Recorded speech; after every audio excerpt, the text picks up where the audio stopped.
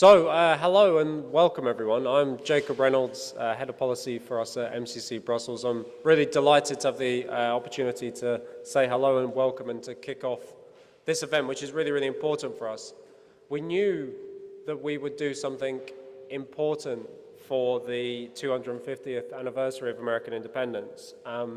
We always knew this because obviously such a historic event, and I mean historic is a very overused word in our times, but it is genuinely applicable here. And the revolution and the advent of American independence was really a watershed moment for Europe and more generally for the destiny of the West. And it's one of the few events that it's genuinely impossible without understanding or imagining the West, it's impossible to kind of leave out the story of the American founding from that. It was at the same time, it was an interesting blend, being such at the same time a continuation of, but also something of a rupture with the European Occidental tradition. And the American revolutionaries, who at times only imagined that they were, as it were, safeguarding in Roman clothes the natural rights that they were entitled to as Englishmen or Europeans, at the same time went on to do something profoundly new, something different. And the revolution and the existence of the United States of America as an independent entity had such a decisive impact on Western political thought, on culture, on technology, on geopolitics, and of course on world economics. And increasingly, as we enter the 250th anniversary, much of those things that were implicated in the arrival of the United States of America, a lot of these ideals and even technological achievements are so often under attack, and under attack as much from within the West as from outside it. So the event, the 250th anniversary, was enough of a reason to do an event like this on asking what it all means today and what elements of it we should defend and take further. But of course, recent events only made the topic and this discussion much more urgent and important. The return of Donald Trump to the presidency of the United States of America has forced to the fore a number of questions that have profound and wide ramifications. These are questions familiar to all of us who follow the news about national interest, about shared civilizational values, about defense and military spending, about economics, and about generally the position of Europe and America. And this conversation has, of course, at times been quite fiery, almost sometimes it seems out of control. But it's also been quite an exciting conversation. But it has given rise to the question of whether the so-called transatlantic alliance can be maintained in its current form, or whether even it's already gone. And indeed, this debate has given succor to many people who might say that such an alliance never really existed, or at best it was less an alliance among equals or an alliance of interests and more the product of American domination over Europe at least since the First World War. And we don't want to shy away from any of these difficult questions at MCC Brussels, but we do think that lots of the fiery rhetoric, especially from some European leaders, is perhaps less a reaction to the geopolitical issues raised by America than it is a reaction to the specter of Donald Trump-style populism. And for lots of European elites, Trump represents not so much a time of a changing relationship of America and Europe as he does the changing nature of politics itself, and that's very frightening for them. It's no longer the happy, supranational, technocratic processes beloved of the European Union, but a much messier and more unpredictable process of responding to what voters are actually worried about. But nonetheless, even if we do separate the aversion of European elites to Trump, there are, of course, genuine areas where now it seems like there's a new era and, as a result, deserves new attention. So we want to make some progress on some of these topics today, and to do that, we've brought together a diverse range of some great minds from both sides of the Atlantic to demonstrate that genuine dialogue at this time is very possible, even if at the same time there might be some stark confrontation. So today we've set things out to try and follow that conversation in a chronological or certainly logical fashion. We'll open in a few moments with some introductory remarks from our Executive Director, Frank Furedi. We'll then, in our first panel, assess the impact of the American founding and what that means for the tradition of the West. Then we'll go into the question that is raised a lot as to whether the West, the Western Alliance, is really a single thing anymore, or whether the whole thing is splintered, or even the whole concept of the West as such is now outdated. And then we'll finish with a discussion on what national interests mean today and where they might diverge across the Atlantic. So I'd like to ask you, as we do at all of our events at MCC Brussels, to join in question and debate and dialogue, because at MCC Brussels we are dedicated to trying to provide an alternative space to think and argue about these difficult questions. And if I think back to what Brussels was like a few years ago at the time of our very first event of MCC Brussels, I think I'm pretty happy that now something of an alternative does exist, in part because of our work and in part because of wider political changes. So a number of political initiatives, including ourselves, have flowered and flourished in the intervening years. If you value our contribution as MCC Brussels to this process, to showing that somewhere for an alternative is possible and necessary, please keep shouting about us. We appreciate it. Follow our work online. You can tweet about the conference and by tagging our handle MCC_Brussels. You can watch our podcasts and our video work that goes out regularly on YouTube, and follow us on LinkedIn and follow our reports, etc., etc. So please stay involved with us beyond just today. We appreciate it. But for now, let us kick off with some real political and historical grounding to this whole conversation. So I'm really delighted to welcome for a short introductory lecture from our Executive Director, Frank Furedi. Frank, please.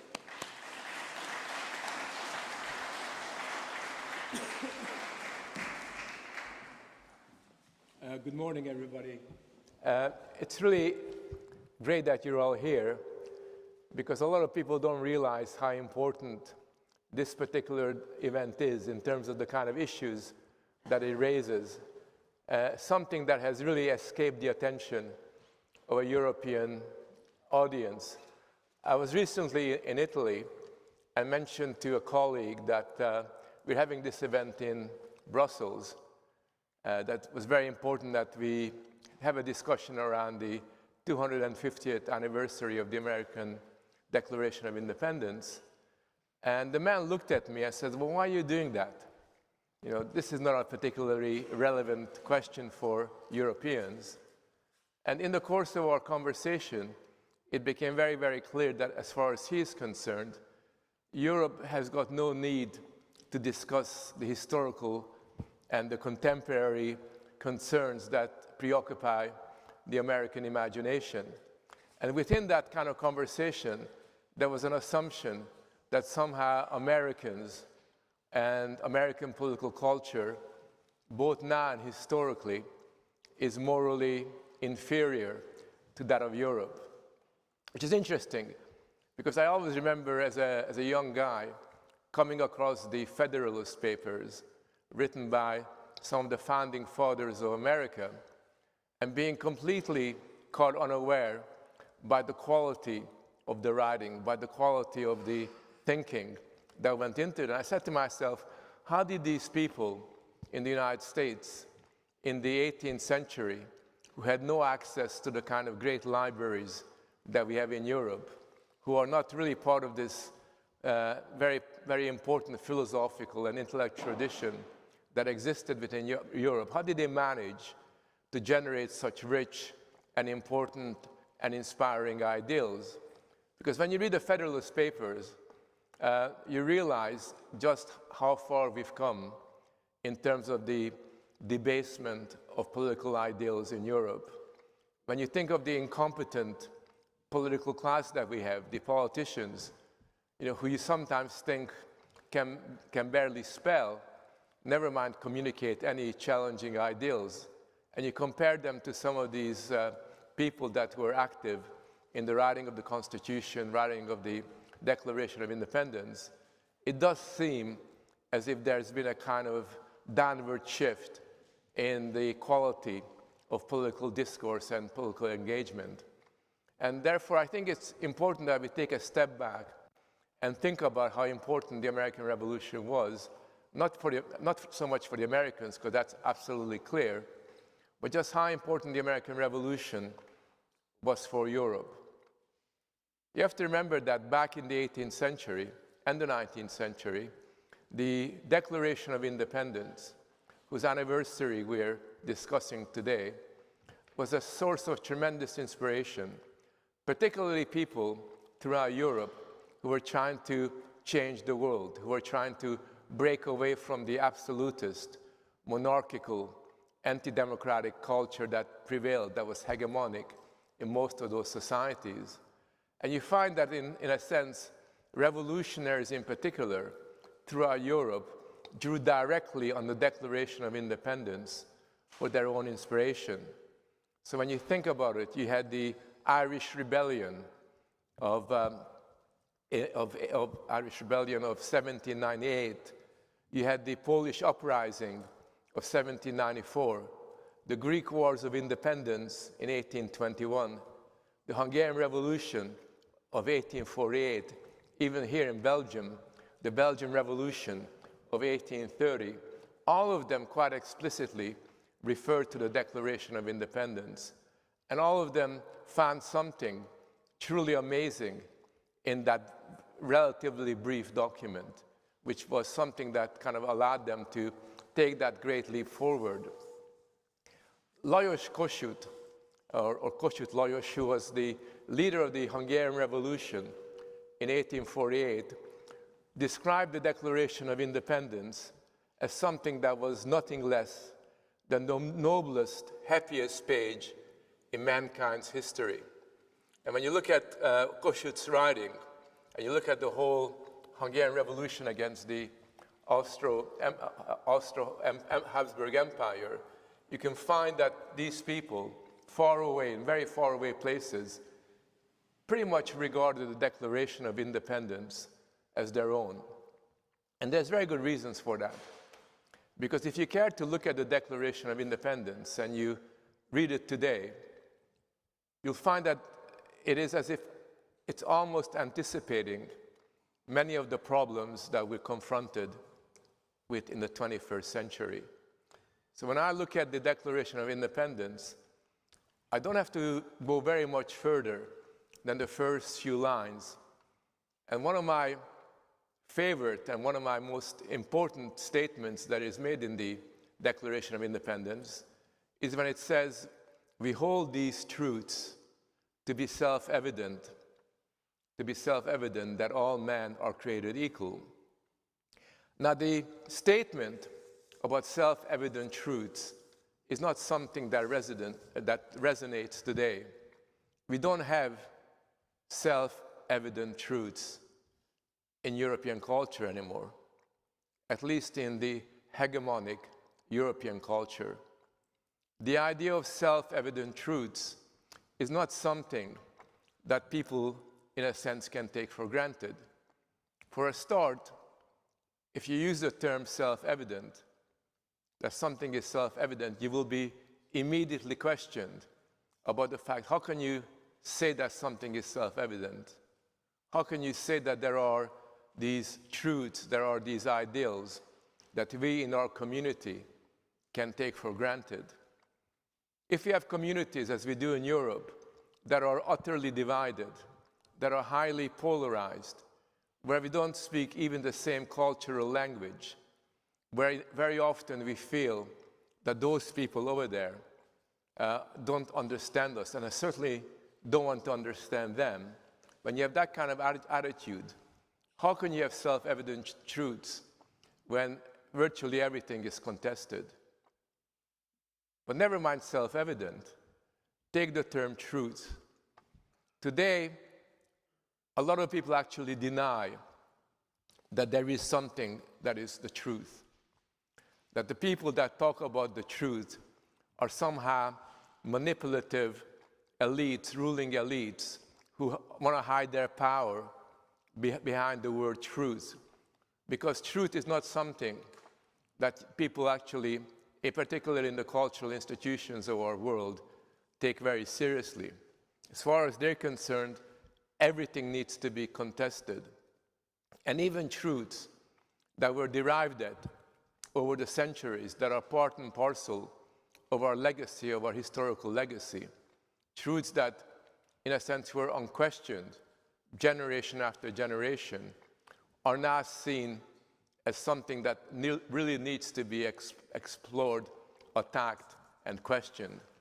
So when you live in a world where you cannot have self-evident truths, what you also have is a world where there is nothing you can take for granted.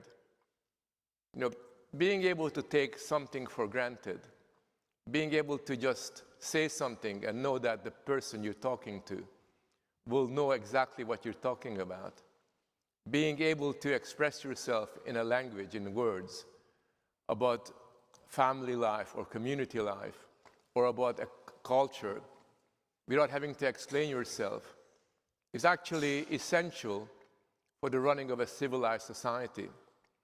If I need to explain myself at every single stage that what I really mean, you know, when I say that a family consists of, you know, these two people and a child or other children, when I have to explain, I think this is right, but that is wrong, and really spend a lot of time, you know, sort of explaining myself for essentially my existence, it's almost impossible for communities to be forged. One of the great things, as you all know, about a lover or about a friend is you don't have to explain yourself at every single stage. You can almost look at each other and communicate something that is precious and binds us together. What goes for a lover and a friend also extends to a community. Within a community setting, you know you expect people to behave in a certain kind of way. You can take for granted that if you see a pregnant woman on a bus, you will give that seat of yours over to that pregnant lady. That's something you take for granted. You don't have to do, as I did recently on a train in England, tell some young people to get up and let that lady, probably in her 8th month of pregnancy, to sit down. And not only that, but those young people looking at me in a very angry, confrontational manner. Being able to take stuff for granted, being able to understand that there are self-evident truths within your community is really important for bringing that stuff together. So I just want to, in a sense, celebrate Jefferson's beloved self-evident, that phase which certainly in my university and in higher education always and without exception ignites suspicion. That somehow there's suspicious, there's got to be some suspicion about people who still talk about self-evident truth. When people talk about self-evident truth, they speak the language of common sense. Now, common sense is a concept that is even more derided than truth. Yet common sense was very important in the crafting of the Declaration of Independence and ultimately of the Constitution. Very often when people discuss the Declaration of Independence, look at the Constitution and look at the debates around it, they talk about the high level of philosophical discourse that the different founding fathers sort of communicated. But I think that in addition to the incredibly sophisticated, for the time, level of political philosophy that went into the Declaration of Independence, what you also had was an appreciation of the importance of common sense. And in many respects, you could argue that the American Declaration of Independence and the whole movement towards breaking away from Britain and gaining independence very much appealed and resonated to the common sense of the citizens, of the politicized citizens of the United States. That combination of theoretical, philosophical engagement with the problem of what an independent America would look like along with an appeal to the common sense of people, I think was really very, very important in what occurred later on. But in 1776, Thomas Paine titled his pamphlet, advocating for American independence, Common Sense. He knew that it would resonate with a large section of the public. And it appealed to a consensus that was shared both by the emerging revolutionary elite and the wider public. Why common sense? What's important about common sense? Because, as I mentioned to you, it's derided. It's looked down upon as somehow inferior to scientific knowledge. I think what's important about common sense is the first word of the term, common. The word common sense refers to what we have in common. It assumes that there are ideals and there are rituals and there are practices that is common to all. Common sense is, as Hannah Arendt, the political philosopher Hannah Arendt argued, a kind of social glue that binds communities together. It is a remarkable pre-scientific way of taking our intuitions and our experiences, our historical experience, into a coherent outlook through which most people make sense of their experience. And I think that the role that common sense played, certainly for Thomas Paine, was the understanding that people in America did not need to be theoretically or scientifically won over to the idea of revolution, because just by appealing to people's common sense, their experiences, they would understand that breaking away from Britain at that time was really important, was really part and parcel of their independence. And sometimes, whatever you think about Thomas Paine, look over the pamphlet Common Sense, and you'll find that it does have this kind of important populist in the good sense, kind of orientation towards common people in a way that democracy really needs to have if it's to function, if it's to become alive so that people can live democratically and live democracy not just as an ideal but as part and parcel of their everyday life. Now, the way that I see it, there are problems today. And one of the problems is, and this is a problem that exists on both sides of the Atlantic, is that the legacy of that declaration, which for centuries was regarded as a sacred document and was generally appealed to by different movements in the United States, that legacy that the Declaration of Independence possessed is now being fundamentally questioned. One of the most dispiriting experiences I had when I go to the United States and I talk to my colleagues in different universities and I talk to them about the American Revolution, and they basically talk about the American Revolution and that whole experience in such a way as to imply that everything positive that's said about it is a myth.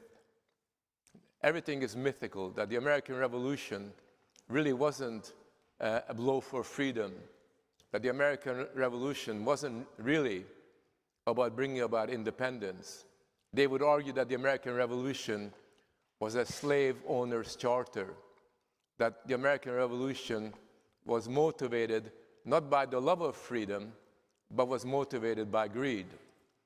Now you might say, well, okay, they're just a bunch of dissident university professors, but our cultural institutions and the American cultural institutions are pretty much run by people like them, are pretty much run by people who have this malevolent view of the American past, who instead of inspiring the younger generations to understand the importance of the American Revolution, the Declaration of Independence, acquainting them with the writings of the Founding Fathers, instead of doing that, they take tremendous delight in pathologizing what went on in the 18th century.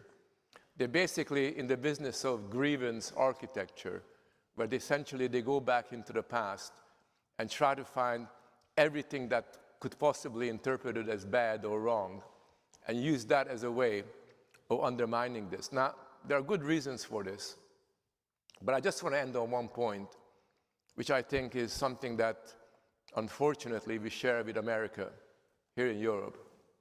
And that point is this: for the American Revolution to occur, and for the Declaration of Independence to be written in the form that it did, for the Constitution to be drafted, and for the Revolutionary War to be won, you needed an elite, a political elite in the United States that possessed a tremendous degree of consensus, that really believed in what they were doing. Okay, they had very big arguments, and tremendous arguments were being waged about what America would look like in the future, but they really believed in what they were doing. And in many respects, they had a tremendous that consensus, that elite, l'esprit de corps, that sense of nobleness that they possessed, meant that it was possible for the United States to become the United States. It was possible to bring together a new world and create something really exciting and new. Now, that elite that existed in the 18th century, that elite consensus, unfortunately, has been undermined and has unraveled. And if you compare the cultural and political elites of the United States today to that of the 18th century, you'll find that what's really missing is that kind of consensus, that ability to think along the same way. There's nothing intellectual or political or in the realm of ideals that binds together those kinds, the people that, in a sense, run society. And because there really isn't, that elite does not exist, who's able to, in a sense, enforce a common view of the world and really inspire people to believe in it, we have very major problems, political problems, which actually are very similar in Europe as they are in America. And these things have got civilizational consequences, because one of the problems that we have in both sides of the Atlantic is that all the achievements and all the intellectual legacy that is bound up with the American Declaration of Independence, with the Constitution, with the creation of the United States, all that legacy has gradually eroded. And what we're left with is a situation where the very meaning of civilization itself, of Western civilization itself, of which America played such an important component, is called into question day to day, not just by deeds, but also theoretically and intellectually. That's a huge problem. For me, one of the most important, one of the most exciting elements of the American Revolution and of what the founding fathers did is something that Hannah Arendt has drawn attention to, is the ability of these individuals, the people that were central to the creation of the United States, to both, in a sense, create institutions that would have stability, that could preserve the gains of the American Revolution, and also at the same time to look to the future and to innovate. And that act of innovation, of starting something new, along with the act of preservation, I would argue, has not been achieved anywhere else other than in America. No other country has managed to come anywhere near achieving anything like that. No other country has been able to maintain a constitution for such a long period of time, a constitution that still operates today and to which many people are drawn to, and which still becomes a point of reference for the public life of America. That act of preservation and innovation, that dynamic that was created during the Revolution, is what Hannah Arendt has called the unique feature of this particular experience. And that is very much the case today. Hannah Arendt, in passing, makes a very interesting point, something I think many people in this audience would not agree with.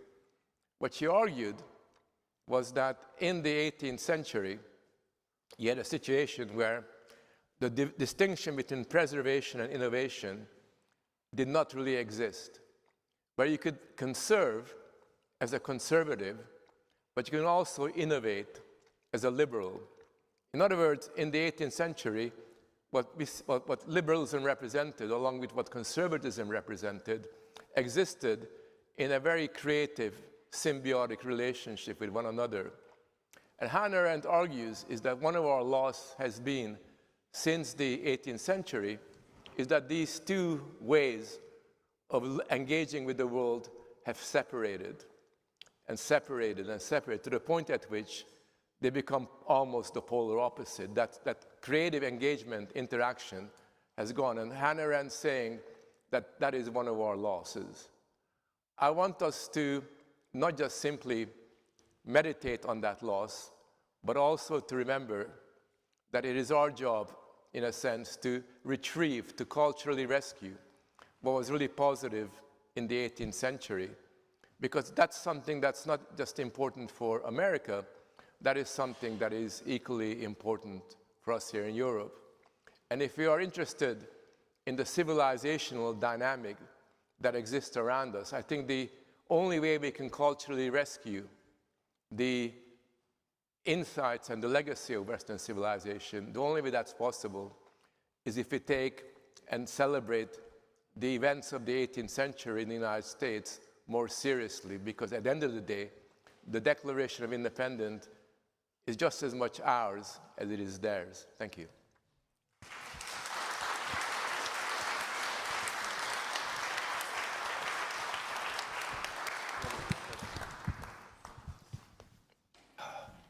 Thank you very much, Frank. Lots for us to think about and chew on. It's now a great pleasure for us to move on to the first panel discussion of today. So I'd like to invite our speakers to come up, who I'll introduce as they get ready to speak. But everyone who's on the first panel, Francesco, Jim, Rita, Albrecht, please come up, and then we'll kick off the first panel in just 1 second.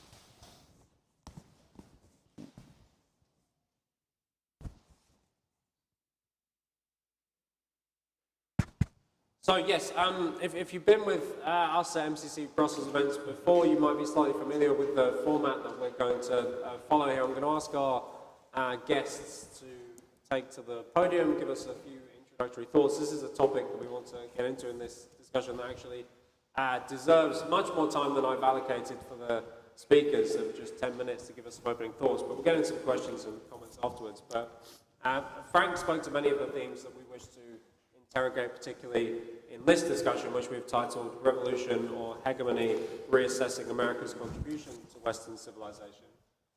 We gave the discussion this title because in the wake of some of the things I alluded to in terms of the debates and discussions thrown up by Donald Trump and by the antagonism between European nations and the United States, this has kind of thrown a new light onto what was already an existing a reassessment of the American founding, which, as Frank said, embodies much of the discourse we're familiar with from identity politics. But I've seen increasingly people begin to call into question whether the American Revolution and the establishment of America as a unique, as it were, kind of civilizational pole of part of the Western tradition, whether that was genuinely a kind of movement of ideas and debate and theory, or whether it was really just the beginning of a process which would ultimately render Europe as a political civilization essentially subservient to the United States. And so I've seen a lot more people begin to call into question, especially in the post-war situation, the slightly subservient relationship that Europe had with regards to the United States. And now that discourse is very much alive, and people talk about people talk about even Europe's kind of century of humiliation at the hands of America or perhaps China. But our task in this panel is to step back a little bit from some of that to try and place the American founding in a longer historical context and ask not what did the Romans ever do for us, but as it were, what did the Americans ever do for us? And at this moment in Brussels, it might be slightly even unpopular to say what did the Americans ever do for us. But we do want to stress and emphasize that there's never just been a one-way street of development of ideas, that the American revolutionaries were enacting and embodying many of the traditions that were latent in Western European civilization at the same time as contributing something new. So that's what we want to dig into in this panel. I'll introduce our speakers as they take to the stage. So first off, I'd like to welcome to the stage James Hankins. James is sitting on my far right here. He's a university academic and author. Most importantly, and I really want to draw your attention to this, he's the author of the first volume of a book called The Golden Thread, A History of the Western Tradition. This is the book, we had it in the office ahead of interviewing Jim for our podcast, and this is one of those rare books that you want to immediately go and tell everybody to buy for their children, grandchildren, nieces, nephews, just about everyone, because it's the kind of book that really doesn't exist anymore, I think didn't exist anymore, which was something that was steeped in learned knowledge, but at the same time the kind of thing that made come to life lots of these ideas and ideals of the West that we talk about. It's also, for the sheer scope and size and beautiful illustrations of it, it's remarkably well priced. So my advert for Jim's book is over, but as you can tell by the book, he's very, very, very well placed to contribute to this discussion that we want to have today. So Jim, please.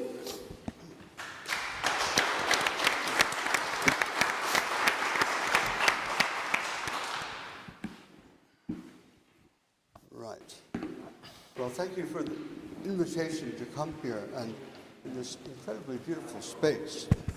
Jim, do you just wait a second while they figure out the sound? Well, yes. How about that? Does that help? Does that help? Yeah. I have to be able to see my text. I'm getting into old age now, and I can't use the cell phone because the type is small, which of course makes one immediately a non-citizen not having a cell phone. So somewhere along the line, the title of my paper was dropped, but the original title was Seeing Like a Civilization, Keeping the West Together in the Post-Liberal Era.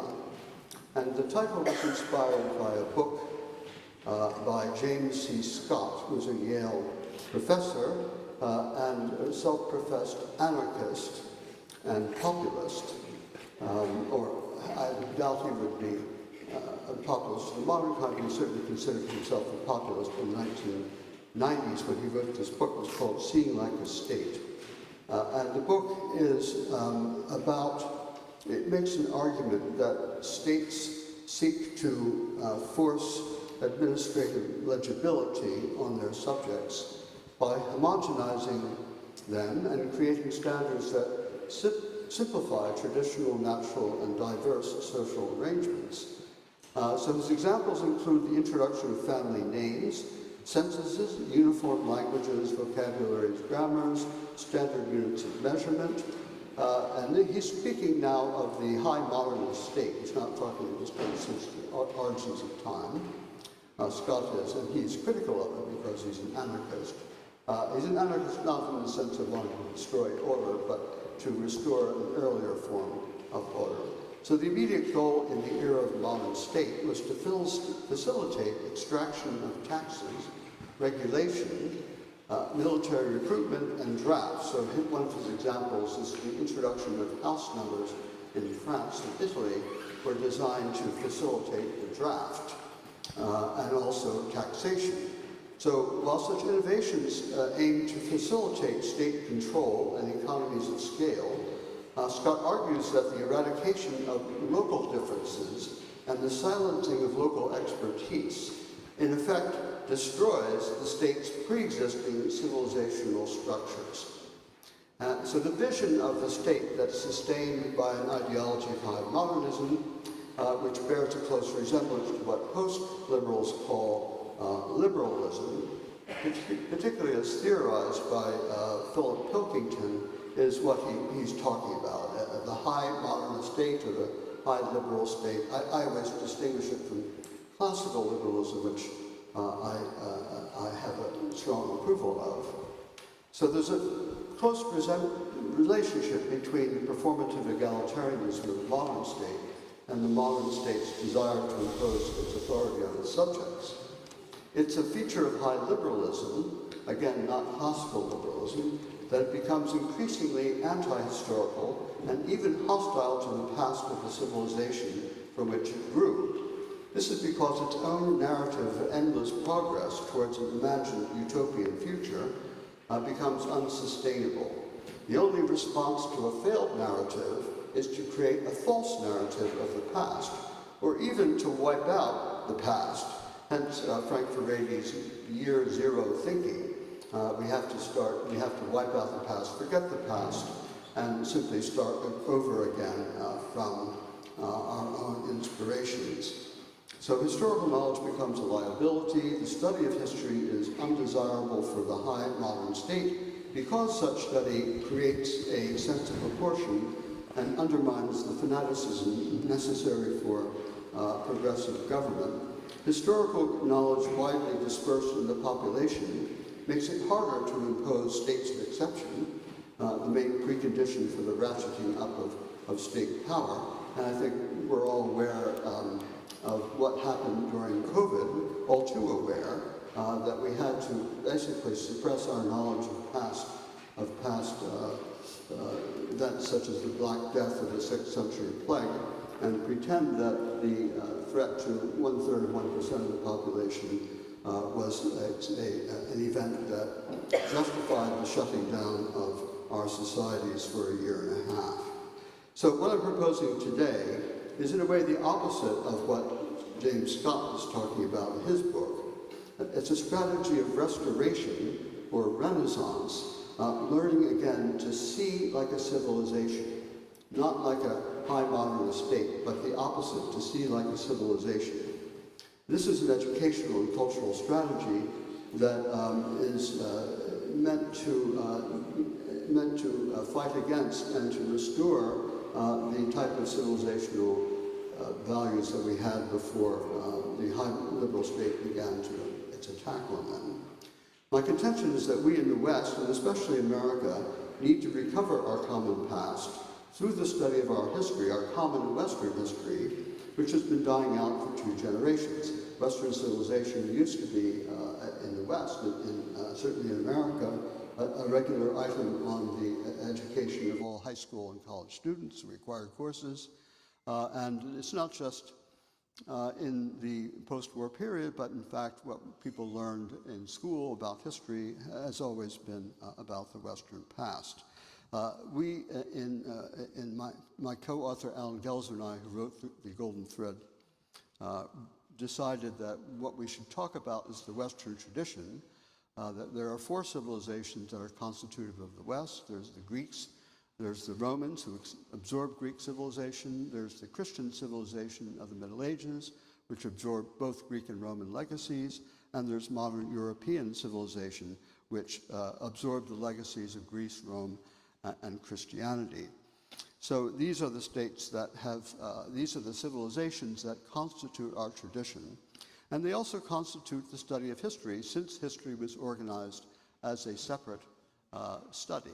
Up until the 16th century, history tended to be studied as in philological context as part of the history of rhetoric. If you took courses on rhetoric, you would study history, or history was studied privately outside the university context. The first courses on history, which were offered in the Renaissance, when history separates itself off as a discipline, began with Greece and Rome, and then contemporary history, and that has been the way history has been taught in the West up until the last 40 years. So the point that I'm making is not the trite one that we in the West can benefit from mutual understanding, or that we should make an effort to study each other's histories, cultures, and economies so as to promote mutual flourishing through trade and other types of exchange. so that we can celebrate diversity and have an incredibly large number of cuisines to choose from, as we discovered here in Brussels. So this type of reasoning, that we just all ought to get to know each other and get along and so forth, this type of reasoning offers no grounds to explain why we shouldn't be studying Chinese history or the history of South Asia with the same intensity or even in preference to that of Western countries. This banalized call for greater international understanding underwrites the contemporary embrace of global history, which is what is now being taught in our schools and colleges in lieu of Western Civ courses. 2 generations ago, we taught Western Civ. We taught American history first, and then we taught Western Civ, and then maybe at the college level you learned about other civilizations.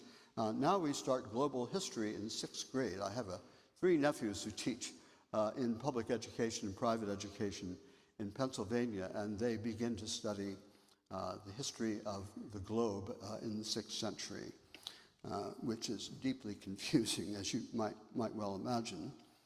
So I'm instead making a more specific argument that the way to keep the West together is to relearn the common history of the West and to understand how we Western nations emerged from a common experience and a common conversation that we've been having in Western countries about our past and our future for the last 3 millennia. A civil conversation that goes back to the ancient Greeks. So I want you to imagine a family with lots of children who grew up together and perhaps experienced the early stages of their education together. Maybe they went to elementary school, middle school, but then they went off to different secondary schools and colleges and ended up embracing a variety of beliefs and religions and careers and ways of life, living in different countries perhaps. In normal families, the children in later life would continue to have ties of affection, mutual trust, love perhaps, and would understand how their brothers and sisters had followed different paths in life, but they would also understand what they all shared. Ordinarily, in a healthy condition of society and of the family, they would share a common love of and gratitude to parents and ancestors. So to illustrate this, I want to use the example of America, since we're all here to consider the 250th anniversary of America's founding document, the Declaration of Independence, whose principles were eventually incorporated into the American Constitution of 1787. Owing to the disappearance of Western Civ curricula in our schools over the last 2 generations, very few Americans today are aware of the genealogy of our governing principles and our debts to the Western tradition. So I've been going around the country in the U.S. Promoting for some time the idea that we Americans need to know what America's founders knew. And that, above all, was history, Western history. If you read the Federalist Papers, to which Frank just referred to, or the Library of America's much larger collection of texts on the constitutional debates of 1787-88, you'll quickly discover that the founding generation read history. They read history greedily. Their libraries are filled with works of history. They cited works of history much more often than Locke or Aristotle or Montesquieu, the authors that are emphasized by political scientists. There are very few references to these works, aside from Montesquieu. He's constantly cited because he's historical. They cited history constantly. They searched the histories of the Greeks and the Romans and the Europeans for the wisdom to found by conscious design a better form of government than had ever been conceived of before, a government conceived in liberty and dedicated to the proposition that all men were created equal. However, the government they founded did not proceed ex nihilo. They didn't dream it up as a utopian project, but rather they put it together ex posteriori, one might say, from their disciplined study of the Western past. The American founders took from the ancient Athenians the principle that magistrates should be accountable to the people. The Athenians were the first ones to insist on this, and the belief that all human beings had enough of justice and of shame to rule themselves, the principle Protagoras, the foremost theory of Athenian democracy. I was very happy to see the architectural reminiscence of the Erechtheum on the Parthenon, both in the front and the back of this chamber. This chamber reminds us architecturally of the history of the entire Western tradition. So from the Romans, they had the comforting example of a great republic. One of the great debates in the constitutional period was whether a republic could cover a large area, such as the 13 colonies. In the past, republics had always been, at most, governments of city-state. There was a theory that the Roman Republic fell apart when it became an empire. The governing system of the republic wasn't adequate for a large empire. But the Roman Empire was encouraged, actually, the founding fathers, in the idea that there could be a form of government which embraced a number of republics, which they called a federation, an idea they got from Polybius, by the way, also in the ancient Greeks. So from the Romans, they got the idea of a great republic extending over a large geographical area, and also they got the Western commitment to the rule of law. The founders took particular laws and institutions from medieval city republics, from Renaissance Florence and Venice, and from the early modern Dutch Republic, which was quite important in the thinking of early founders. The national colors of red, white, and blue, which Americans take to be the colors of liberty, were derived from the Dutch Navy, who had their battles against the English monarchy in the 17th century under the colors red, white, and blue. So those colors were thought to be the colors of republic and liberty. From Milton and the British Commonwealth via Thomas Paine, they took the idea that monarchy was idolatry, and they took the critique of inherited power from the Italians of the Renaissance. Sorry, my screen went haywire a bit here. Don't worry. The founders' ideas about equality came from the Hebrew Bible and the New Testament and the fathers of the ancient church. The first assault on the evil system of slavery came from the Greek church father, Gregory of Nyssa, in the 4th century AD, whose argument combined arguments from Greek philosophy, but was also based on the principle of the Hebrew Bible that all men were created in the image and likeness of God. The idea of religious freedom comes from the Latin church father Tertullian via Locke. From the medieval English kingdom, and above all from Magna Carta, they took the idea of representation, the principle that the commons should exercise control of the king's purse strings. From the ancient philosophers and Christian humanists of the Renaissance, they took the idea of virtue politics, that the best rulers were experienced, virtuous, well-educated statesmen, which becomes Jefferson's natural aristocracy, rather than from hereditary lords and monarchs. So if we want to learn, or relearn, I should say, how to see like a civilization, we can focus on the same prudential analysis in the various parts of Europe and traditions within it. And when we study European history, we discover the distinction between the Mediterranean and Northern Europe, between the Germanic parts of Europe that were civilized by barbarians, between Protestant and Catholic, the heirs of the American Revolution and the heirs of the French Revolution, the heirs of Roman law and English common law, the heirs of the Scottish Enlightenment as opposed to the French, Dutch, German, and Italian Enlightenment, the radical and moderate Enlightenment, even the Catholic Enlightenment, which, as Ulrich Lehner has been arguing, sowed the seeds that brought to life Catholic social teaching in 1876. So what I'm saying is that we all have inheritances from the Western tradition, but slightly different inheritances, and that should be the basis of mutual trust, mutual understanding. Our goal is not only mutual understanding, but mutual appreciation for the common principles of our civilization, a continuing civil discourse about the past and future, successes and failures in our various sub-traditions, and experiments in living, a civil discourse to which this collegium is dedicated and to which it has made and is making so vital a contribution. Thank you.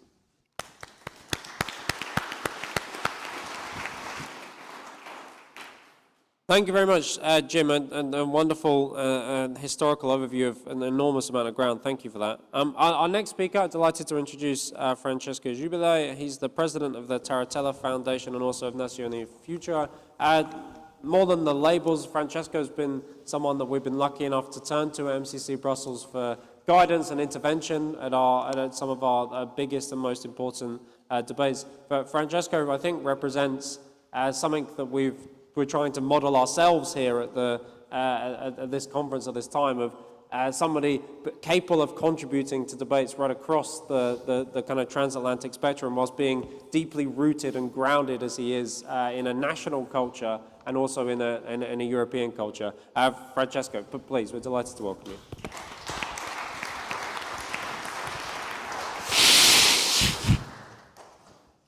Thank you very much. You are very kind.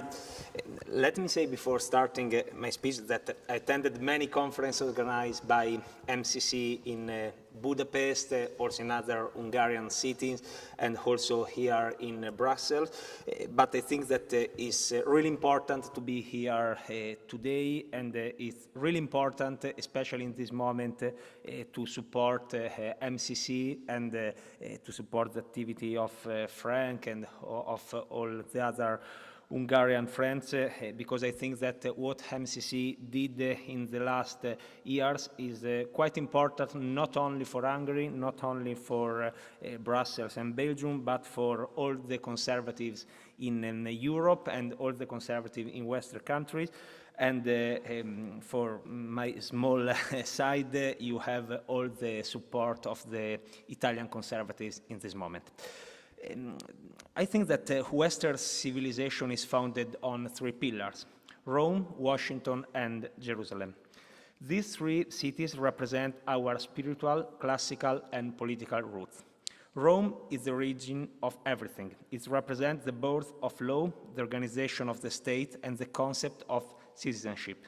Roman universalism is one of the foundations of modern conservatism's thought. It is based on the idea that the values of Rome, the mores, should be brought to all conquered territories by the Roman Republic and after the Roman Empire.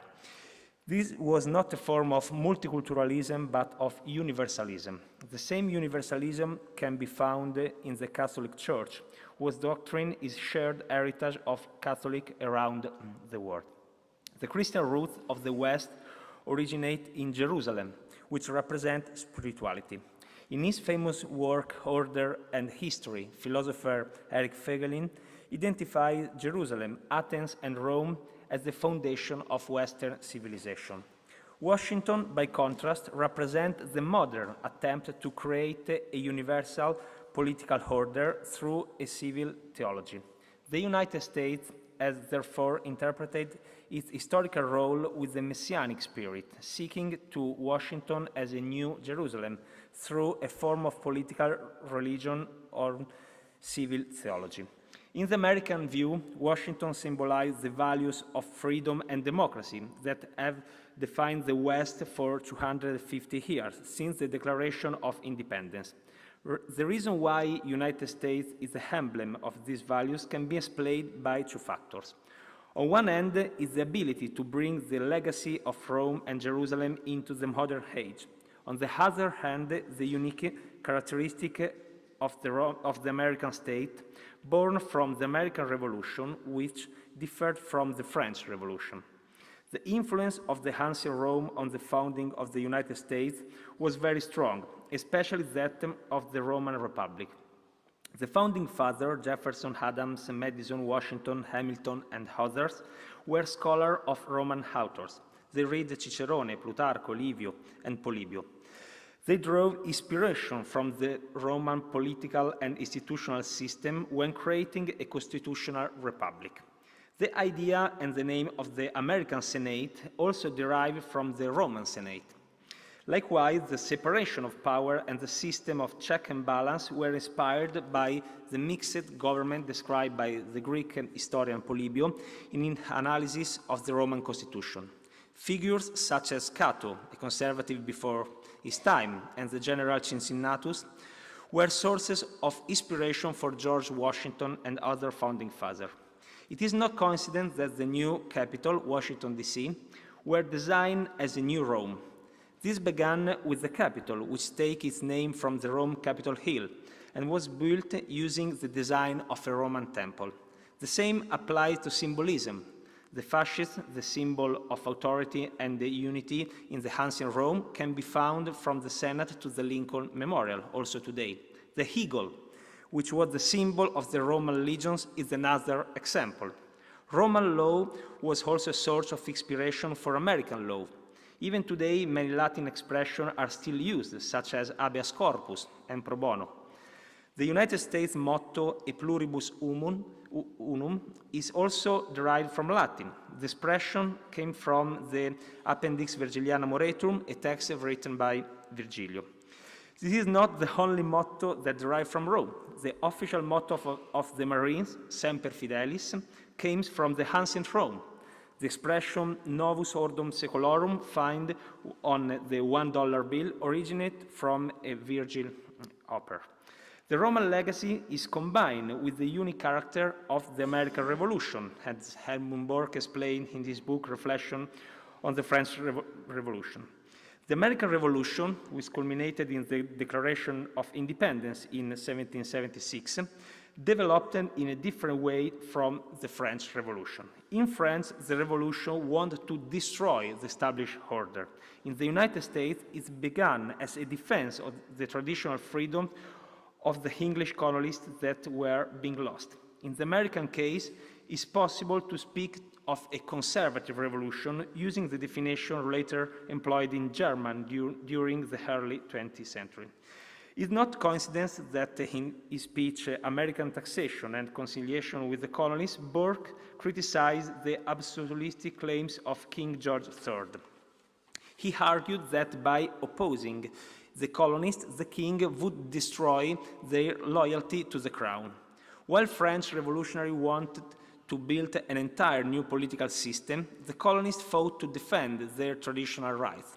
Therefore, while the French Revolution instead to challenge the status quo, the American Revolution aimed to restore the so-called status quo ante, meaning the traditional values that have been lost. Thus, while Americans experienced a natural evolution to restore lost freedoms, the French created a violent rupture that led to the Jacobin terror.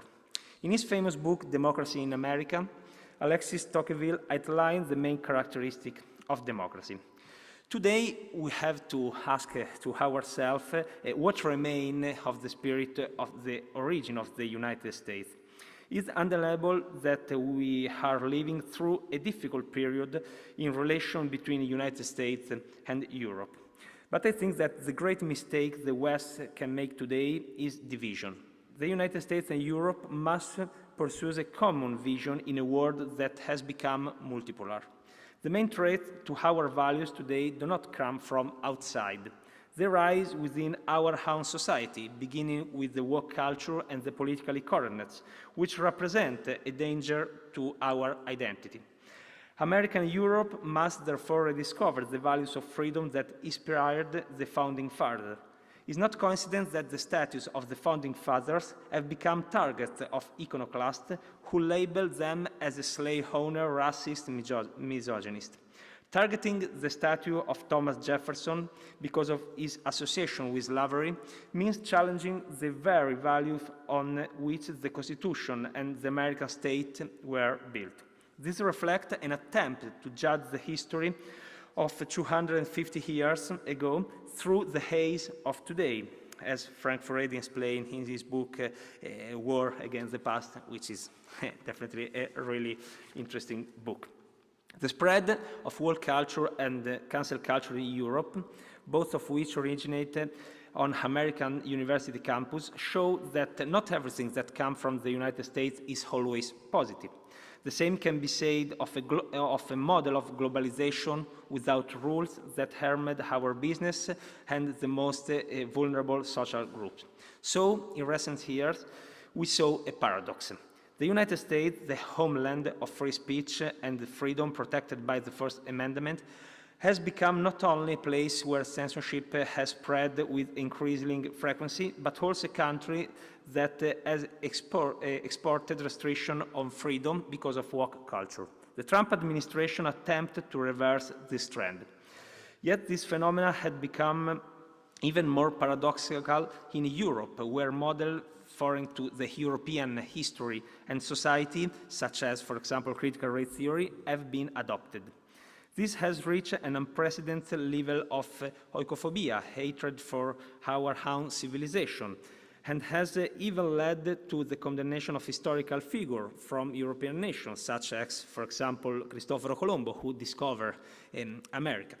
At the same time, it is undeniable that some foreign politics decisions made by the United States over the last 20 years, especially during democratic administration, have harmed the European interests. The same we can say in economy. In 2001, China was admitted to the WTO, World Trade Organization, without a significant condition being imposed. As a result, after 25 years, we find ourselves in a situation where Western industry, especially European industry, has declined, while the Chinese economy has grown in an exponential way. That said, I prefer to look to our mistake as European before accusing others. If Europe today does not produce artificial intelligence, if we don't have a serious space program, if our defense depends on the United States, and if we have damaged our automotive sector through the Green Deal, the responsibility is not linked with the Trump administration, but is, of course, our responsibility, or more than our, is the European Union responsibility. And for this reason, not only the United States, but also Europe and the entire West must rediscover the values of freedom, tradition, and common sense that form the foundation of the Rome, Jerusalem, Washington trilogy. Otherwise, the lesson of Rome and the Roman Empire might once again become relevant. Rome fell because of the degeneration of costume, the loss of its identity, and the pressure of the barbarians. These three circumstances that can be found also in the contemporary West. So we should learn from them in order to prevent history from repeating itself. And only in this way we can finally have a Western strong again. Thank you very much.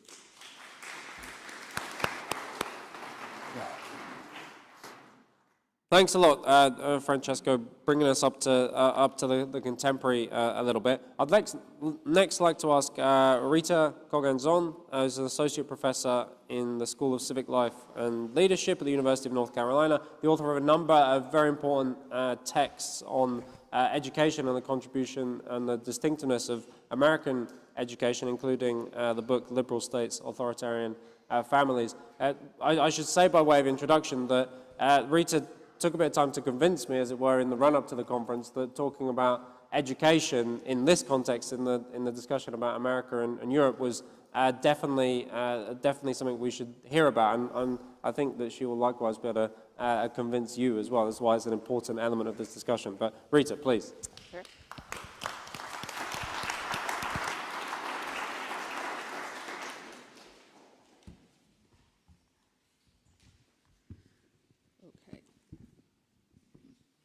Can you hear me? Good. All right, I can hear myself. So yes, I'm going to speak a little bit about something a little more concrete as a sort of legacy of the revolution, which is the American educational system. Americans have not so much contributed ideas about education to the rest of the world as gone in a different direction from most of the rest of the world and formed what I would suggest as an alternative. For the most part, that direction has been dismissed and disparaged by Europeans whose educational systems have evolved to be highly centralized and uniform. The US, by contrast, has developed an extremely decentralized system of schooling. Some observers might even call our system anarchy. We have almost no national control of education at all, no national curriculum, no national standards, no national teacher licensure, no national exams, no national accreditation, and almost no national oversight beyond federal court enforcement of civil rights laws. Public schools are managed by a varying combination of state and local government. There are 13,000 independent public school districts in the United States, each run by their own elected board of local citizens. But public school attendance is also not even compulsory, so if you prefer, you can send your child to a private or to a religious school, or to no school at all. Homeschooling is legal in all 50 states, with varying degrees of oversight by the state government. Some states require homeschooling families to submit children's work or some kind of evidence of standardized tests. Many states require nothing at all. We don't even know exactly how many students are even enrolled in these non-school options. There are about 30,000 private schools, and then there is an uncertain number of alternative configurations like homeschooling, virtual schooling, co-op schooling, and so on, educating, we think, maybe about 2 million additional students, but we are not totally sure. When students go to college or to apply to college, there's no standardized way to compare their applications against each other. We have some standardized tests like the SAT. They are accepted by most universities and they're required by some of them, but even many elite universities make these tests optional. And besides, there is no national control of universities either. Public universities are managed by the states, private universities are managed by themselves. And even the accrediting bodies are regional private companies, and accreditation is not required for a university. It's only necessary if you want your students to qualify for government educational loans. So from the outside, American education is a kind of chaos. And so the question might be, how did this happen, and is it good? At first, the direction of influence in educational ideas went all in one direction, from Europe to America. Montesquieu, who previous speakers have mentioned, taught Americans at the time of the Revolution that a republic requires a rigorous civic education to train citizens to suppress self-interest in favor of the common good. Such schooling in ancient republics had been what we would call public, that is, state-run and highly controlled, and many of the American founding generation did seek something along these lines for the new American republic. So people like Thomas Jefferson, Benjamin Rush, Noah Webster, they all wrote essays sketching out this kind of vision for state and even national public schooling in the 1780s and 1790s. By the 1840s, some states, particularly in New England and the Midwest, began the project of actually building out systems of common schools, and that project spread across the country. The next generation of reformers in the late 19th century embarked on the project of making these schools compulsory. These men were also influenced by European educational thought and practice, and particularly the practice of Prussia. And so far, things seem to be proceeding along European lines, since most of Europe at that time was also building out these state-run school systems and making them compulsory throughout the 19th century. But then something went awry. The push for universal and compulsory public education collapsed in the face of religious and parental pushback. The 1923 Supreme Court decision, Pierce versus Society of Sisters, declared that the child was, quote, not a mere creature of the state, and that parents had substantial latitude in determining their children's educations. So schooling was still compulsory after that decision, but parents could select any kind of school for their children. Then even compulsion itself was slowly eroded until in 1972, another court decision, Wisconsin versus Yoder, declared that religious objections to schooling overrode compulsory schooling laws. So parents could choose to educate their children at home. And after that, the homeschooling movement took off, and that's roughly where we are today. This might sound like a story of increasing centralization and uniformity that was simply thwarted by some religious zealots, and that's sometimes how the story is told by American progressive historians. But the reality is actually quite different. The seeds of our chaotic, decentralized system were also planted in the Revolutionary period by American founders who looked to a different set of European thinkers for inspiration, namely Locke and Rousseau.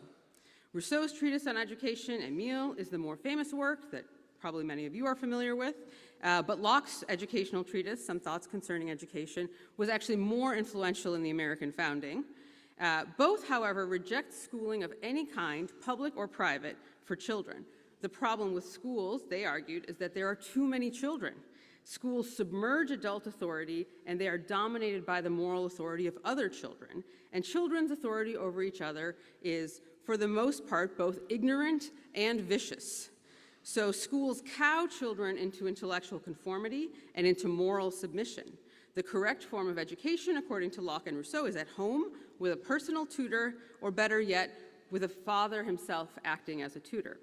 Now, 18th century Americans could not follow through on that recommendation. The American colonies were populated by tradesmen and farmers, not the landed aristocrats for whom Locke and Rousseau were writing. Those men tended to stay back in Europe rather than come over to the colonies, but the Europeans who did come over were of more modest means and could not afford personal tutors for their children, so schools were a democratic necessity for the Republic. But this doesn't mean that Americans were deaf to Locke's and Rousseau's objections. They built schools, public and private, but they absorbed Lockean individualism and anti-institutionalism and remained far more skeptical of schooling, and especially state-controlled schooling, than their European counterparts. And the cardinal example of this American attitude during the founding was Benjamin Franklin, a polymathic shaper of the American mind. Franklin wrote his autobiography first in 1771, right before the Revolution, and then he restarted again in 1783 when he was in France negotiating the Treaty of Paris. It was a conscious effort to use his own life as a model of an education for future Americans that avoided dependence on formal schooling. In its place, Franklin elevated self-education outside of school and with friends as a quintessentially American coming-of-age experience. Franklin was very influenced by Locke, but for the youngest son of 17 children of a Boston candle maker, like himself, a private tutor was out of the question. So he improvised his own version of Locke's education, adapted to American conditions. Franklin's self-education was grounded on two pillars: self-discipline and finding like-minded friends. And these supports together formed a substitute for a Lockean tutor. And Franklin's account of how he cultivated them and how you can imitate him step by step makes up most of his autobiography.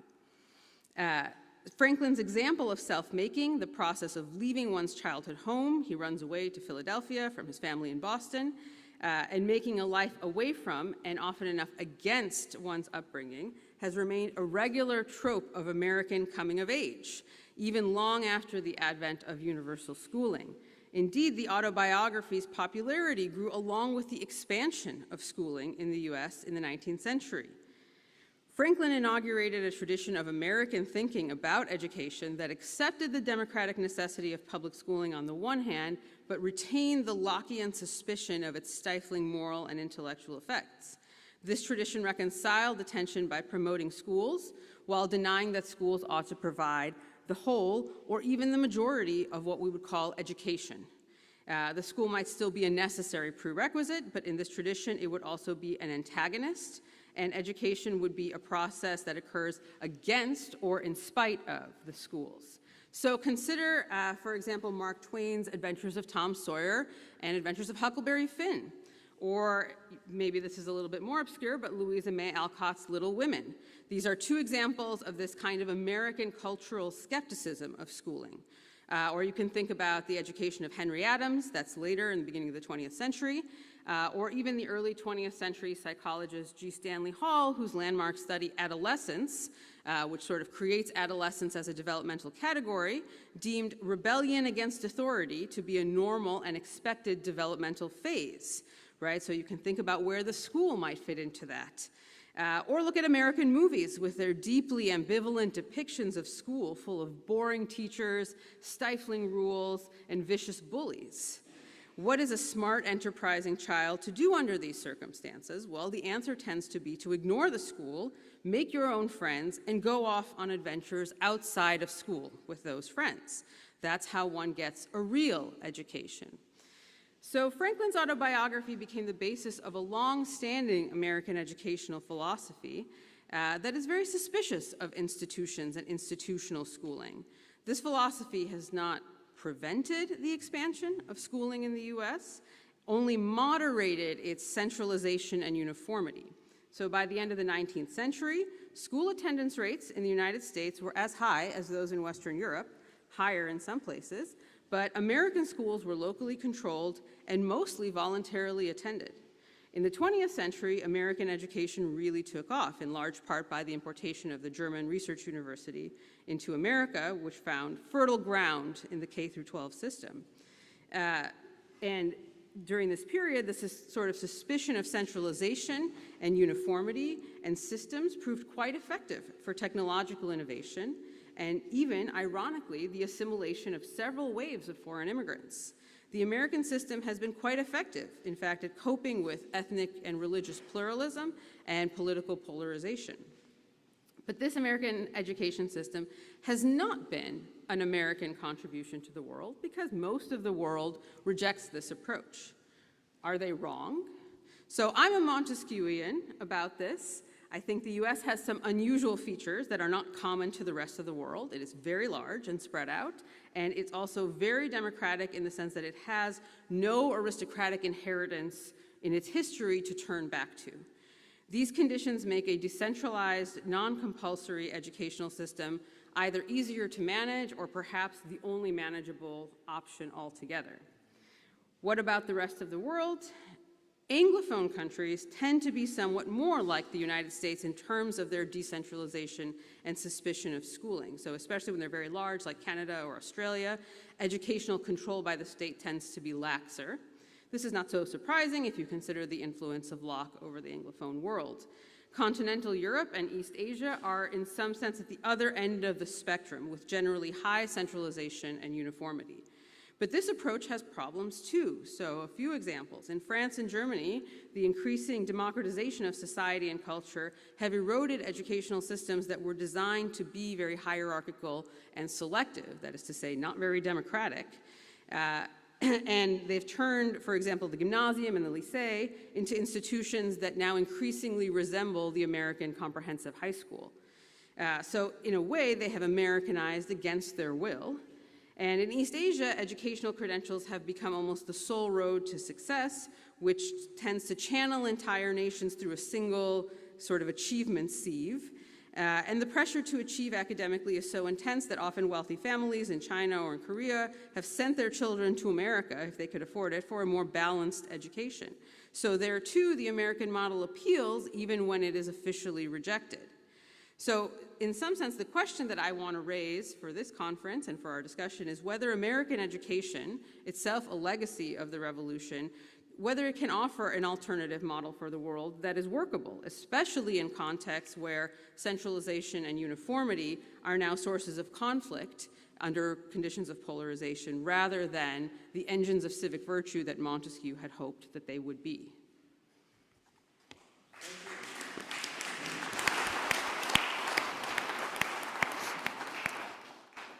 Thanks so much, Rita. I think you can quite clearly see why it is indeed important to reflect on education as one of these concrete examples of cultural or political difference. And I want to invite Albrecht Rothacher, who's a retired EU diplomat, author of way too many books to be able to list or count here. He's someone who's got known to us at MCC Brussels and has continued to provide a large number of insights into both contemporary international issues and EU issues, and also more intellectual issues like the one that we have today. I should say that after Albrecht speaks, we will come out to the audience for some questions and comments. So do have a think about what it is you'd like to contribute. We'll have about half an hour for the discussion after Albrecht finishes. But Albrecht, please, the stage.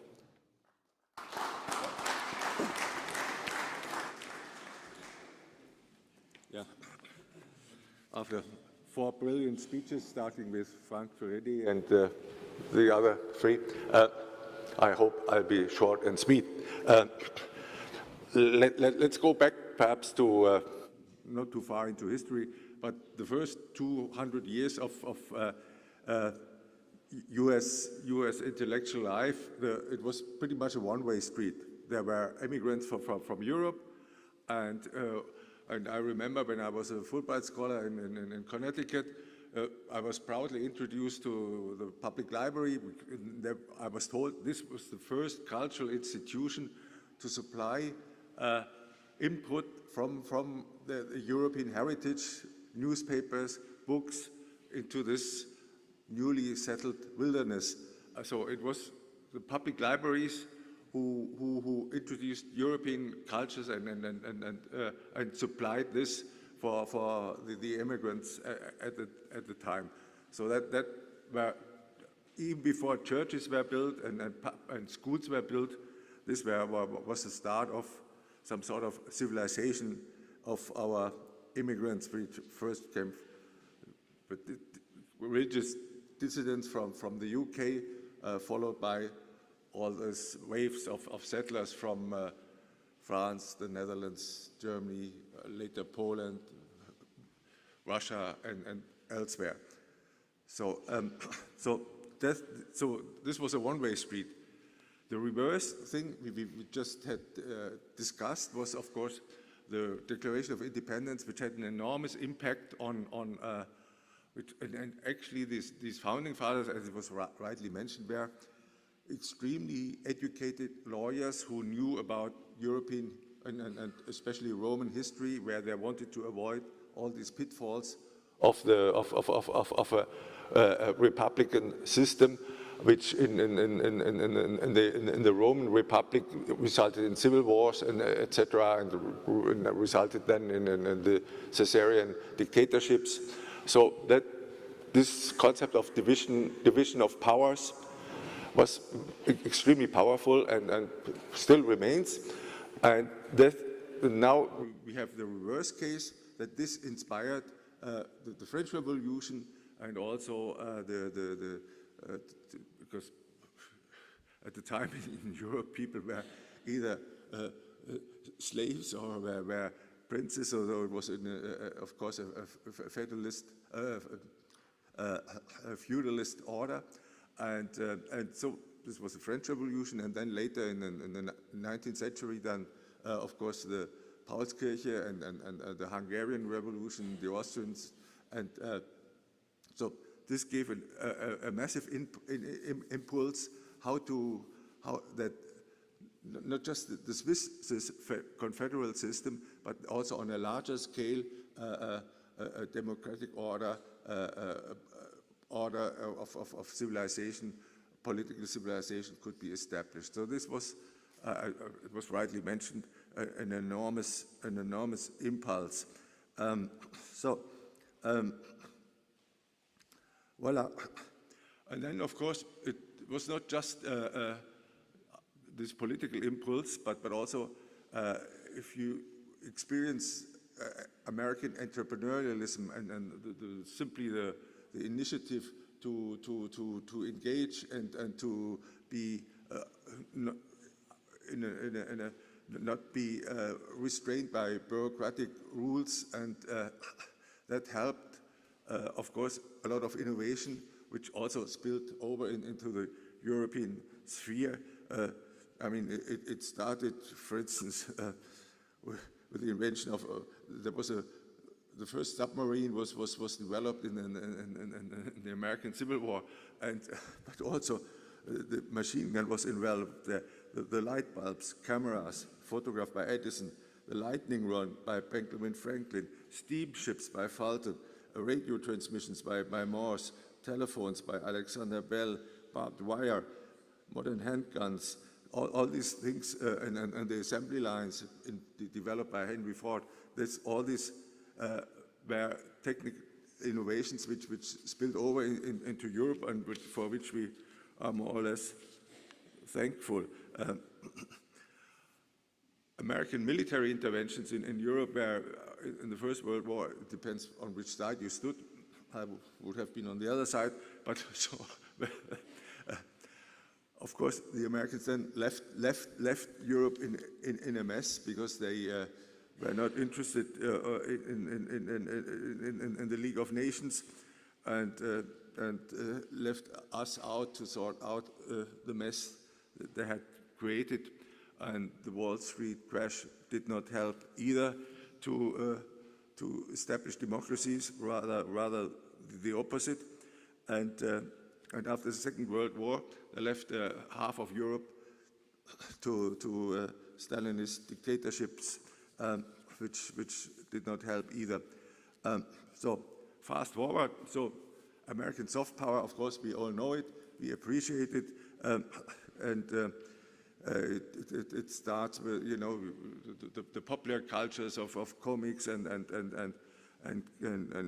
chewing gum and rock music and Hollywood films. We all know it. And I grew up with AFN radio, American Forces Network, so which okay, so I learned a little bit of English there, and so, and of course, so we know it all, but more critically now, we have issues in the States. It was mentioned briefly before, like, you know, political correctness and which wokeism, climate change, which was pushed by Al Gore, and Me Too, Black Lives Matter, and all this has been absorbed by the media and the political class, and here like a sponge. Even so often we were not at all post-colonialism, and even then, this is curious. The Americans also were sinners. You know, they annexed the Philippines, Hawaii, Puerto Rico, all these purchases from Louisiana until Alaska. This was also not such purist. Anyway, but we in Europe absorbed this, or at least the political left and the educational establishment absorbed this out like a sponge, each issue which emerged there, but we can't blame America for this, because we can only blame ourselves. That's what I would like to say. Thank you.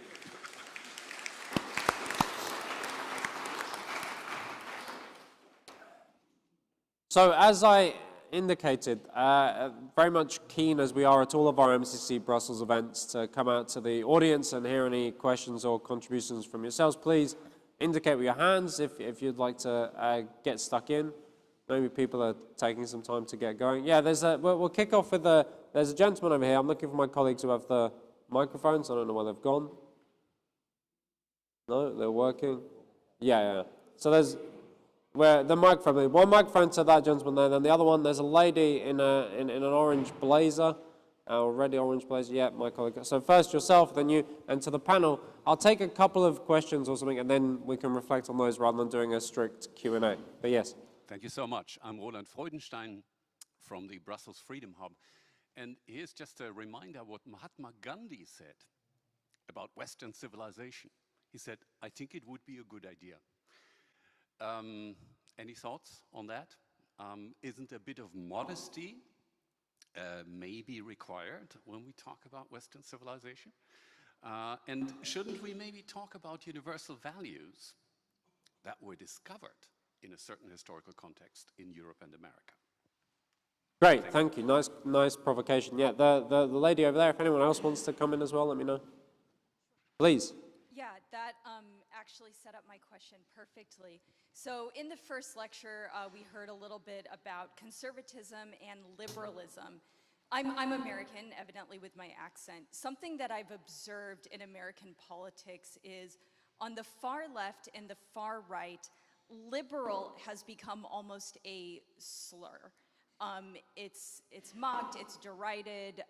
Just to be transparent, I used to work for the Heritage Foundation. I'm not exactly a progressive. I have had people inform me that I am a blank slate liberal squid. So they feel that some of these Enlightenment values have failed them.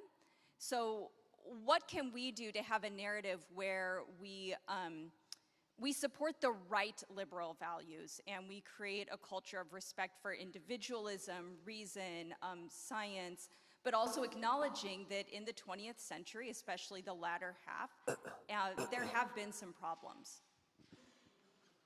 Great, thank you. Is there anyone else who would like to come in at this point? Oh, we got lots of hands. Okay, so there's a gentleman in the middle. We'll take him. Then I think I'll take one more, get some quick-ish responses, and we'll come back. Yep. David Price, Schumann Project. One thing that hasn't been mentioned, I think is very important, is religion and freedom of religion. America was founded with the Pilgrim Fathers who wanted freedom of religion. And then when you get to the American Revolution, you've got someone like Patrick Henry, who saw someone being whipped to death because he didn't have a license with the Anglican Church and he was preaching. Religion and freedom of religion and freedom to have religion is fundamental, because if you scratch people down, one of the most fundamental parts of a human being is religious belief. So maybe you can say something about that. Great, thank you. Take one more from my colleague, then we'll get some responses, and then we'll come back out to the audience. Thanks very much. Just wanted to ask you about, or talk about, the conservative revolution that you mentioned, Francesco, which I thought was a very interesting and key point. But one of the things that really strikes me, reflecting on this discussion and the comments that come up, is the intellectual depth of what was going on in America at the time. Looking at James's book, it makes me aware of how my education, the education in my country even 40 years ago, does not cover the classics, does not cover Greek, does not cover Roman in any way that does justice to it or gets people excited by it.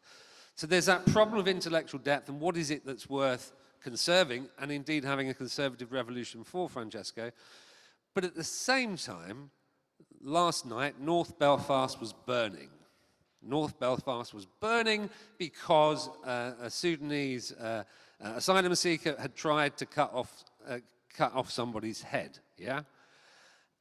So we then have this populist moment in the contemporary period where people are angry and frustrated. And it seems like what we have now, the problem, is a lack of intellectual depth and curiosity and understanding of what we can learn from the past, and a huge amount of bubbling anger. How does that relate?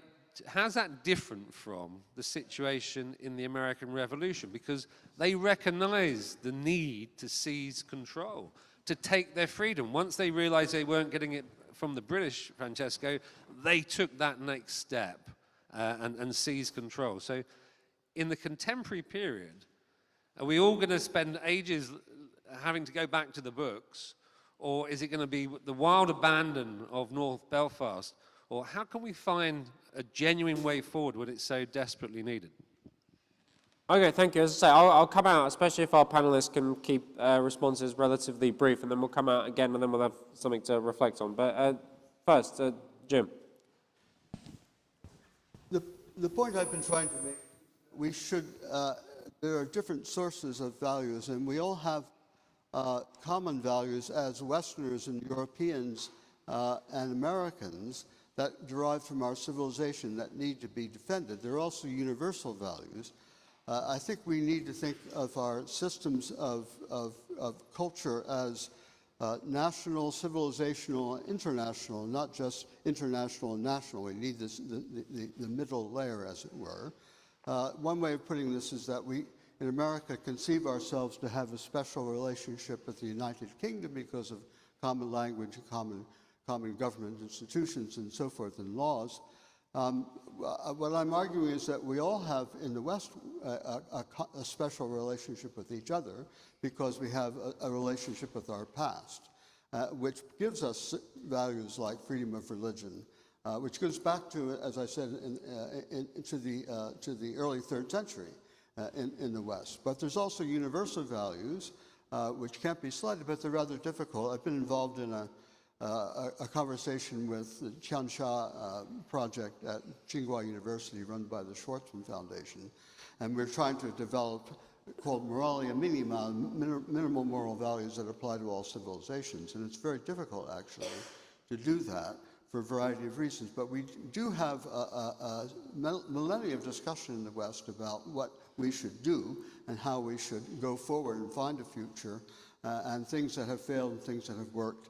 And that can, I think, provide a way for us to go forward. We need to all soak ourselves once again, as we once were in our educational systems, in the history of the West, in the history of how we got to the point where we are now. So I'll just say that about the point about freedom of religion and universal values. Universal values are necessary for an international world, but they're not as nurturing, they're not as producing productive trust and conversation, productive conversation as civilizational values are. Great, thank you. Francesca. Yeah, you got mic on your tie, yeah. So I think that the question, maybe they have some point in common, starting from what's happened in Belfast. The point is that today, probably what is happening in all the West is that we are totally losing our values. And we are not only losing our values, but we are scared to express what are our values. And because of that, Western civilization is totally losing, for example, their classic roots, is totally losing their Christian roots.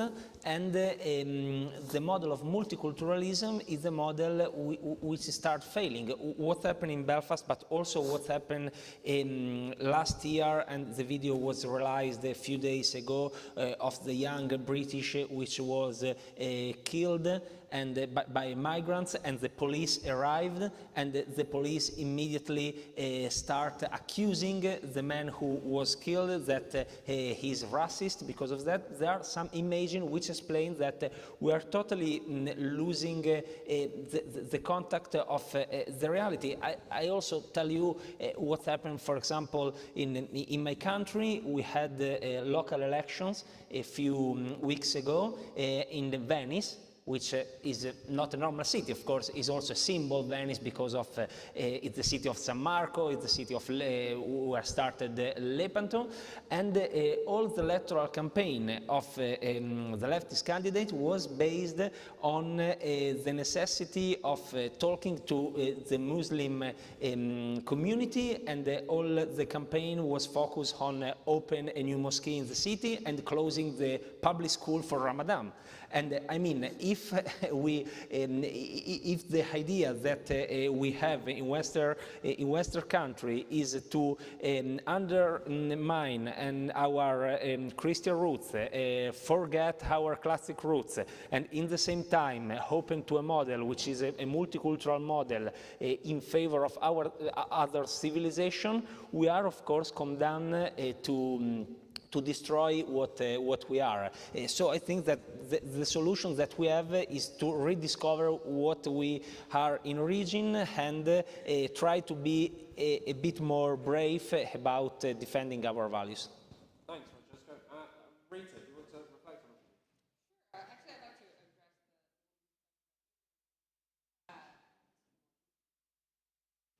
Can you hear us?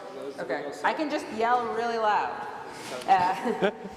So I'd like to address the question about the fate of liberalism from a kind of dissent from the left and the right.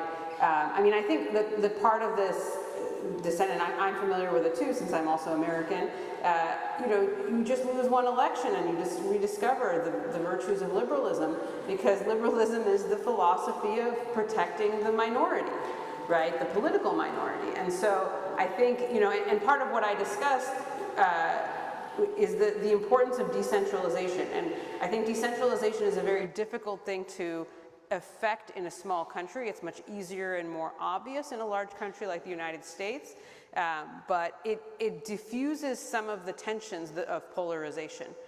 It allows people to try out the things that they want to try out, whether they're liberal or post-liberal or on the left or on the right, and there's a sense in which you can see whether these experiments work, and if they fail in the way that one would expect them to fail, then there's at least evidence of their failure. And where they work, they can be tried elsewhere. And so, I mean, I think that much of our current political moment would in some ways, and certainly in some contexts, benefit from greater federalism, greater decentralization, less uniformity imposed from the top, in order for this kind of discontent that people feel to be channeled into actual projects that they can do. And then we will see the results, and if the results appear to be failure, people will move away from them. I mean, or you have to hope that they will move away from them and choose the things that appear to be more successful and effective. Great, thank you. Albrecht, any quick thoughts? No, just as a footnote, there are, I think, increasingly, we have this phenomenon of ethnic votes. That means that Muslims, in the meantime, in towns where there's parts of Brussels, or it's Berlin or Vienna, London, or even in Wisconsin, Minnesota, have such a great, such great numbers, and that pushes, of course, legislation in a certain direction, which is often in contradiction with values like liberalism in a positive sense, or conservative intellectual values, and in the end, then politicians are opportunistic and cater after these votes, and the results then will be delivered, whether we like it or not. Yeah, an important point. Let's come out. I think there are a couple more questions, and we've got time for them, and then it will just be a very short kind of statement, as it were, to wrap up from our panel once we've had time for these last few questions. Okay, so there's the first person who I didn't get before. There was this lady, Richard. This lady right here. She was waiting. The next can go to this gentleman over here. Yeah. So first yourself.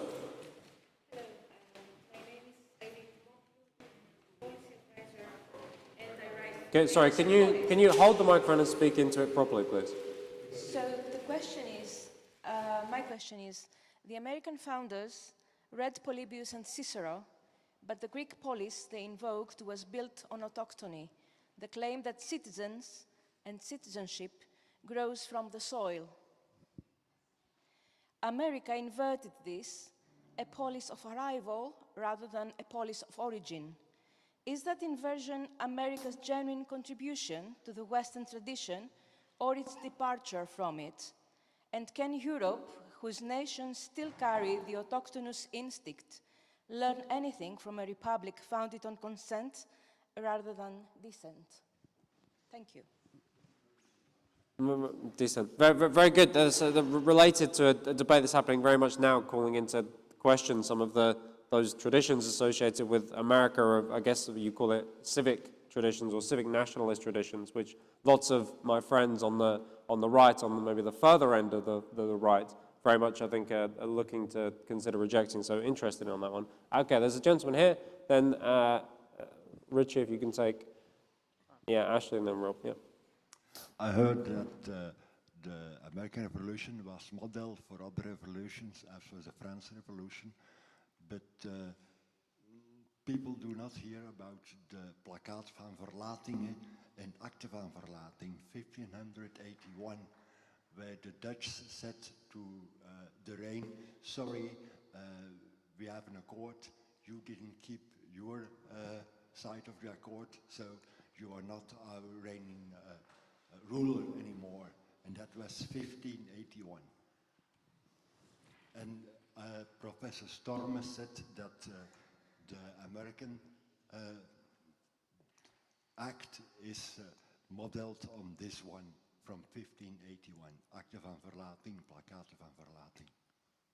Great, thank you. Okay, here, and then someone behind you. Yep, and then we'll wrap. Right, Ashley Frawley from MCC Brussels. Jim, if I may, you mentioned shame and how this was considered an important aspect of this kind of idea that people are able to kind of govern themselves. And it struck me recently, although it's a bit contradictory because we've just come out of this period of, you know, public shaming and all these sorts of things. But there's a loss of shame, you know, if you look at, for instance, the trans movement and so on, you see people who are like really pushing the boundaries of shame, where it's like, why are you not ashamed of what you're doing here? How are you not ashamed of the way that you're dressed? How are you not ashamed of these sorts of things? And so we have this idea that if it's not, and also that this comes from like breaking down stigmas, this idea that shame is actually bad. You shouldn't feel ashamed. We don't kink shame, you know, you shouldn't have shame. And so we have this premise that if it's not forbidden, it's okay. If the state doesn't forbid it, it's okay, and actually it's a good thing, and you should express yourself and so on. And so if it strikes me that this kind of presupposes people who cannot govern themselves because they have to rely on the government to stipulate where the lines are, even on things that ought to be and once were common sense. That you don't wear, for instance, as a high school teacher, a giant pair of prosthetic breasts to, you know, teach, you know, shop class or whatever it is. So nothing seems to be held as common sense. Nothing seems to be self-evident, as Frank was saying, even like dress codes and so on, and because of this loss of shame. So how do we deal, it strikes me that we have a situation where, yes, we can say, oh, we need to hold on to values, we need to remember all of these things, but we're also dealing with a situation where the subject, the citizen, is fundamentally different, doesn't seem to have that common sense, and in fact has actively been discouraged from having it, and to sort of break down barriers and boundaries. So how do we deal with that? Okay, I've only got time for one more, and in order it'll be this gentleman here. Oh, the microphone's got a life of its own. Okay, good. Just go ahead with that, and then just some final comments. But I'll start with you this time, Albrecht, and we'll go in the other order across. Yeah. Okay. Yeah, hi, Professor Dr. James Welch from Alliance University in India. Where did all this begin? When we speak about this conflict, this left-right conflict without a center that seems rather ambiguous, is it a split between individual rights and collective responsibility? Could we boil it down to that? Is that where the fundamental principle lies, the fundamental core of the problem arises, and that everything else is just added on subsequently afterward? My question is, do you think that that would be the perspective which has led to this great division between, let's say, the left and the right, or the conservative and the liberal? Great, thank you. Okay, so we have the rest of the day to reflect on this, so people who weren't able to speak now will be able to speak on our next session after lunch, I'm sure. But just some final thoughts of reflection, starting with you, Albert. I'm okay with all your statements. Thank you. Okay, a model of brevity. Rita, some final thoughts? Sure. Well, to respond to this woman with this great dress here, I think, not to detract from the greatness of my own country, but I think Rome actually came up with this idea of universal citizenship, not the United States, right, where you could become a Roman citizen without having been born in Rome as the empire extended. So I don't know if Americans can claim credit for that. Francesco? So I answer to the difference and the point in common today between the right and the left. You mentioned individual rights. I think the most important issue today which creates a difference between the liberal and the conservative is the defense of the identity. Finally, the defense of the identity is the main topic which divided the true political but also cultural vision, because we have a liberal world which thinks that identities don't exist, or they think that in an open society without border we can reshape and redesign the identities. And for the conservative, on the other side, the concept of identity is quite an important issue, because we think that identity is something that is related to the individual, but the concept of identity is related also to the community. And so a community we share common values is a community based on a common identity. So I think that more than individual rights, the defense of the identity today is a crucial topic. Thank you. And finally, Jim. I'll just mention the point about shame. The quotation comes from Protagoras. We know about it from Plato, who wrote a dialogue on Protagoras, called the Protagoras. And Protagoras says that the democrats can govern themselves because they have an equal measure of reason and of shame, meaning they can understand arguments, they can persuade each other, because in a non-monarchical society, you have to have ways of getting consensus without a command from a monarch. Shame means that you will be affected by the moral judgments of your fellow citizens, that you will be restrained by those. You can feel ashamed of having a morality which is different from those of your fellow citizens. And this is why we need to reinforce our traditions. And I think we have to and undermine this principle of diversity, because the more diverse, the more individualist society is, the harder it is to generate shame. People in our society say anything goes, right? It doesn't matter what you do. As long as you don't harm me or harm other people, that's fine. That's the great liberal principle. But societies ultimately can't stand to keep together on those principles. We have to have common cultural principles. And that's the sense in which I think the collective is an important Western value, the idea of collective judgment, the collective ability to say this is right, this is wrong, based on our traditions. So that's what I would say to this question about shame. Thanks. Very good. I think it's important to note that actually, as interesting and as exciting as some of the opening remarks were, it was through this little discussion that we actually got into some of the territory that I think is really quite important for us to think about for the rest of the day. And that's especially true when I think about this broader question that's raised both by, as it were, European elites here in Brussels, but also by debates I'm familiar with among conservatives on the right, which is that there is increasingly a sense, I think, of a desire to cast out some of the elements of the American tradition or the American contribution to Western civilization, whether that's a snobbishness that you might see among elites here in Brussels about the brash nature of Americans and how they can't live without air conditioning and how they're ruining the planet with their cars and all the rest of it. But also, as I said, this discussion I think is very live on the right, which is just that everything bad that's happened to European societies, whether that's mass migration, woke and all the rest of it, is because of this American importation of liberal American values. Thankfully, after lunch, our panel is going to get right into that question and tackle it head on, so I'm sure you'll stick around for that. But for now, I'll just, before we head to lunch, just ask you to, one final time, thanks to our panel.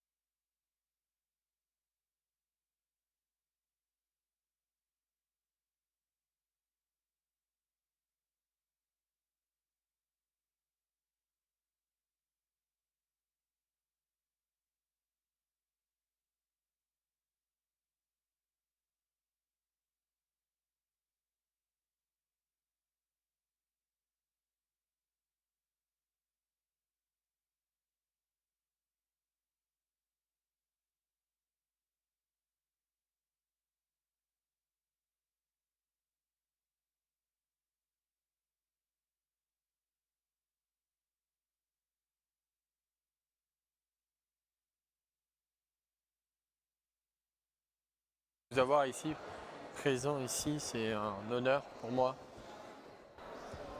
de vous avoir ici. Bonjour à tous, bienvenue à MCC Bruxelles. Bonjour, bonjour, test micro. Voilà, je parle dans le micro cravate numéro 1. Gilles. Alors, est-ce que tu m'entends bien? Là, c'est nickel? Ouais. C'était vraiment les colonnes du coup qui étaient trop proches. Ok. Et je te... Time. Ok. Time. Bonjour à tous. Je vais régler les micros du pupitre comme ça, c'est mieux, non? Ouais. Et je vais leur dire de pas trop bouger. Je vais briefer Paul sur le fait qu'il faut pas qu'il bouge les micros du pupitre. C'est bien? Ouais, ça te va? Ok. Bon, on part sur ça, mais copie et paste tout hein, sur les cravates, si t'es bon. Enfin, en tout cas, sur les 4 mêmes. Voilà. Ciao.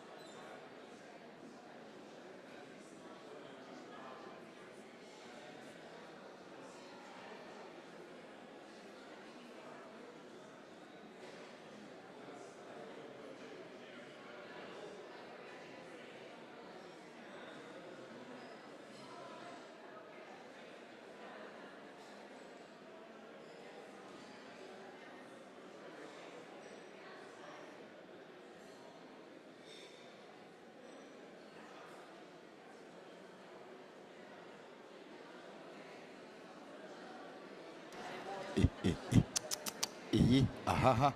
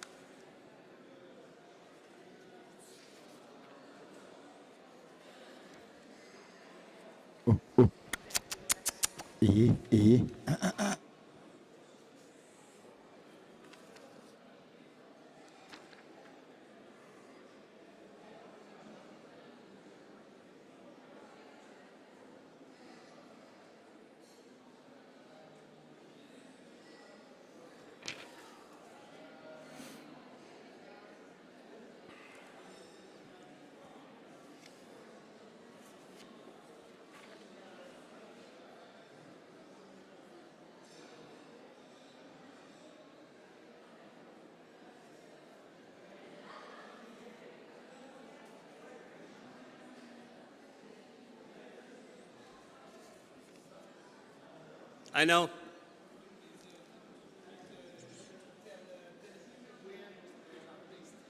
Sure. No, really?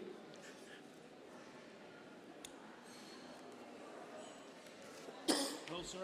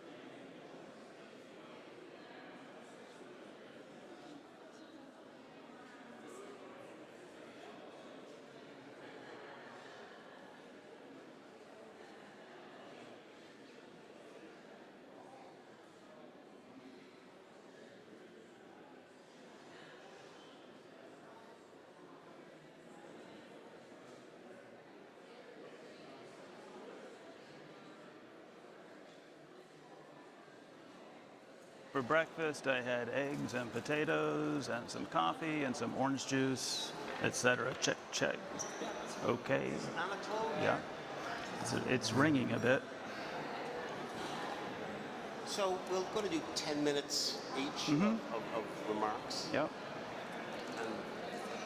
And then I think I might do a quick lightning round with you.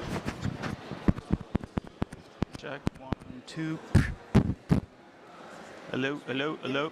Yeah, for breakfast I had eggs and potato. Yep.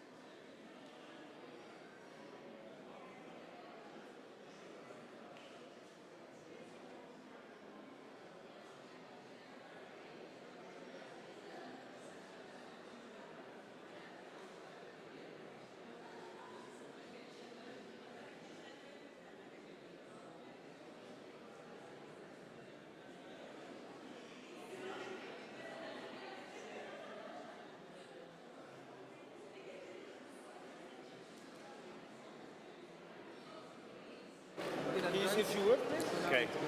I'm Peter Wood from the National Association of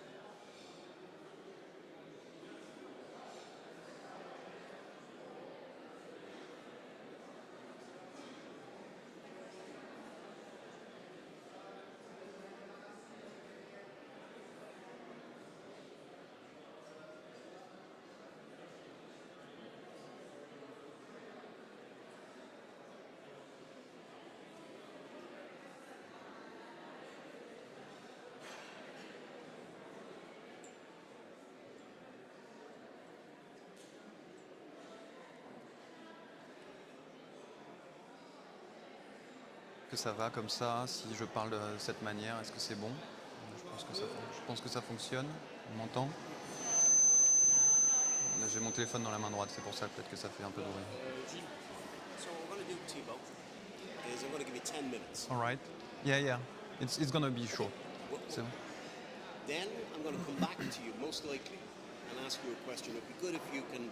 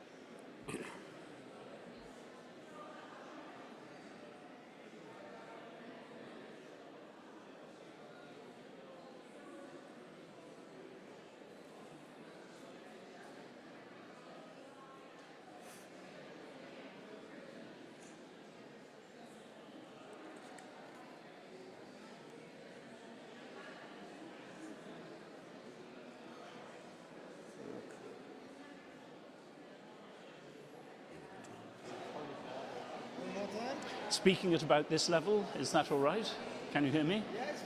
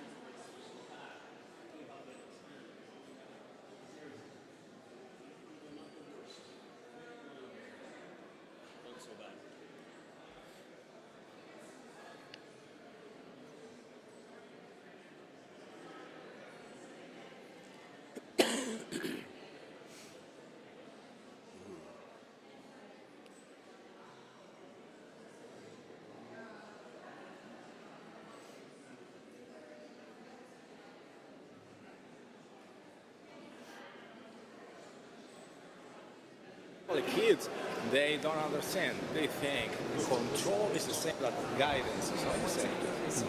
Control is something. Yes, he is just. He's talking, but Yes. he knows he has to come. He does.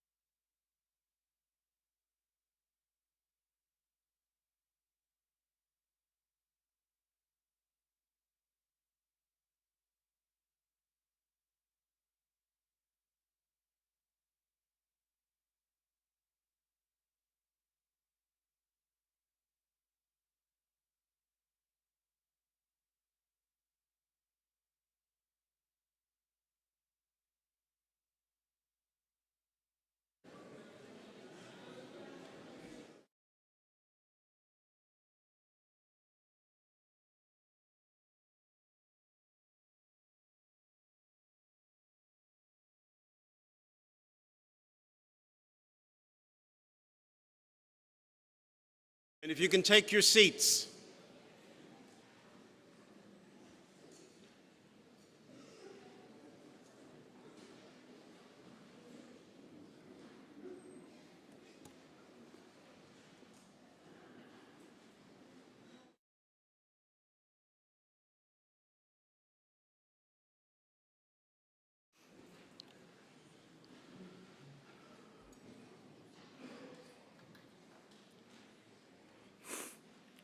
Good afternoon, ladies and gentlemen. I am John O'Brien, Head of Communications with MCC Brussels, and your host for this afternoon's sessions. Some years ago, when I became an American citizen, the judge presiding over the ceremony reminded us that citizenship is not just a status, it's a responsibility. That observation points to a larger question. For generations, America and Europe shared a common understanding of citizenship, liberty, and self-government.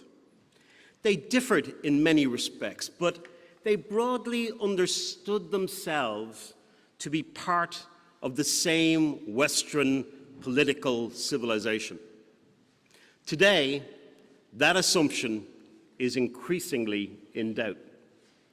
Disputes over sovereignty, migration, free speech, democratic legitimacy, industrial policy, and national identity suggest that something deeper than ordinary politics may be at work.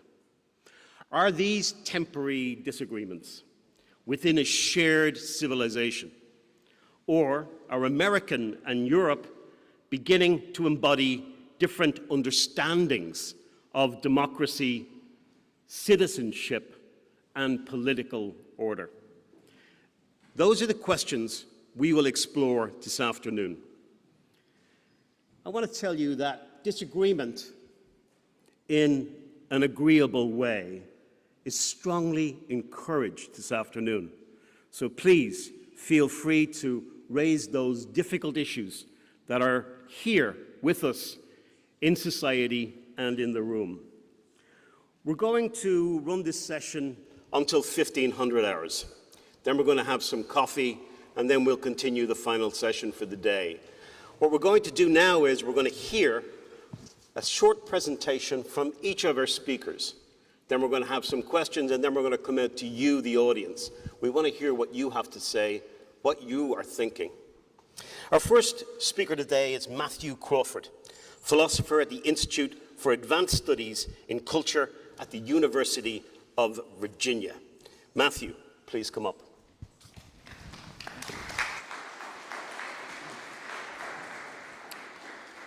Thanks for the introduction. I want to thank Frank Ferretti for the invitation to come here.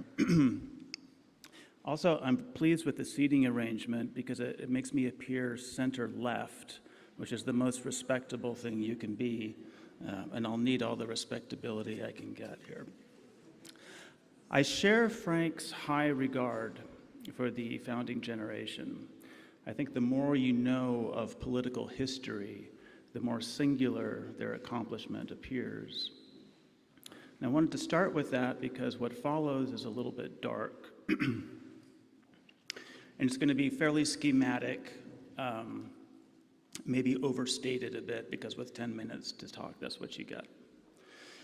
I think the United States has changed its basic form from republic to empire. And this change has put the state at odds with its own citizens in certain respects. In the constitutional vision of the American founders, it was crucial that the domain of warfare be quarantined from the peacetime world of civil life, as reflected, for example, in their opposition to standing armies.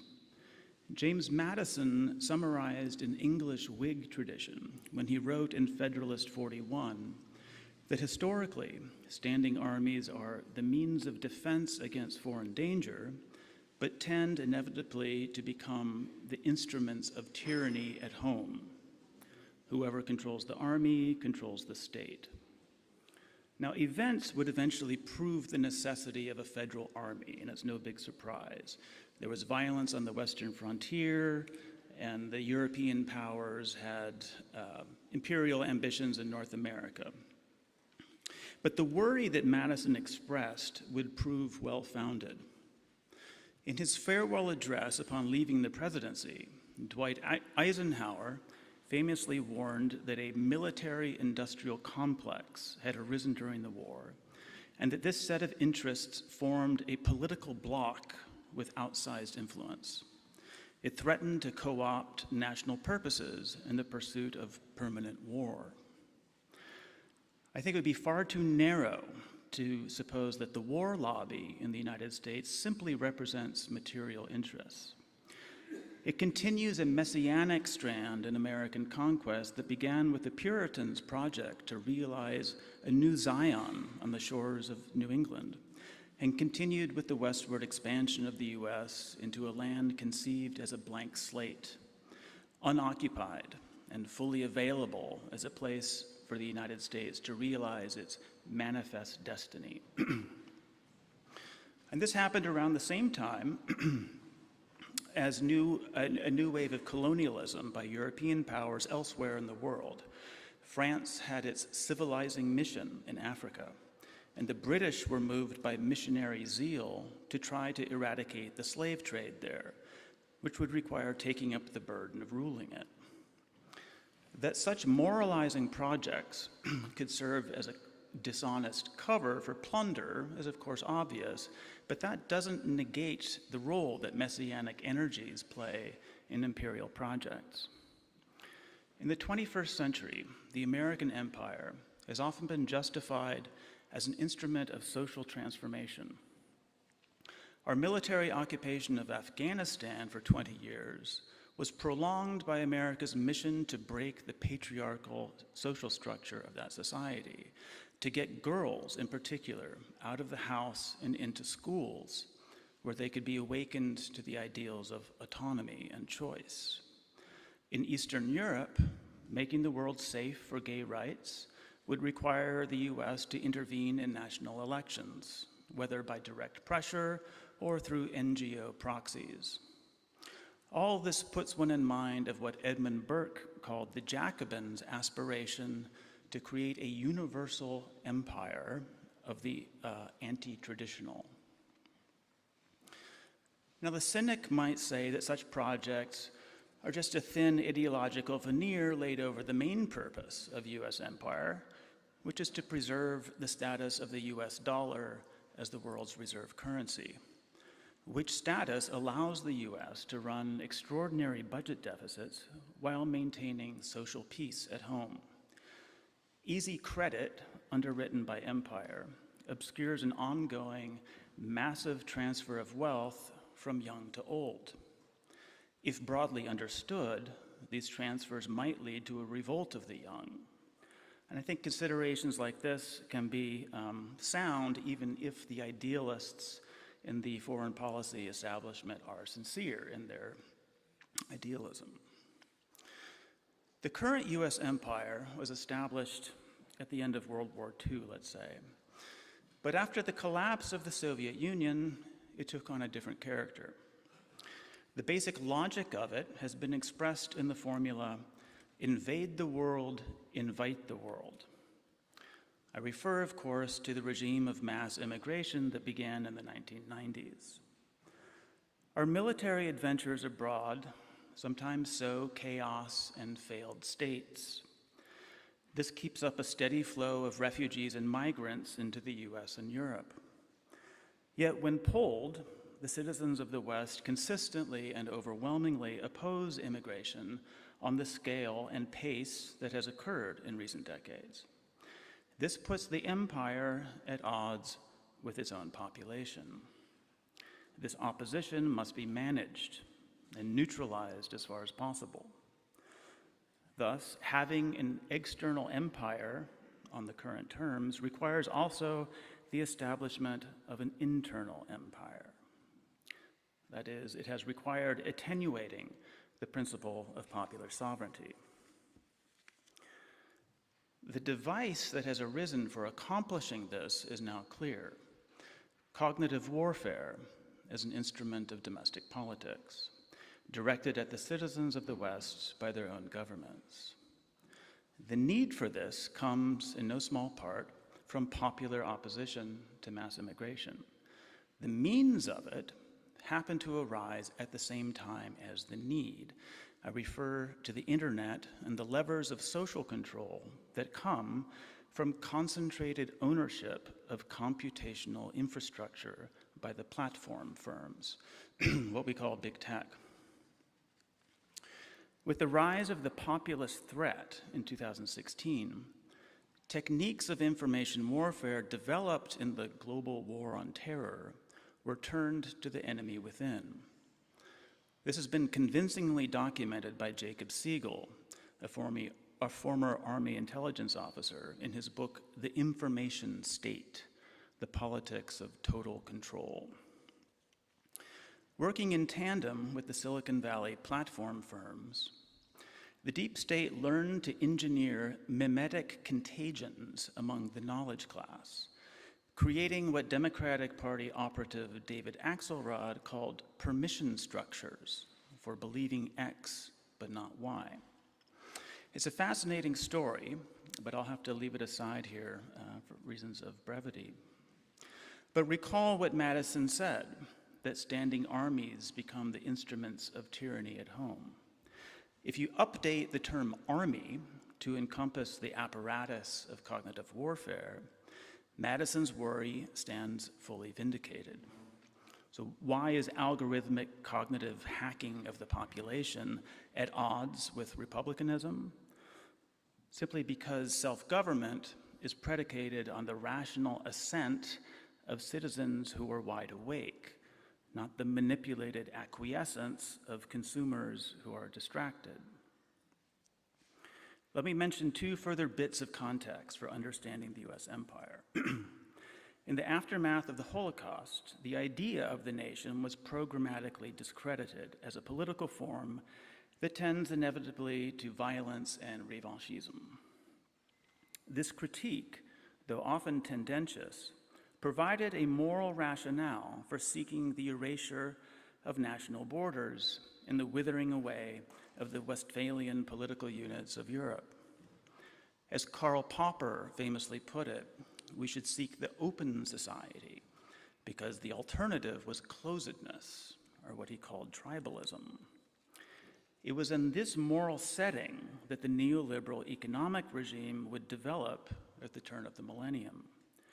The globalization of labor markets, whether by outsourcing production or importing new populations, was advantageous to capital markets that are likewise borderless. This added the jet fuel of material interests to the ideological project to erase the nation state, the political form under which peoples had until now been formed through common loves, a shared language, and history.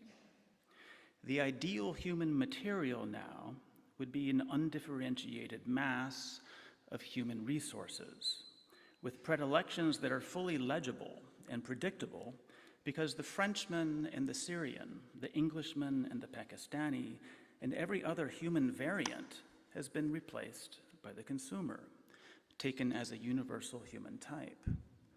Such a creature lies fully exposed to manipulation by techniques that scale well, whether by states or by commercial actors. In the new dispensation, everything is replaceable because there are no natural kinds, to use a concept of Aristotle.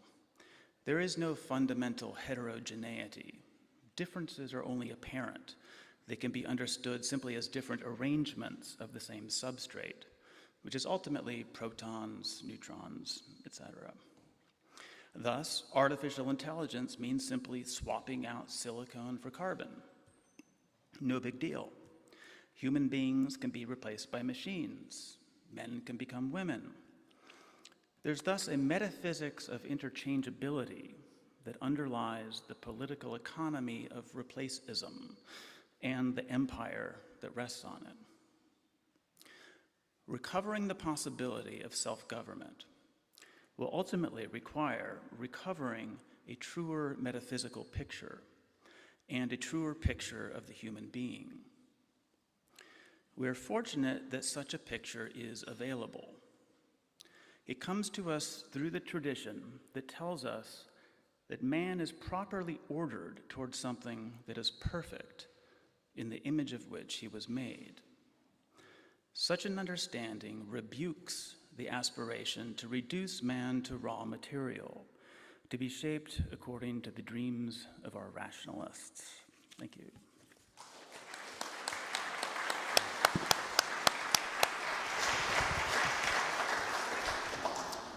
Thank you very much, Matthew. Dr. Anton Levin, Andrew Bakvich Chair in U.S. Diplomatic History. Please join us. Thank you so much.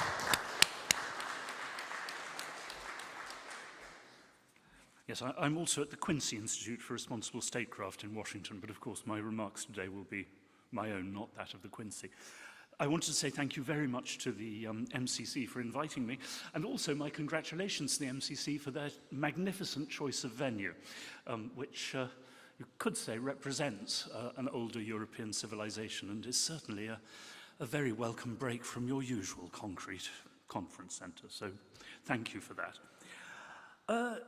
Now, on the question set out in our notes, this divide between Europe and America, I think it should be pretty clear that this is not, in fact, an accurate way of phrasing it. I mean, what you see is deep divisions, or perhaps one deep division with lots of other divisions part of it, within America, which echoes in many respects a deep division within Europe. Now, if you take the Trump administration, I think it's fair to say that Trump himself and a good many of his followers, when it comes to Europe in general, do have an attitude that combines some measure of indifference with dislike and contempt. But of course, that is not true of J.D. Vance. Vance is not hostile to Europe at all. He is hostile to what he takes to be the existing liberal, quote-unquote, regimes or establishments or setup in Europe. Oh, by the way, if you're on the centre-left, that puts me dead centre, which is not my position at all, believe me. But anyway, Vance seems to have this belief in an international Christian conservative movement, with no doubt J.D. Vance at the head of it. There was a rather amusing French cartoon I saw last year which portrayed Vance as the Holy Roman Emperor, not just because of this vision of himself as leading Christendom, but also, of course, because, like many Holy Roman Emperors, he has serious problems with the Pope. So, and that, I think, was actually rather both a funny and an accurate portrayal. In other words, there are deep divisions between different forces in America and in Europe, but also, of course, connections which continue to be very strong. And, of course, one of the key problems for the future, both between the US and Europe and within Europe, is that in many areas, effective action, effective collective or cooperative action, would require key governments on both sides to have more or less compatible ideologies. Well, that, of course, requires electorates in different countries all to vote the same way in succession. Well, good luck on that one. Maybe they will, but they haven't done so far. Now, I think, and following on from the previous speaker, I think it would be difficult to ignore how much damage, at least in the short term, by which I mean, you know, the next American electoral cycle at least, this, to paraphrase de Gaulle, odious and stupid adventure of Iran has done to Vance in America, simply because, of course, he did run explicitly previously on opposition to this kind of military adventurism and interventionism. And it's not just that this has been deeply personally embarrassing for him, which I fear will become if he gets the Republican nomination in 28, will be a huge drawback for him. But it is also because I had always taken a key part of this philosophical approach, if you will, in Europe and America, as believing that the internal threats to our states and societies, by internal I include uncontrolled immigration, but basically combinations of social disintegration, cultural decay and decadence, fragmentation of our societies, that these were far greater threats than anything coming out of geopolitical rivals in the world. Of course, the whole, well, you know, looks increasingly like another disaster in the Middle East, depending on how you count it, the fourth or the fifth over the past generation, is a colossal, well, at best, distraction from that. Now, how far, if though, when it comes to these internal forces of disintegration, and if, to a considerable extent, in Europe and the USA, we are facing the same or similar problems, what can we learn or not learn from each other?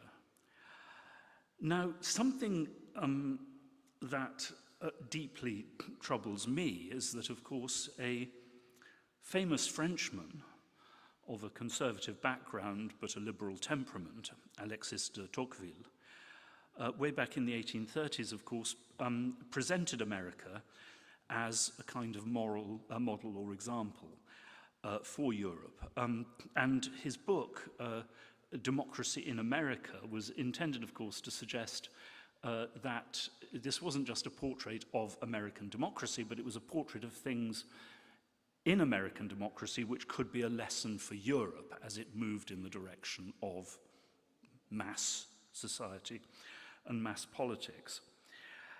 Well, if you think about Tocqueville's analysis of why America had developed a successful democracy, whereas Europe, and particularly his own country, France, had experienced such violent and disastrous problems, you could say that he attributed it to three things, above all. The first was what you might call a culture of diversity and unity. This was summed up above all in his picture of religion in America, where, of course, there was a diversity of churches. There was no state religion, unlike in Europe. Therefore, the churches were not associated with any particular regime or set of politics. But this was diversity within a deeply Christian society, different versions of Christianity. And I think he was the first to remark that in America, every church, whatever its origins, becomes in the end Protestantoid. So, you know, American Catholics were already becoming Protestantoids in the 1830s without ceasing to be Catholics. That united culture has now been, well, if not shattered, certainly gravely undermined in recent years or decades, beginning perhaps in the 1960s. And I should say this is not due to immigration. And that is one reason why when it comes to immigration, I worry less about America than Europe. Because actually, if you look at the Latino immigrants, who are on balance, the great majority of American immigrants, they are much closer, very often, in terms of religious beliefs and social attitudes to traditional American attitudes than are the descendants of the old American liberal elites. This ghastly neologism, Latinx, was not invented by Latinos, and of course, the overwhelming majority of them absolutely hate it. Secondly, he talked about, so you could say that the left in America has destroyed or just sought to destroy one aspect of what Tocqueville said was the basis for democracy, as have their equivalents in Europe. The second has been due not only by any means to the Republicans, but them more than anybody else, and that is Tocqueville's picture of a basically middle-class society. That is, a society which, not through state action, but simply because of the way in which it had developed, was overwhelmingly middle class. It was a society whose tone was given by small property owners or people who aspired to be small property owners. In his day, in the 1830s, there were very, very few very rich people, and they did not determine the nature of the society. That, of course, well, ceased to be true in the Gilded Age after the Civil War, but then, you know, for a couple of generations was brought back again. It's certainly ceasing to be true today. And thirdly, of course, as we've just heard, there was no established militarism. There was no standing army to exert its influence on things. Sorry, running out of time, many more things to say. But rather than a split between America and Europe as such, I see us, both our societies and some others as well, caught, I hope not tied to the train tracks, but sitting on the train tracks, with two trains approaching us from opposite directions at increasing speed. One of them is artificial intelligence, which risks stoking, final thought, our existing social and economic problems perhaps to an intolerable degree. And this is running into, of course, coming down the other track, mass immigration, which will also enormously contribute to that. This is something that America and Europe, we will both have to face. Hopefully we can learn from each other to face it more successfully, if indeed we can. Thank you. Thank you.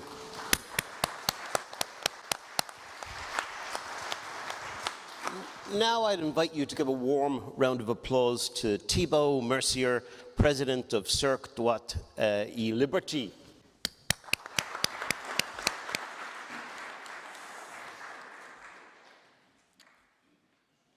I like the Americans because they are good Christians, sincerely Christians, because they believe that Christ is always on the side of those who are right, because they believe it is a fault to be wrong, that it is immoral to be wrong, because they believe that they are gentlemen and that all the peoples of Europe are more or less dishonest, because they believe that a conquered people is a guilty people, that defeat is a moral condemnation, an act of divine justice. This quotation is not mine, but it comes from Curzio Malaparte, which is an Italian writer. In its novel The Skins, he describes the liberation of Naples by the Allies in 1943. And yet, after this liberation, instead of finding freedom, Naples falls into a plague brought by its liberators, poisoning not bodies, but souls. I chose to begin with this quotation because, of course, I enjoy a little provocation, but also because it allows me to challenge the central assumption of this panel. But before I go any further, I would like to thank the MCC for its invitation to this forum. In this forum, I hope we will agree to disagree. And I would also like to say to the Americans in this room that the criticisms I am about to make of the US are not criticism of Americans themselves. And in fact, I love the US. I have the chance to go there every year. I've been there every year for the last 15 years. And as we sometimes say in France, we love to hate America, and we hate to love it just as much. It is also worth remembering that the histories of France and the US are closely connected since the decisive role that the Kingdom of France and Marquis de Lafayette played in the Independence War. But is this shared history enough to make Europe, France, and the US part of the same civilization? The premise of this panel is that there is, or once was, a Western civilization whose unity is now under threat. For my part, I believe that this premise is wrong. Yes, we can see similarities on both sides of the Atlantic among people who remain attached to their European roots. And yes, it would be desirable for these similarities to lead to cooperation. However, I do not believe that the West as a civilization ever truly existed. From the very beginning of the US, deep differences in worldview, political culture, geopolitical interests appeared between Europe and America. And to understand these differences, we need to go back to the very birth of American Republic. The US is not simply Europe across on the other side of the Atlantic. From the beginning, it was built on a distinct project, and in many ways, it was built as a reaction against Europe. The vision of the Pilgrim Fathers was based on a break with the old world. They crossed the Atlantic to build a new society, a new Jerusalem, protected from what they saw as the corruption of monarchical and aristocratic Europe. They even embraced the idea of manifest destiny.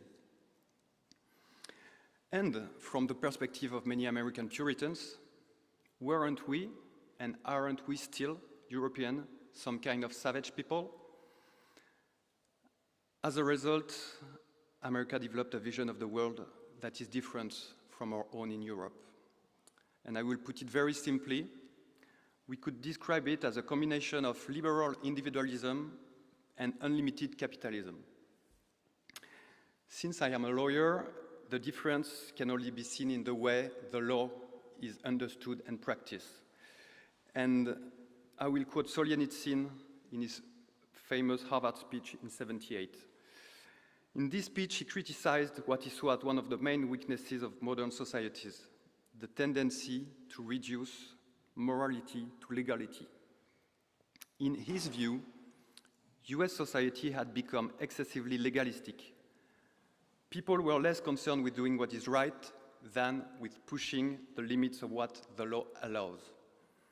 And according to him, this has created a double weakness. First, individuals are no longer guided by higher moral standards. And two, society loses its ability to defend itself against harmful behavior as long as that behavior remains legal. These are, in very broad terms, some of the reasons why I believe the US and Europe are not simply two parts of the same civilization. If the US is a distinct civilization, then we have another question. Where does the idea of the West come from? My argument is that the concept of the West is very recent.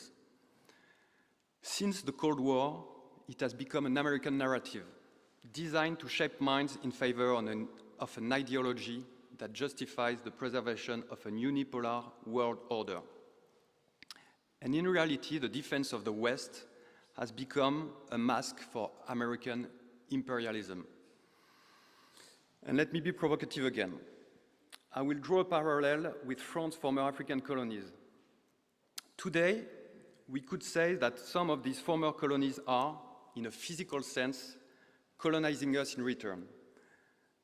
And I would argue that something similar has happened with our former colony across the Atlantic.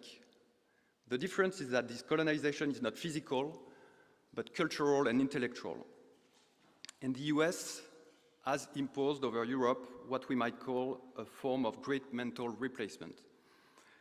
Yes, we have been liberated in 1945, But I would say that if the Normandy operation was called Overlord, that was not entirely by chance. And behind this Pax Americana, Europe has been reduced to a subordinate position, following American priorities that do not always serve its own interest. And we can take, for example, the dismantling of Serbia, which ultimately led to the emergence of a Muslim state in Kosovo. And there is an argument that the US cannot be considered as a competitor of Europe simply because we are not at war with them, but I am not convinced. The French philosopher Julien Freund, he was a disciple and a contemporary of Carl Schmitt, wrote that we must reject all doctrines that regard the industrial or economic age as the peaceful successor of the military age. And rivalry between powers does not disappear where the gun falls silent. It simply moves into economics, law, technology, and culture. I can give a concrete example. A long time before Trump came into office, in the name of fighting corruption, American authorities have imposed massive penalties on major European companies such as BNP Paribas or Total. Since 2010, these companies have paid tens of billions of dollars to the US as a result of these proceedings. So at this point, I think you can understand why I believe that the interests of Europe and the US do not naturally coincide. I am struck by a certain view, very popular among conservatives all over Europe. In this certain view, the West is reduced to a simple white world, and it brings race back as the main way to understand politics. And to me, this is a historical mistake and an ideological mistake. It reduces the complexity of people and civilization to a few abstract categories based on religion or skin color. And it tends to justify a logic of civilisational conflict that may not serve European interest. And of course, I'm thinking of, for example, of tensions with Iran or the war in Ukraine. In both cases, it is fair to ask whether American and European interests are really identical in those two battles. But criticizing the West is not enough. We also need to explain what we want to defend instead. What kind of Europe do we want? Europe shaped a certain ideal of human behavior based on honor, loyalty, courage, keeping one's word, also the search for beauty. Look at this building today. By contrast, and now I will quote a Russian dissident called Eduard Limonov, he observed that the admiration and sympathy of Americans go to men devoted to rapid enrichment. And he took as example Hugh Hefner, the founder of Playboy. Of course, behind the provocation, Limonov was pointing to a different hierarchy of values. And I do believe that civilization cannot flourish if economic success becomes the only goal in life.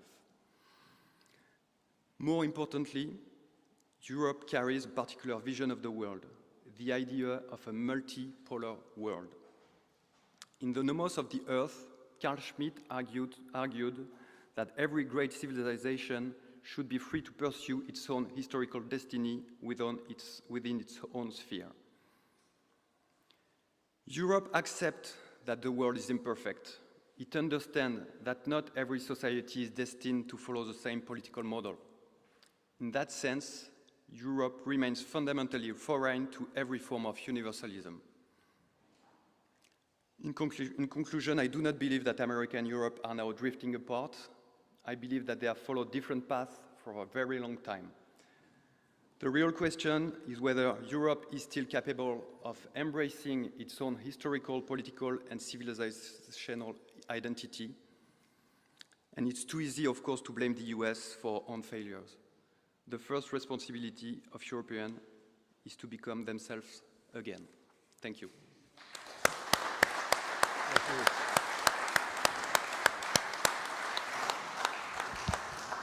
And last but not least, we're going to hear from Peter Wood, all the way from the United States, President of the National Association of Scholars. Please give him a warm welcome.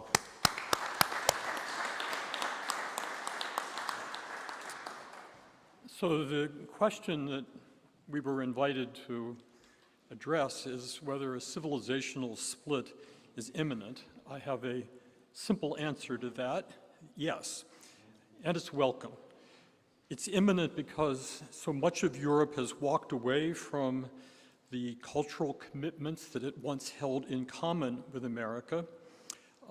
I'm somewhat of Thibault's view that there never was a real unity there to begin with, but there was once more than there is now.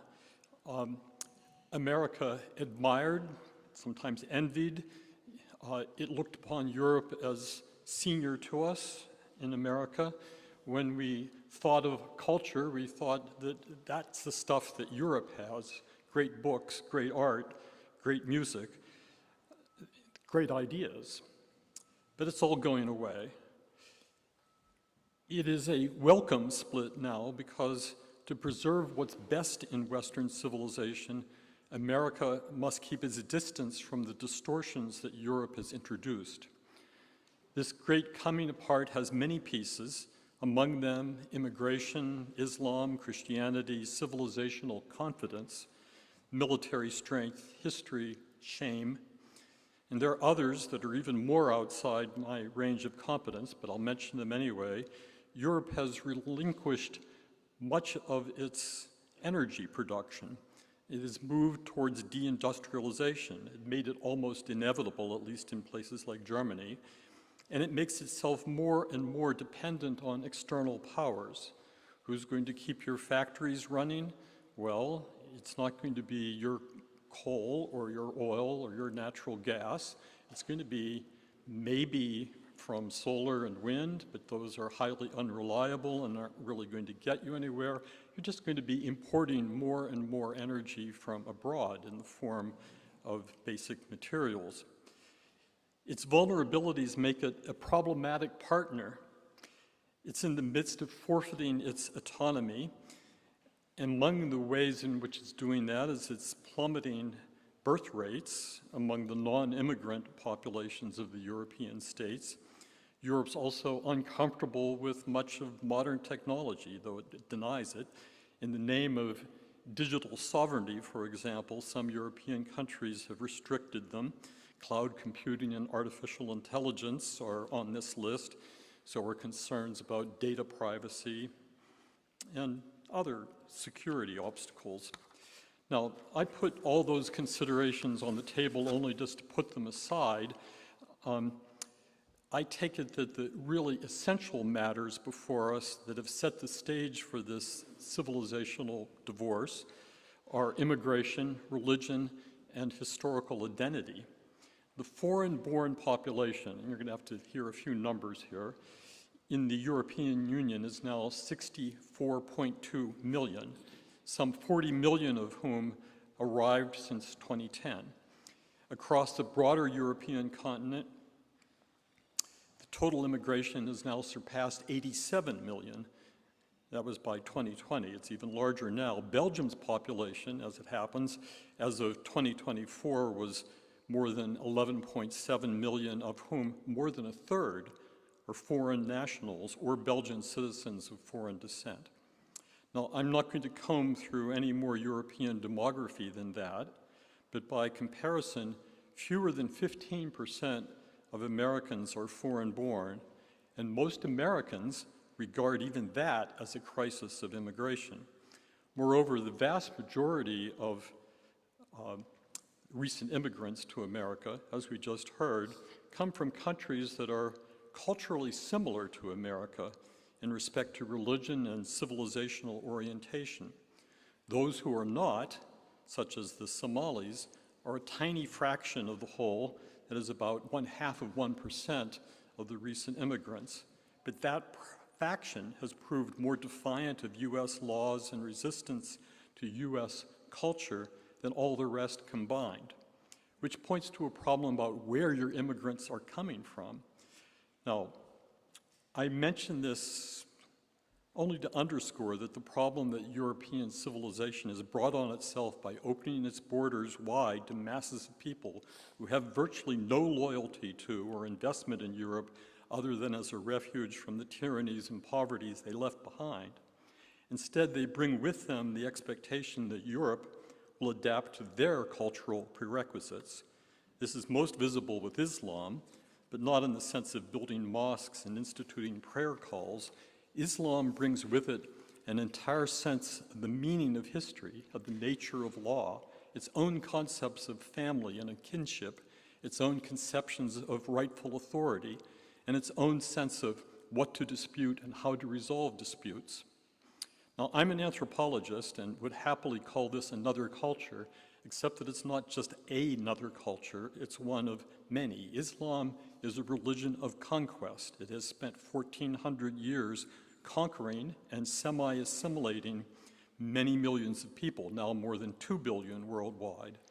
It overlays the descendants of those who it has conquered with a strong rubric of rules, but it is a rubric full of acrimonious internal disagreements, and the rupture between Sunnis and Shiites is only the most prominent of those.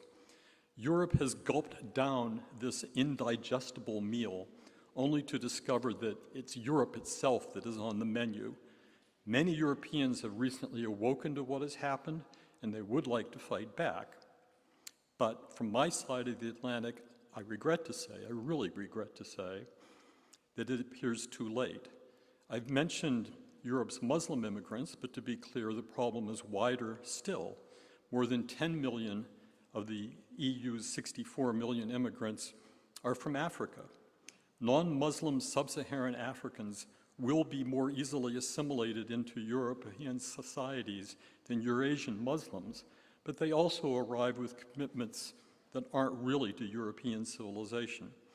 Now, I've touched on only one of the great obstacles to America and Europe continuing a common civilizational project. Let me add just one more. We've convened here in Brussels on the eve of America's semi-quincentennial celebration of our independence. Our founders, including Jefferson, Hamilton, Madison, Washington, Franklin, were well aware of our cultural debt to the old world, as we like to call it. Political independence from Britain did not represent disdain for European accomplishment, but it was indeed more than just a repudiation of monarchy. We invented a new form of republican governance that did away with landed aristocracy, perpetual peasant classes. The national rivalries of the European states dissolved, and wars between Protestants and Catholics didn't happen in America. We didn't want your problems then, and I have to say, we don't want them now. We have our own problems, some very significant ones, but we also have our own sense of history. And as Europe submits itself slowly but surely to the yoke of Islam rather than the yoke of communism, we look on with regret, but with profound reluctance to share in that descent. Europe let the United States share most of the expense and the burden of its defense during the Cold War. As Russia has reemerged as a belligerent power at war in Ukraine and threatening the Baltic nations, Americans look on with apprehension, but with very little appetite for getting involved in another land war in Europe. We would prefer European powers to devote more of their resources to their own defense, and some have begun to do so. But Americans wonder whether a Europe unable or unwilling to maintain its own borders from massive waves of immigrants should have those borders defended from Russian aggression by the US taxpayer. I think not. Is Europe still worth defending?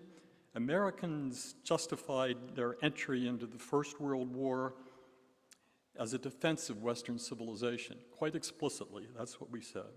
And the idea was also decisive in bringing America into the European theater in World War II. But it's less obvious to Americans what we would be defending if there was another round. Europe's penchant for electing socialist governments, its empty churches, its burgeoning mosques, its censoriousness and restrictions on intellectual freedom do not charm most Americans. To be sure, many Americans still look to Europe as an emblem of civilization, but more for the Europe of yesteryear than the Europe of today.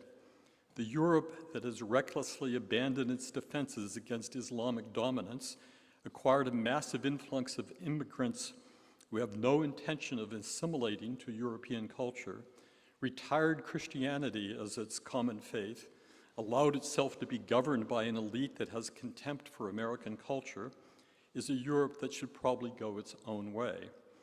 We're mindful that the EU is the largest market on the globe, and we will continue to do business with you, but that is a far cry from being two parts of a single civilization.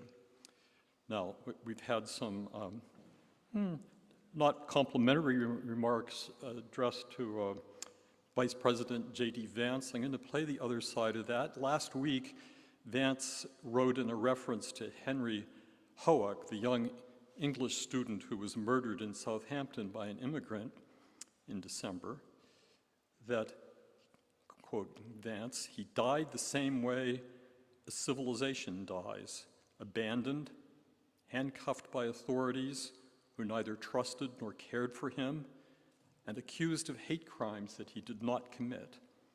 Vance drew the connection to European elites who had failed to stand against, quote, the politics of self-hatred and the mass invasion of immigrants, many of whom despise the West and the people who love it.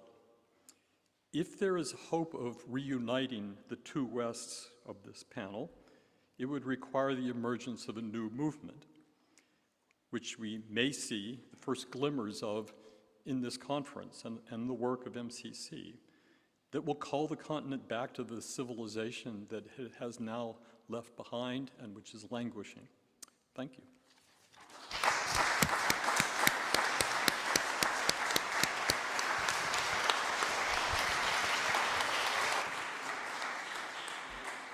Great stuff. I knew we'd get here, so that's very good. Thank you very much for that. Ask a couple of quick questions, starting with you, Matthew. Many Americans now argue that the greatest threat to liberty comes not from government, but from systems of expertise, algorithms, bureaucracy, managerial control. Is the real divide between America and Europe a political divide, or is it a divide between societies that still trust ordinary citizens and societies increasingly governed by experts? Yeah, I guess I see AI as a kind of, well, some of the hopes that are invested in AI is to basically take technocratic governance and install it in automated systems. So in other words, I don't see a kind of divide between this technological kind of enthusiasm and the sort of old style technocratic politics that we associate with Europe. In both cases, you have the democratic deficit, right? On the AI side, you have a new problem, which is that insofar as human judgment and decision-making get offloaded onto these systems, the decisions that they make are not explainable, because even the people who build them cannot reconstruct a logic by which they get somewhere. So again, rational assent to being governed is the bedrock of self-government. So it introduces I think, a fundamental worry, the sort of algorithmic governance. Throughout history, the West has often appeared most united when facing an external threat, for example, the Soviet Union. Is what we're witnessing today a civilizational split, or simply what happens when the pressure that held the alliance together disappears? Let me think about that a bit. First, though, if I could just say something about the previous question. Sure. I wouldn't regard myself, Sam Altman or Elon Musk, as ordinary citizens. Putting our trust in them is not putting our trust in a democratic electorate. And the question of, how to control or limit AI is something which goes, beyond. I mean, it is a challenge to democracy in general on both sides of the Atlantic. So I don't think, I mean, there, once again, one sees, I mean, obviously on the part of the Trump administration, one sees a willingness basically to let AI rip, but many Americans have profound doubts about that. What I was as trying we to do. get at was, has the modern Western society lost confidence in the judgment of ordinary citizens? Yes. Well, I think our governing class certainly has. Mm-hmm. Well, which governing? I mean, yes, but then do our tech oligarchs give a damn for ordinary citizens either? No, I don't think so, do they? So, you know, it's, I think you can certainly, you know, attach a huge amount of blame for our political and even, you know, civilizational decay to this triumph of yes, experts, of supposedly depoliticized, apolitical, well, experts, yes. But that's only one side of it. I mean, the other side of it is the combination of unrestricted capitalism with unrestricted artificial intelligence and where that could lead us. So, you know, we are faced with two dangers, not one. And so back to the previous yes, the external enemy. Well, I mean, if one's thinking in terms of military alliances and official structures, then yes.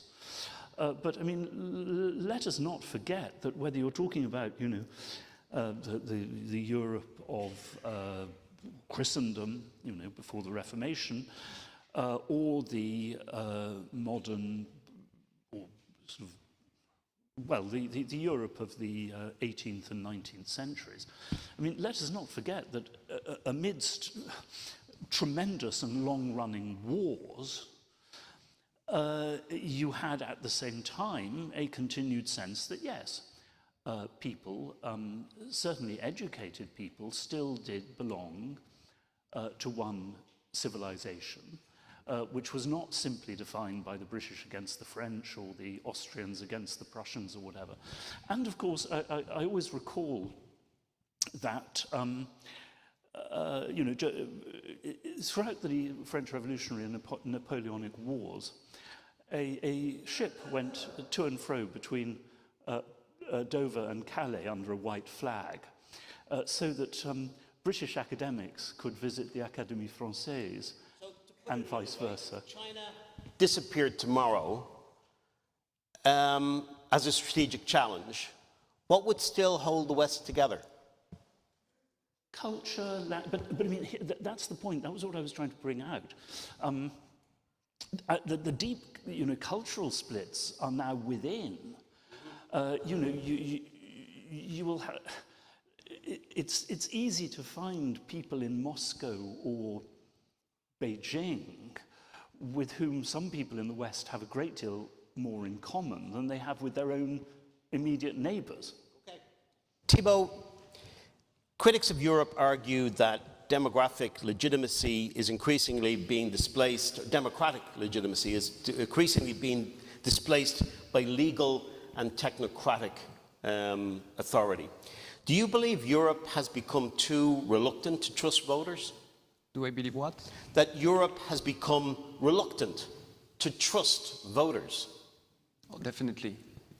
Europe and its judges, and it's why? Because they're experts. They're voting the wrong way. Yeah, they're voting the wrong way, and as experts, they think they know better than the common people. They think that common sense doesn't exist, and they took away our democracy by building these institutions, these administrative authorities, or these judicial institutions also with judges that took power from the people when they decided that they could interpret the law the way they wanted to be, not the way that it was meant to be or that it was voted by the representative of the people. Yeah, so this sort of critocracy, rule by judges, and more broadly, this gulf that's opened up between elites and popular preferences. I think a large part of that is due to the fact that we have a sort of common formation of elites in a small number of sort of schools, and they become invested in projects of social transformation that have very little popular support, whether it's redefining gender, you name it. So But could I, it's a kind of Peter, vanguardism. sorry, Yeah. Peter, if I can come to you. The American right increasingly speaks of defending Western civilization, while many European elites seem uncomfortable even using the term. Why has the language of civilization become more contested in Europe than in America? Well, in America, it still means something. Is the simple answer to it. The European elite has discarded that as one of those concepts that has expired. So why have they discarded it? Well, I sort of with Matthew in the sense that a lot of this comes out of education. And if you miseducate people for a couple centuries, eventually they'll get it. Okay. I'm going to come out to you, the audience now. We'll be back in a minute. I'm going to come out to you, the audience now, because I want to get people directly involved from the audience. We will give you an opportunity to speak again in a minute. Yes, sir. Wait until the microphone comes to you. When the microphone comes to you, it's a beautiful room, but the acoustics are a little challenging. So when the microphone comes to you, just hold it at the end of your chin. That makes a big deal of difference. Thank you. Thank you very much. Andrej Dostal, member of European Parliament, Czech Republic, studied in Missouri, Fulbright scholar, and I like Midwest, and I might like J.D. Vance. But many of the things you are speaking about actually came from the United States. The problems like gender ideology, the problems with Black Lives Matter, everybody was kneeing, all the things, it came from you. The crazy things in our governments, the elections, the NGOs were financed by NYD, by US aid. So it is not like our citizens are voting badly. We are struggling against this influence. Thank you very much. So, great point. So a couple of people agree with that point. I'm going to go to Herman here. Herman Kelly. Thank you very much. A question to Thibault and Peter, please. I did a tour there a few years ago of castles on the Loire Valley, all under the care of the state, and I noticed they were beautifully preserved, well kept, but when you went into what was formerly the centre of these castles, often the churches had actually suffered iconoclasm and were smashed up and maintained like that. Now, it's looking at the foundation of both the American and the French Revolution. The French Revolution was very much based on keeping our aristocracy, but will smash up and destroy any influence of Christianity or the Catholic Church on French society, where American Revolution was more about, as we discussed earlier, getting rid of the kind of landed aristocracy, but where their political space was very secular and strictly non-confessional, they still expected or assumed that the people of that country were practicing believing Christians.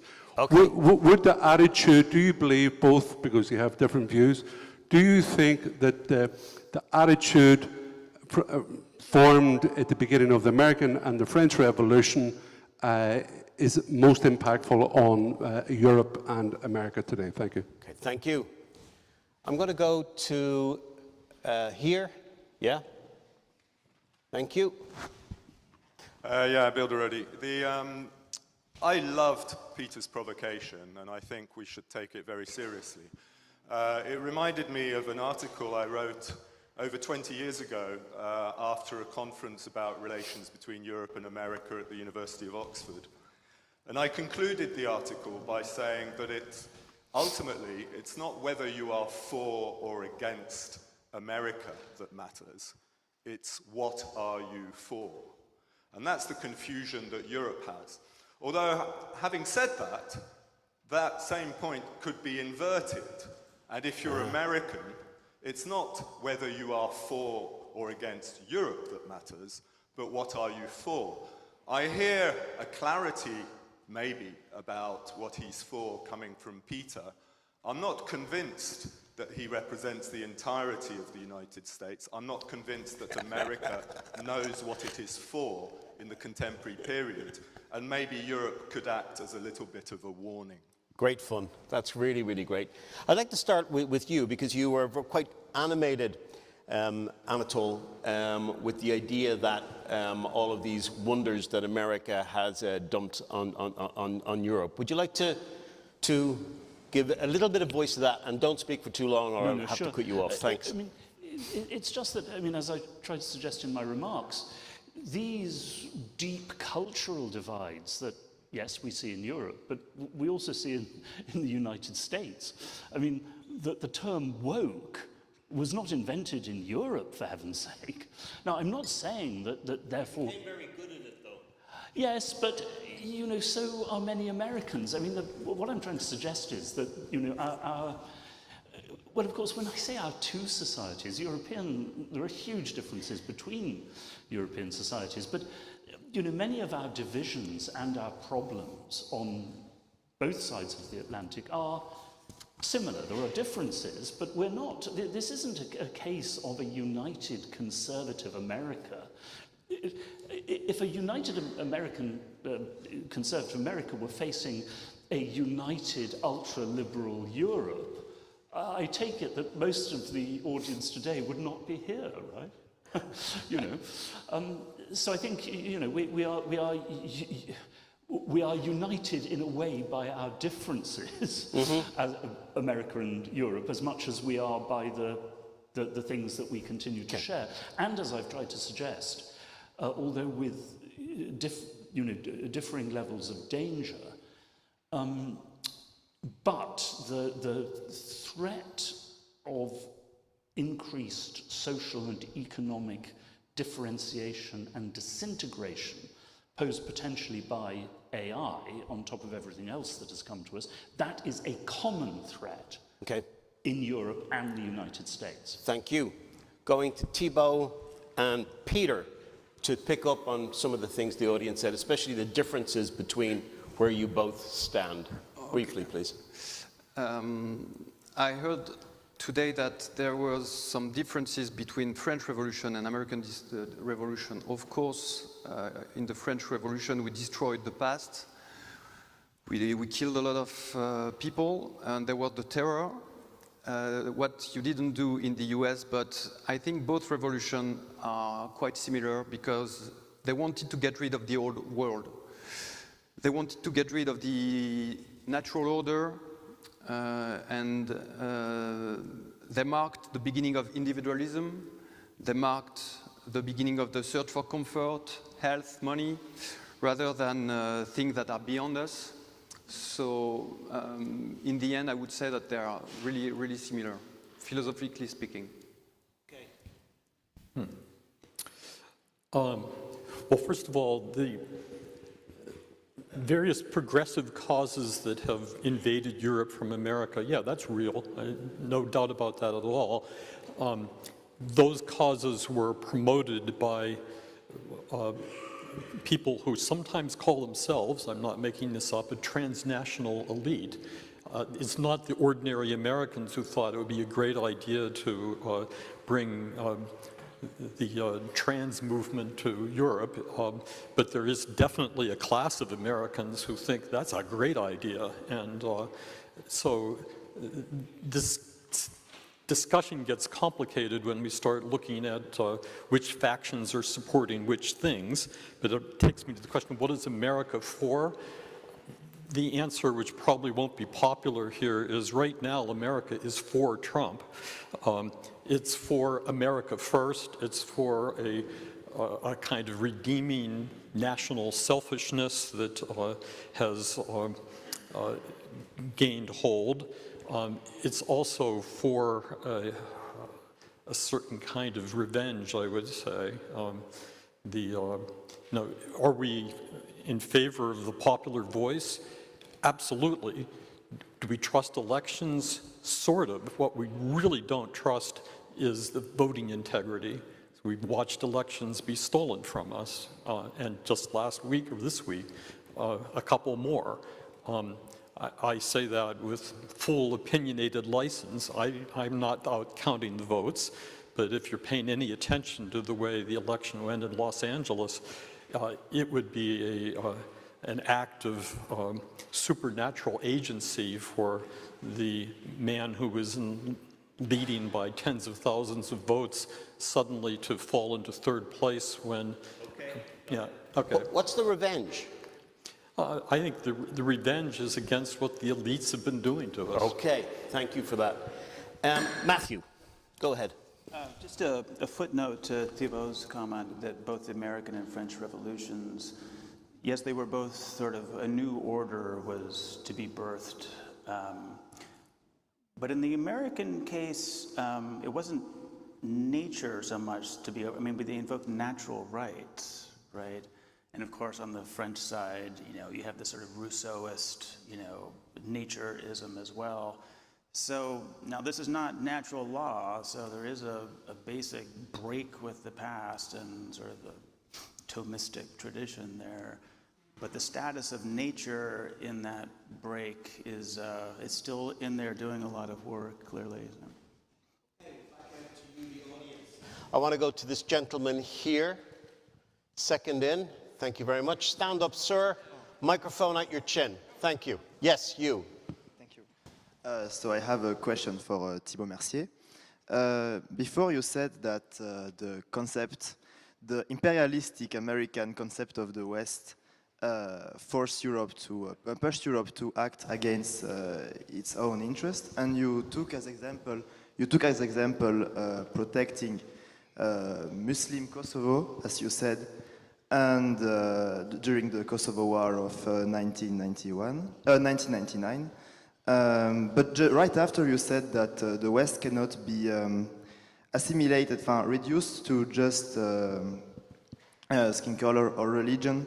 And so you went quite quickly on the Kosovo thing. So I wanted to ask you why was Kosovo helping Kosovo, Muslim secular Kosovo, which is pro-EU and pro-NATO with the Bond Steel camp and everything.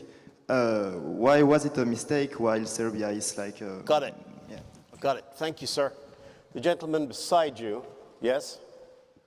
Thank you. So I have a question about the future, but first a little comment. I think that... Very, very quickly, because a lot of people want to get it. In previous discussion, there was a question about term liberal being a slur used in radical left, both left and right. And I have a question if, because the radical left and right is the future in America now, I think, with J.D. Vance, Stephen Bannon, Patrick Deanan, and on the left, Mamdani Sanders or someone else. So I wanted to ask if America would become more close to Europe, if this individualism that both radicals are fighting with would be less important in politics, or would it go even further? Great question, thank you. At the back, yes. Yes. Hi, thanks. Like Bill already, I enjoyed Peter's provocation, especially coming after Thibault, who, as it were, we had some of the traditional prejudices of the French, and then some of the contemporary prejudices of the MAGA movement. But given my understanding of how these debates play out, especially among conservative or right-leaning parties in Europe, Peter, I think you risk doing the whole MAGA movement a disservice when you paint Europe in such apocalyptic terms. We recognize that we have certain problems to deal with migration and all the rest of it, but I certainly don't recognize Europe as under the yoke of radical Islam. I certainly don't recognize the assertion that we have, as it were, more destructive kind of racialist or DEI-style problems to deal with than in America. And yes, Donald Trump is currently in government, but in a few years it's reasonably likely that the Democrats will return to government. And so at that point, do we get to all start sounding the alarm bells about the destruction of American civilization as you were doing about the European? I think just a little bit of perspective would be helpful. We recognize that we've had a lot of problems in Europe, but while you said that we are only just waking up to these problems, I invite you to look at the storied history of populist uprisings, votes against the EU, etc., that have been taking place on our continent for quite some time. Thank you. I want to go over here on the far left. Gentlemen, please stand up. Yes. Hi. So Rubio in Munich spoke about the fact that the US is a child of Europe, or America is a child of Europe, but actually if you look at the last 8 years, it's exactly the other way around, because what we learned in college, at least back in the US, coming from Europe, is that it was America that created after World War II Europe by giving seed money to keep the Germans down, America in, and the Russians out. And that gave us a lifeline of Pax Americana of 8 years. Today, the Germans are calling all the shots, at least in Brussels and beyond. The Russians, meaning the Soviets or the Chinese, are at the gate, and America wants to pull out. So this has been a very European conference with a lot of history and a lot of theory and a lot of academics. But because the subtitle of this conference, which is what really describes it, the future of the West. So my question to you is, then where do we go from here? Thank you. I'm going to take this gentleman here at the front. We'll just do a couple of these and then you can pick up then where you like. Thank you. Yeah? Norman Lewis, MCC Brussels. I wanted to throw out a challenge which I'm surprised hasn't been raised yet in this discussion, and that's about the future of free speech. If we're talking about the West and a civilizational foundation of the West and democracy, surely the question of free speech has to be first and foremost. We, the people, from the Constitution, the people, what's really enshrined about that is the First Amendment, which is the right to free speech. And I think that there is where the crisis really lies, because in Europe, that no longer exists. Thank you. We have the decisive. Whereas in America, formally, we still have the First Amendment, but to what Matthew's points about the way that speech is now being regulated, pre-bunked, I don't know what that term you used, attention, which sounds marvelous but incredibly frightening.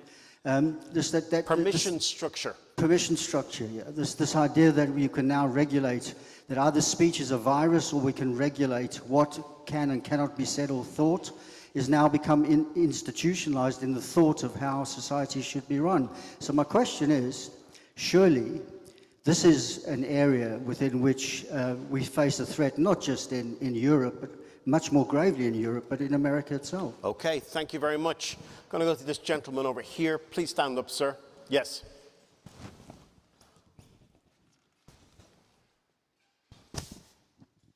Yeah, United States is defining itself defender of democracy, freedom, and civil rights in the world.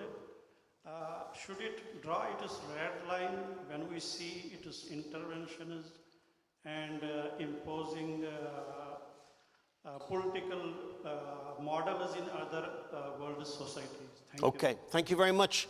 I'm going to start with you, Matthew.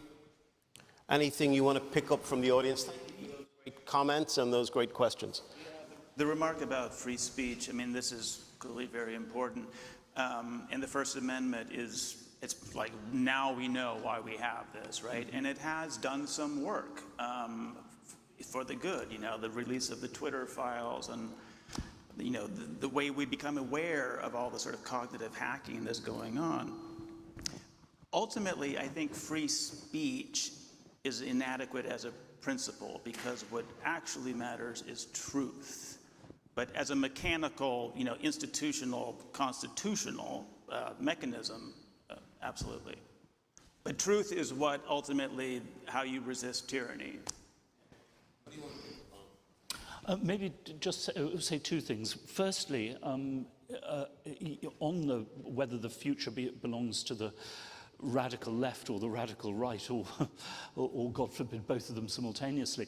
I suppose it may be, perhaps I could say for myself, the hope would be that you will have some combination of cultural and social conservatism to hold a society, as I suggested on the basis of Tocqueville, together culturally, with economic and social solidarism holding the society together economically. And of course, if you look both at some of the more interesting thinking going on, but also the opinion polls, I think that there are real chances and possibilities in that regard. Secondly, briefly on the subject of immigration, numbers matter, of course, and it is often forgotten that during the period of the New Deal and the attempts at a new solidarity of American society, that was, of course, a period of very highly limited immigration from the mid-20s to the mid-60s. So that's one thing to note. But at the same time, I mean, we should not despair yet of integration. If you look at my own country, Britain, you can see that, not just, you have immigrants very much on the conservative side, or people of immigrant descent, but you now also have people of immigrant descent taking a very strong line against, not against, immigration per se, but can I just, one last thought? No? Move on. Thibault. Okay, on the first question that was addressed to me, why I think the Serbian operation was a mistake. It was a mistake because the outcome has not been decided by Europeans, but it has been decided by NATO, led by the US universalist vision. And then on the free speech issue, I find it very funny that the US are giving us lessons right now, because a few years ago, before the DSA in Europe, Meta and Google, they were the champions of censorship, despite the First Amendment, and they were champions for excommunicating us from the virtual world. So now you had a political change with Trump, but before, even with your First Amendment, you didn't manage to prevent those censorships. Thank you. This may be a roundabout answer to some of these questions, but I wrote a couple of books on anger in America. Anger is a big thing in America. I trace it actually to the outcome of World War II, when Americans began to get enamored with self-expression at the expense of self-control. Traditional America was a place where getting angry was a sign of weakness, and being in control of one's emotions was crucial. We are now in a phase, both left and right, where self-expression trumps everything else, pun intended. The matter there has to do in part with which political party is in power at any given moment. Of course, elections change, there will be new regimes, and so on. I think that the more fundamental question in America is whether it can recover its own sense of civilized order, of what you can and cannot say. The First Amendment is basically a law that prohibits government from restricting speech, but we've found 1,000 other ways to restrict people's speech. Some of them are technological, but some of them are just this reordering of our social values, where you can go onto a college campus where, in theory, free speech is at its maximum, and that's where you will find it at its absolute minimum. I've been booed off campuses, I've been threatened, probably all of you have. If you've been to America, you know that the campus is not a friendly place. That's it. A lightning round, one sentence from each of you. And I'm deliberately leaving you at the end, and hopefully that you can come up with something. What is the single most important thing America and Europe still have in common? I would say it is the inheritance of the Christian formation, however aware of that we are. It's still in there, forming our consciousness. Thank you. Paraphrase Benjamin Franklin, democracy if you can keep it. Thank you very much. Thibault. The fact that we believe that free speech is the only way to reach the truth, if possible. Are the result of several thousand years of history leading up to this moment. Thank you very much. I would like you to give a warm round of applause to this panel who helped us surface some very important questions.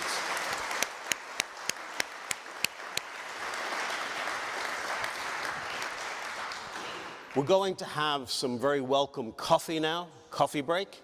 Please take your time, get to know one another, start a conversation, ask one another what you think. Be back here for 15:30, America versus Europe, whose national interest? Thank you.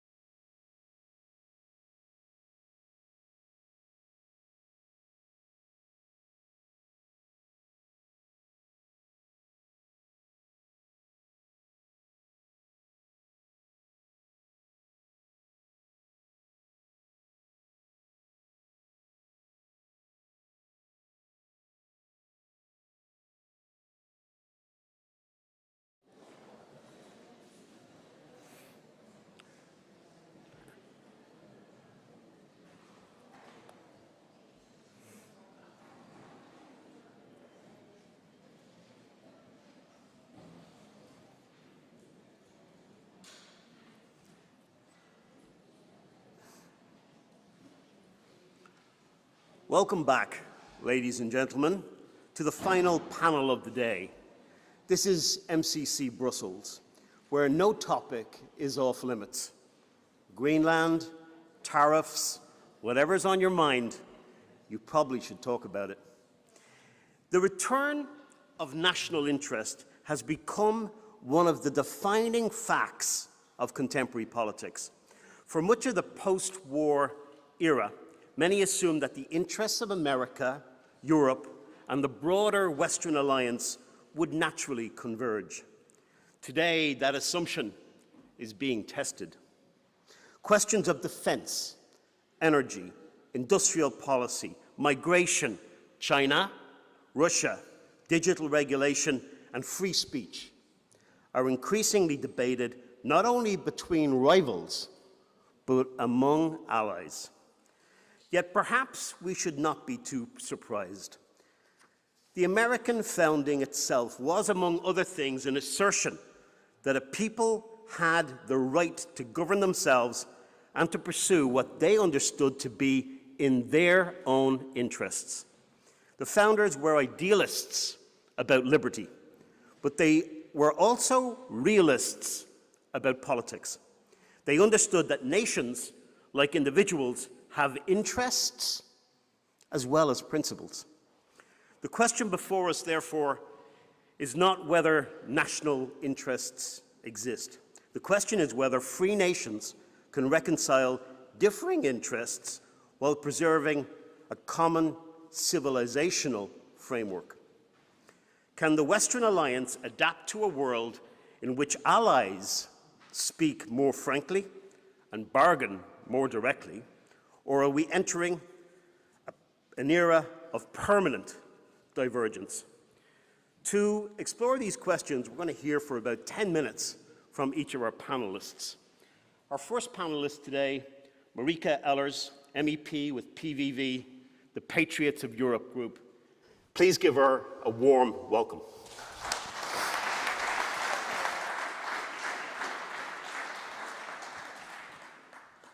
Thank you, ladies and gentlemen. You'd think after 2 years in this role, I'd remember to wear something with a belt so my microphone can be attached to me. I have forgotten once again, so I am holding it and hoping for the best.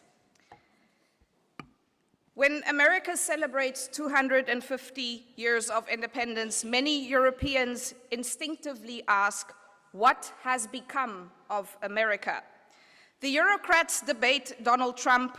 They discuss polarization, they question American tech companies, and criticize American politics and foreign policy. But perhaps the more important question today is, what has become of Europe? Because one of the striking features of our age is that criticism increasingly travels only in one direction. We scrutinize every American election, every American controversy, every American cultural debate. Yet we rarely apply the same scrutiny to ourselves. We talk endlessly about America's problems. Far less often do we ask whether Europe is making mistakes of their own. And on many issues, we would do well to do some introspection in Europe and pay attention to the criticism from across the Atlantic. On migration, on freedom of speech, on military dependence, on energy security, on industrial competitiveness. And not because America is always right, but because self-confidence begins with self-examination. And that brings us to our theme today, America versus Europe, whose national interests? And my answer is simple. The return of national interests is not a crisis. It is a normal condition of history. The unusual period was not the centuries before, but the brief moment after 1945. Because nations have always pursued survival, prosperity, security, and continuity. Venice protected its trade routes. Britain protected its naval supremacy, and the Dutch Republic defended its commercial sovereignty. And whether one agrees with American policy or not, the United States still largely thinks in terms of national interests. The real question is whether Europe still does.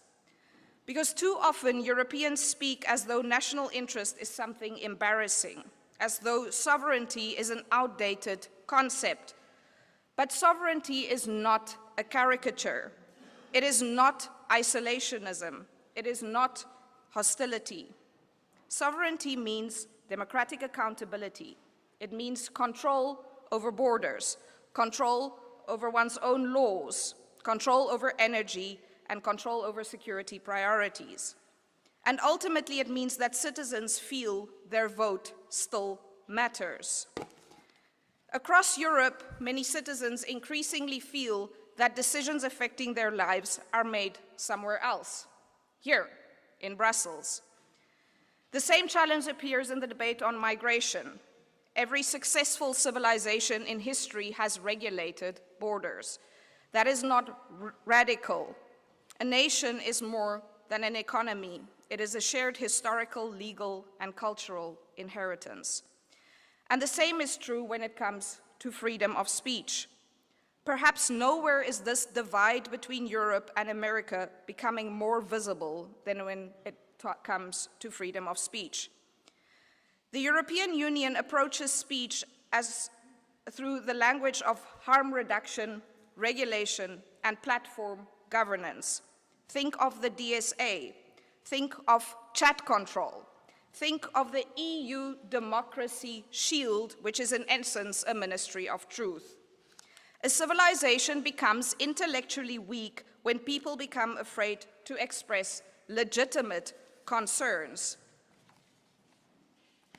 And yet, Europe increasingly risks regulating itself into intellectual weakness. We see discussions about digital regulation, online speech, content moderation, and democratic resilience, whatever that may mean. That is not freedom, ladies and gentlemen. History teaches us that that very freedom is fleeting. As Ronald Reagan warned, freedom is never more than one generation away from extinction. It has to be fought for and defended by each generation. And we are that generation. And the same realism is required in foreign affairs. The Western alliance remains one of the most successful alliances in history. But alliances survive because interests overlap, not because differences disappear.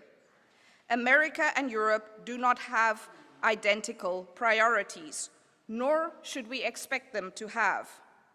The United States asks what serves Americans. That is normal. The question is whether our leaders here are equally willing to ask what serves our own national interests. The problem is not that America pursues their national interests. The problem is that European states often struggle to define theirs, whether that be in defense, in energy and technology, or in industrial policy. The European Union has made us too dependent in too many critical areas. We have regulated ourselves into strategic bankruptcy. And then we act surprised when our strategic room for maneuver shrinks. And the problem is not that we lack a strong European Union. The problem is that we lack strong national leadership. Courage may be the quality most lacking in modern Europe. The recognition that sovereignty, not as a caricature, but in the pure sense of the word, is indispensable. America itself was born from courage, a struggle over self-government and resistance to distant, centralized power, like we now again see with Brussels. Taxation without representation. The Founding Fathers did not launch a revolution because they disliked politics. They launched a revolution because they believed decisions affecting their lives should be made by those accountable to them. And in that sense, the American Revolution was fundamentally a sovereignty movement. And that instinct remains alive today. And if you allow me a very brief detour, many of you may not know that I was born in South Africa. But I see very many similarities between the American pioneers and the Afrikaner voortrekkers. The same drive, the same conviction, the same strive for freedom and independence and self-determination. And Paul Kruger, the first president of the Suid-Afrikaanse Republiek, once said, "Take from the past all that is good and beautiful and build on it." Civilizations survive not by rejecting their inheritance, but by building on it. And too often, Europe seems embarrassed by its own history. Yet every civilization worthy of preservation is built on continuity between generations. We should learn from the past, not erase it. And Kruger, who was a simple man with absolutely no formal education, offered another observation that seems remarkably relevant today. A man or woman who talks too much usually says too little. Our age produces endless commentary, endless outrage, endless slogans, but little clarity, confidence, or courage. The courage to defend free speech, our borders, our industry, our strategic independence. And courage to say that Western civilization, despite its imperfections, remains one of humanity's greatest achievements. The Europeans who crossed the Atlantic to America and the Dutch who settled in the most southern tip of Africa, the pioneers and the voortrekkers who crossed their respective continents carried more than wagons and rifles. They carried beliefs, they carried their traditions, and they carried a civilization they believed was worth preserving. The question before Europe today is whether we still possess the courage to preserve it. Thank you very much.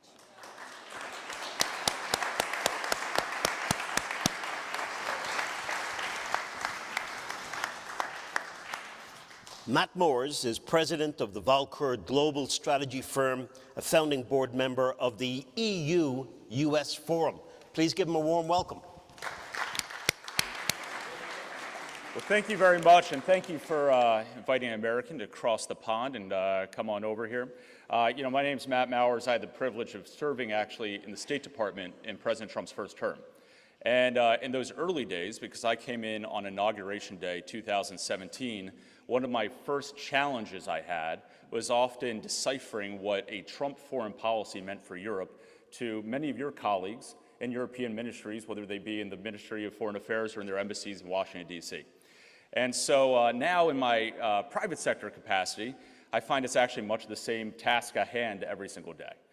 You know, we founded the EU-US Forum in 2024, and I know there was some conversation in the previous panel and maybe a little dispute about where all the boneheaded bad ideas come from, whether it's Europe or the United States, and I can tell you that in 2024, it was an equal supply. You look at a few different issues specifically. Let's talk about free speech, which I think is fundamental. In the US, from 2021 through 2024, you did have big tech companies that were censoring conservative voices consistently, including those of President Trump. You look at what happened in Europe with the Digital Services Act, and now they once again are trying to discern whether you have the right to speak your mind freely or not, and are now clamping down on those same tech companies because they may allow too much free speech.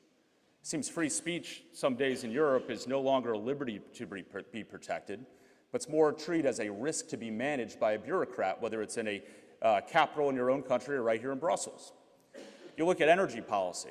In the Biden administration, despite the fact that they were encouraging European countries to decrease imports of Russian oil and energy, which at the time made sense, it was an admirable goal, refused to actually allow additional U.S. exports of natural gas, hamstringing our own allies at a time in which they needed it.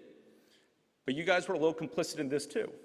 You look at some of the policies, especially of countries like Germany that outlawed all of its nuclear capabilities. They're now multiple years in a row an electricity importer with ever-increasing electrical prices because of these radical environmental policies that drive energy policies. We look at the issues around migration. In the Biden administration, America had a wide-open southern border. Nearly 20 million individuals crossed the border illegally and brought into the United States. In Europe, as you know, you've had many of the same challenges. And we've seen some of the impacts that were very similar in the US and Europe as well. In Germany, nearly half of violent crime is committed by non-Germans. Those are the types of statistics that drive, I think, why we're all here today. It drives why the EU-US Forum was started in 2024. Now, I'll tell you, though, under the auspices of the fact that we're celebrating our 250th anniversary, just 2 years ago, America decided it was actually going to reclaim its national identity once again. It was going to reclaim its country once again. It was going to say that's okay to be proud to be American and put Americans first. And what you've seen from the Trump administration since then, I know there's some discussion earlier in the last panel about whether Donald Trump is ignoring Europe. He's not.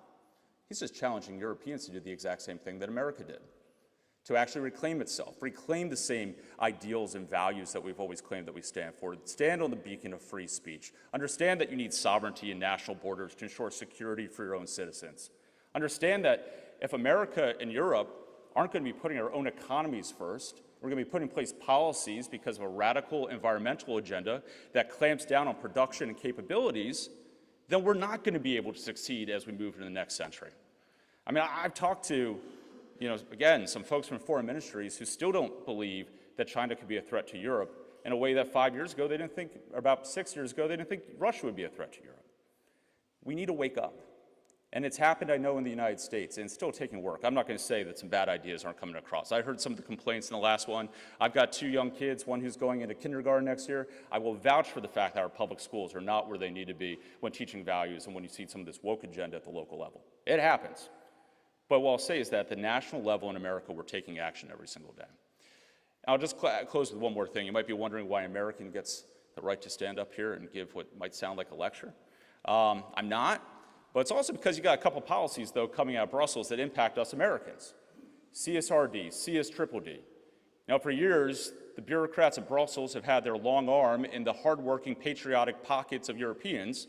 Now, because of CSRD and CSDDD, they're putting their long arm in the pockets of hardworking, patriotic Americans. They want to tell American companies where they can get their supply chain from. They want to tell American companies what kind of environmental standards they have to go for.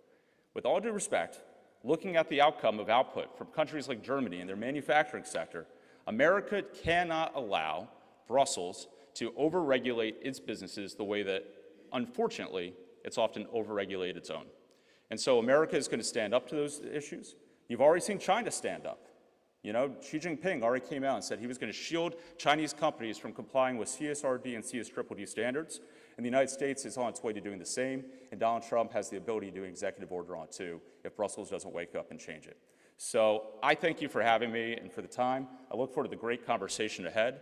And, look, the beauty of free speech is we get to say a few controversial things and then try to live with it after the fact, right? So this will be a lot of fun. So thank you very much.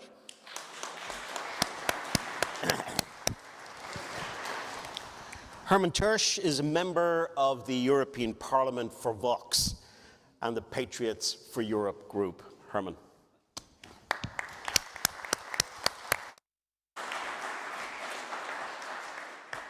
So, good afternoon to everybody. Thank you to the MCC again for the great work it has done in all these years past, and I hope in the future as well.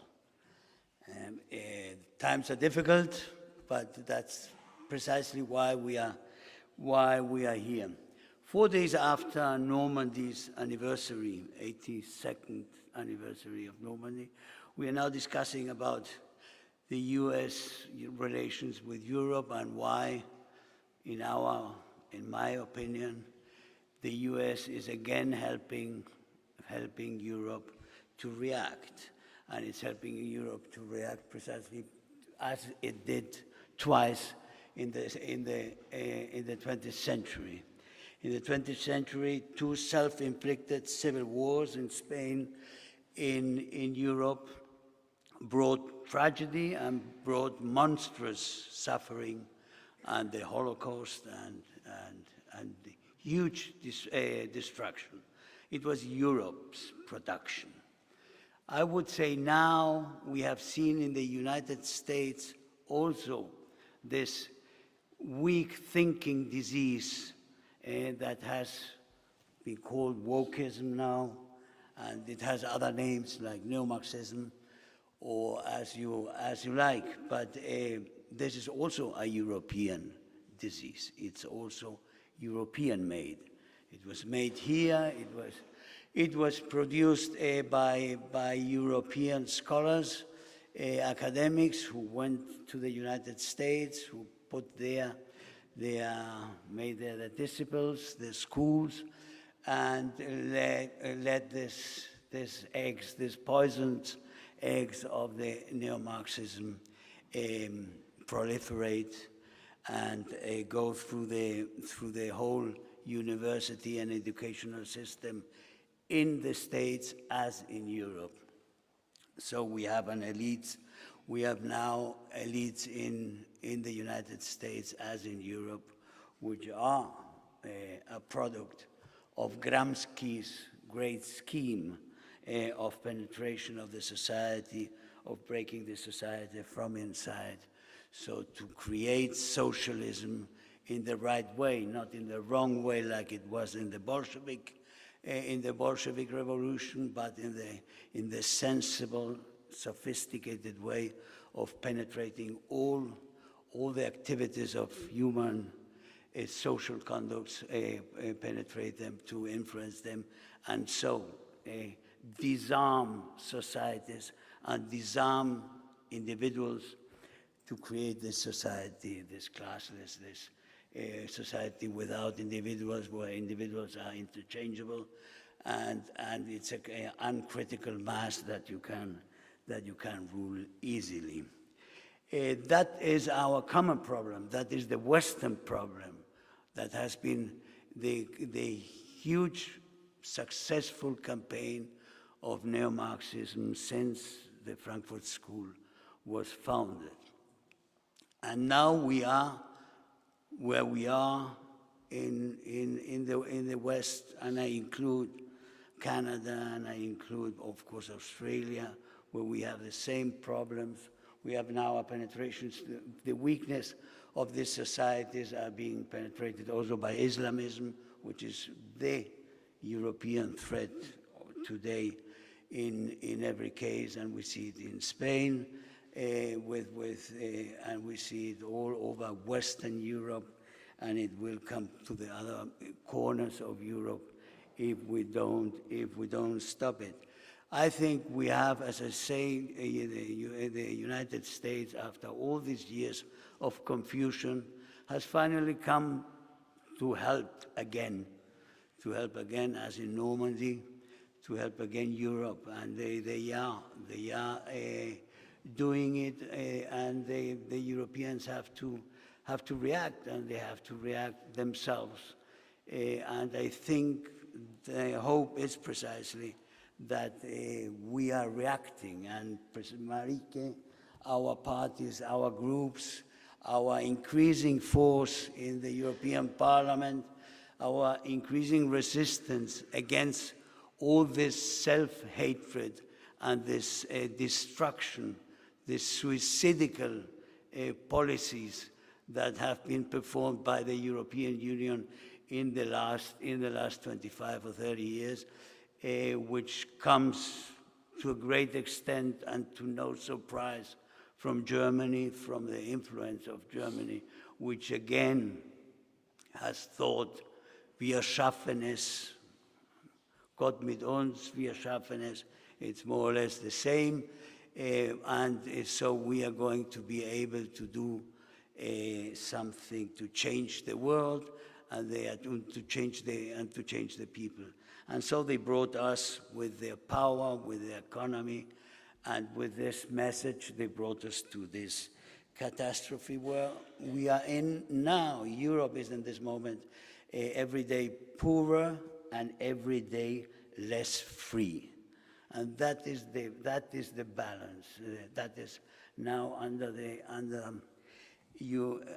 that's the real result we have from these policies in the last times. And that's why I think the possibility of reacting, to create again, to have this, the fight for the own interest of the nation, to get again reacting these values, the Western values that have been dismantled in this 100 years of this systematic dismantling in the Gramsci way of doing it, that this is the reaction that finally is coming to Europe. That's why we should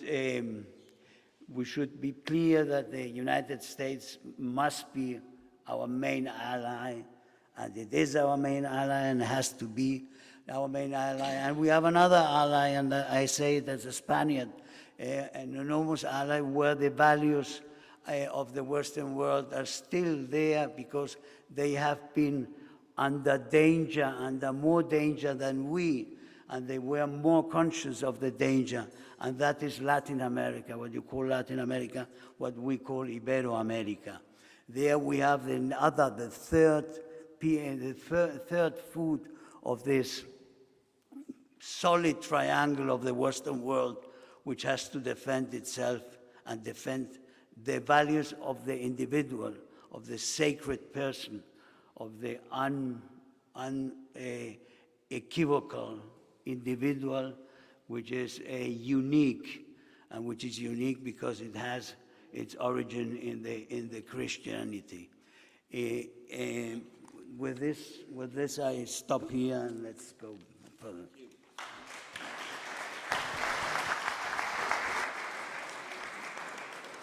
Fabulous. Some very interesting insights there. Thank you all three very much. I'm just going to ask you a couple of questions.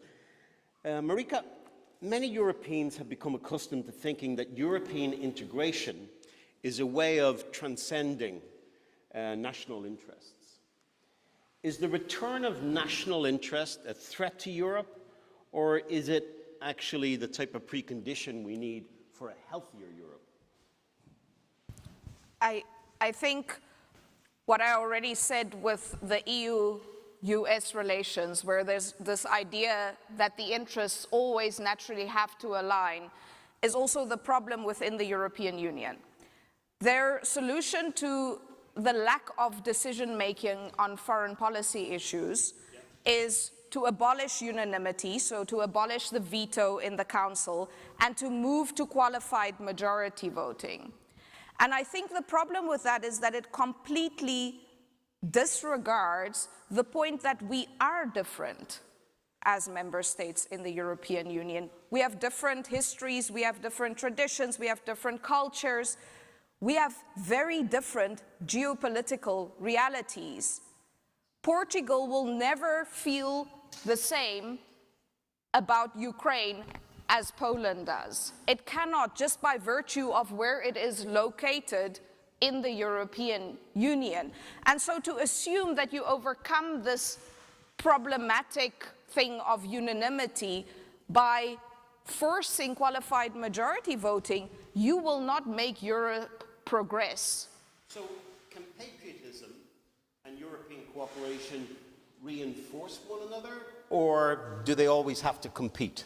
No, they are not mutually exclusive. They reinforce one another. Again, we've been brought up to think that we all have to live in a mutual admiration society where everyone always gets along and it's polite not to disagree with one another. And when it's in the European Union, we all have to stand on a stage and feel exactly the same thing. I think the lack of debate, the lack of open debate, the censorship has also caused this lack of ability to be able to debate and disagree, but cooperate where possible. So to diverge where necessary, but cooperate where possible. I think that's a great point. Matt, from an American perspective, what is the biggest misunderstanding Europeans have about the current American approach to foreign policy? So I think, great question. I do want to just touch on one point. The reason the elites hate nationalism is because nationalism is how you hold the elites accountable. Right? The further away the capital is, the further away your voice is, the less of an impact you have. And yet if you devolve then, in the United States, obviously, we have a federalist system. It's the reason why we believe in local control, and we have an immense amount of enumerated rights that are at the state level. It's because individuals are able to hold their political leaders accountable if they're not actually advancing their interests. And that's the way we're founded, and it's the way that we can all operate, but the elites are opposed to it for exactly the opposite. On the question about what Europeans may miss about the Trump administration, I think I'm going to exclude my two co-panelists here who seem to have an immense understanding of the American perspective. I might not even be needed here to give such a great perspective. It's so impressive. But is kind of the point I was making before, which is the reason J.D. Vance and Marco Rubio are going to the Munich Security Conference is because they actually care about Europe. Right? I mean, like this whole idea that America is being imperialist because it's asking Europe to spend more on its own defense is just so nonsensical. Because all America is doing is saying, we want you to be a strong partner. We can't, it's actually less imperialist. It's actually saying we want Europe to stand up and say, we're proud to be Europeans, we're proud to be French, we're proud to be Dutch, or have a national identity, and show that you're actually investing in yourselves.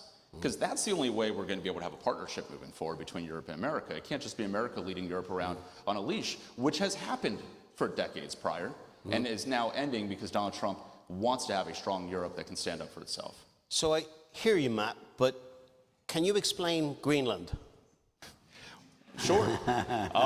Look, I think it goes back to whether Donald Trump believes that European partners are doing what's in the interest collectively for our national security. You know, take out the fact that Greenland is a little bit closer to the U.S. The fact that the U.S. is willing to actually put investment into security apparatus, investment into ensuring that supply chain is working with allied partners and not adversaries. Look, I think if Danes want to step up and actually, ensure that Greenland was protected, ensure that there was a partnership between us all, Donald Trump would say, fine, that's great. The problem is they haven't. And that's what started in the first place. Do you think it was put in somewhat undiplomatic terms? I mean, I will say this, Donald Trump is a businessman, not a trained diplomat. But again, that's why you actually know what he's thinking. And you're not just sitting around hearing a bunch of, flowery talking points for the first half an hour of any given speech. Okay, Matt, thank you. Herman, Europeans often complain about America becoming unpredictable. Americans increasingly complain that Europe is becoming irrelevant. Which criticism is more justified? Well, I think unpredictable is maybe Trump, maybe the personality. I think his script itself not. I mean, maybe, as you say, the casting is a little bit, you can discuss about the casting of the personality of Trump, but not the script. The script is very logical, and the script, I think, is very coherent, very, very coherent. The uncoherent script is in Europe. Is in Europe where we are really destroying ourselves because of ideology. I mean, we have an overdose on ideology in Europe, which is absolutely appalling. Appalling, and as I say, enormously destructive. And that is the main danger. We are seeing how it hurts everywhere. The decisions that are taken in Brussels are hurting the Andalusians as they are hurting Lithuanians. But we stick to them, and we go the same, we're on the same path continuously. And now when they start to react a little bit, because they see, for the first time, they see the danger. For the first time, there is a majority which is every time smaller. It's like the coalition in Germany, which every day is smaller, has less support and less support, and it's dwindling almost. That's what happens in Europe, and that's why they are afraid, and they have lost the political debate, and that's why they're introducing this shield and all the stuff, the administrative and legal stuff they bring in, is because they lost the debate, the political debate. We won it. What would a genuinely strong Europe contribute to the alliance that it does not contribute today? Well, I think in everything. I mean, we only have to see the growth in the States, the economic growth in the States, and the economic growth in Europe. Look at Germany. Look at what has happened to Germany in the last 30 years. I mean, it's almost like a war. The consequences of the decisions that were taken in by these governments different governments, Merkel precisely, in a very specific way. Great. Now it's your turn. I'm going to ask you to raise your hand, be patient, and wait until the microphone gets to you. When you hold the microphone, hold it at the end of your chin like that. I'm going to go to the gentleman in the back to start with. Thank you so much. My name is Pierre-Michel Thoman. I'm a professor in geopolitics in France, and Eurocontinent in Brussels.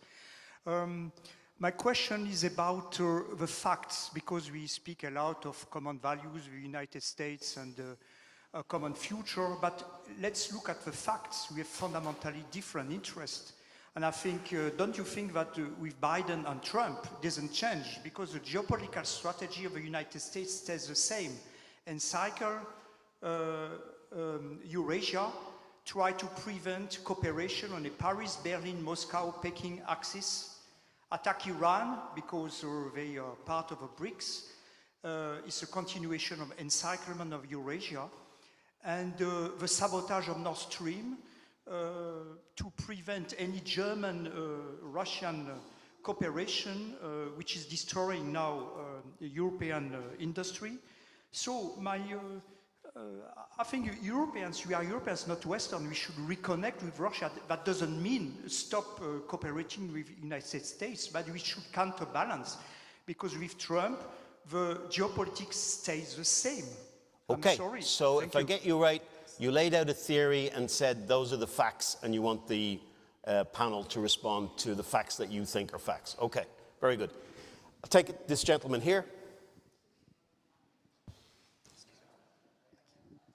Thanks very much. I'm Roland Freudenstein from the Brussels Freedom Hub. And thinking back to the founding fathers, I mean, I was wondering, what would they think about a current US government which, when faced with Russia's murderous imperialism, lifts sanctions on Russia and puts pressure on the victim of the aggression, which is Ukraine, and which is fighting for its sovereignty and freedom?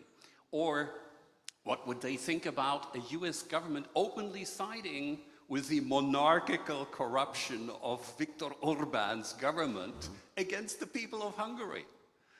Or Greenland. You get three and then I'm going to cut you off. No, you mentioned Greenland. You know, like making claims to Greenland against the repeatedly expressed will of the Greenlanders. Gotcha. We all know Thank what you they very think. much. The lady beside you. Great. Hi, I just have two quick remarks. One was mentioned a little bit already when answering your question. When talking about US-Europe relationship, national interest values, I want to note that Europe is not a federation yet. Hopefully it will stay that way. So each European country has its own national interest, its own relationship with the US, and its own values. And the second remark was to the partners of Europe. I wanted to add Israel to that list because I think it's an important partner to our relationships. Thank you very much.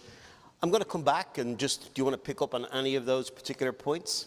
You don't have to, but... I really want to, but there's so much to unpack. I know. Just pick one. In a very quick answer, the reason why Germany is deindustrialized or is dependent is because they killed all nuclear power. They decided to rely on Russian power. That was their own sovereign decision to make. Also, if we talk about the European states and European Union then as the, I don't know what you want to call the driving force, the difference is the US talks in interest, the EU talks with ideology and dreams. There is no interest defending, we're defending our ideology and our dreams, and that's why we are in the situation that we are in today, I believe. Thank you. Matt, some accusations there thrown out about America for a change? There are some disagreeing accusations here, which is fun. Different sets of facts. Yes. Let me go through a few different of those because we touched on a lot of different topics through all of that. First, I'm going to agree with you again. Germany caused its own problems. That's not a fault of the U.S. I mean, they've got, the U.S., we had, in the Trump administration, you had Ambassador Rick Grenell, who was our ambassador to Germany in the first Trump term, warned Angela Merkel about the downstream effects of their radical environmental policies and how they're treating their energy solutions. whether it was the move towards outlawing nuclear, whether it's going to be their overdependence on possible Russian energy, all of which was decided by the Germans, certainly not by the Americans. By the way, she didn't heed the advice, and that's why they're in the problem they're in today. So I'd say that's point number one. On the question about whether there's a difference in foreign policy, I'd say there absolutely is. I mean, look, Donald Trump was just in Beijing just a few weeks ago. And what Donald Trump told Xi Jinping was, I want to work with you, but you have to actually treat American businesses fairly. That's not an unreasonable ask. In fact, as an American, I think it's a very commonsensical ask. And there are problems there. I mean, the way that China obviously has investment laws, and whether it's their trans-border digital security laws and everything else that goes along with it, they don't treat American companies the same way that they treat certainly their own companies, but even other Asian companies and even European companies. I mean, it's often Facebook, Google, Meta, Google, and others, which are being Apple, which are being targeted by China. By the way, similarly, the way that they're being targeted by Brussels consistently. They're often isolated for it. So, I think if anything, it emphasizes the point that Europe and the US needs to start aligning on these policies more, because otherwise you are going to have a bunch of other countries that are going to be running off to Beijing for their next deal. Herman, do you want to pick up on anything?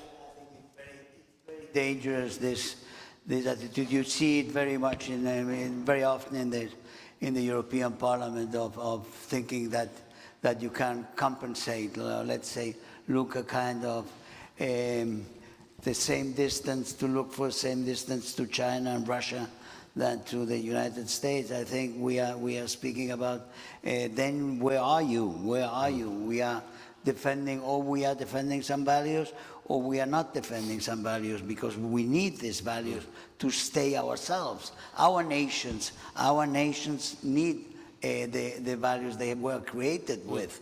And that's very important. That's why it's very important to stop the Islamization of the societies, which is very rapidly growing. But we also have to keep distance to a China, which is a complete other system of values. Does China worry you? Does China worry you? China worries me a lot. Yeah. A lot. Russia as well, but not as much as China. China is the real.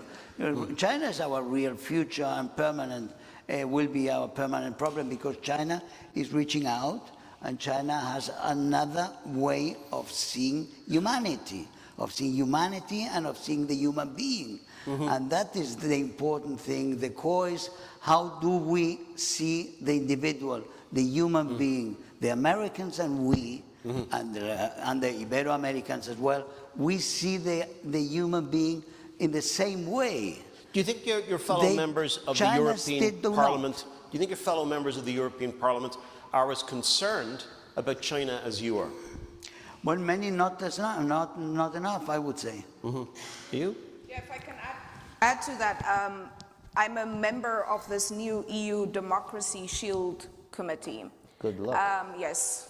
It's quite a challenge, to say the least, which the chair of that committee's favorite thing is to, instead of fact-check people, opinion-check people. And that's what we are here doing today. We are debating opinions. The facts, we are talking about opinions and visions and ideas, and our vision for the future and the future of our children. So I hate opinion-checking.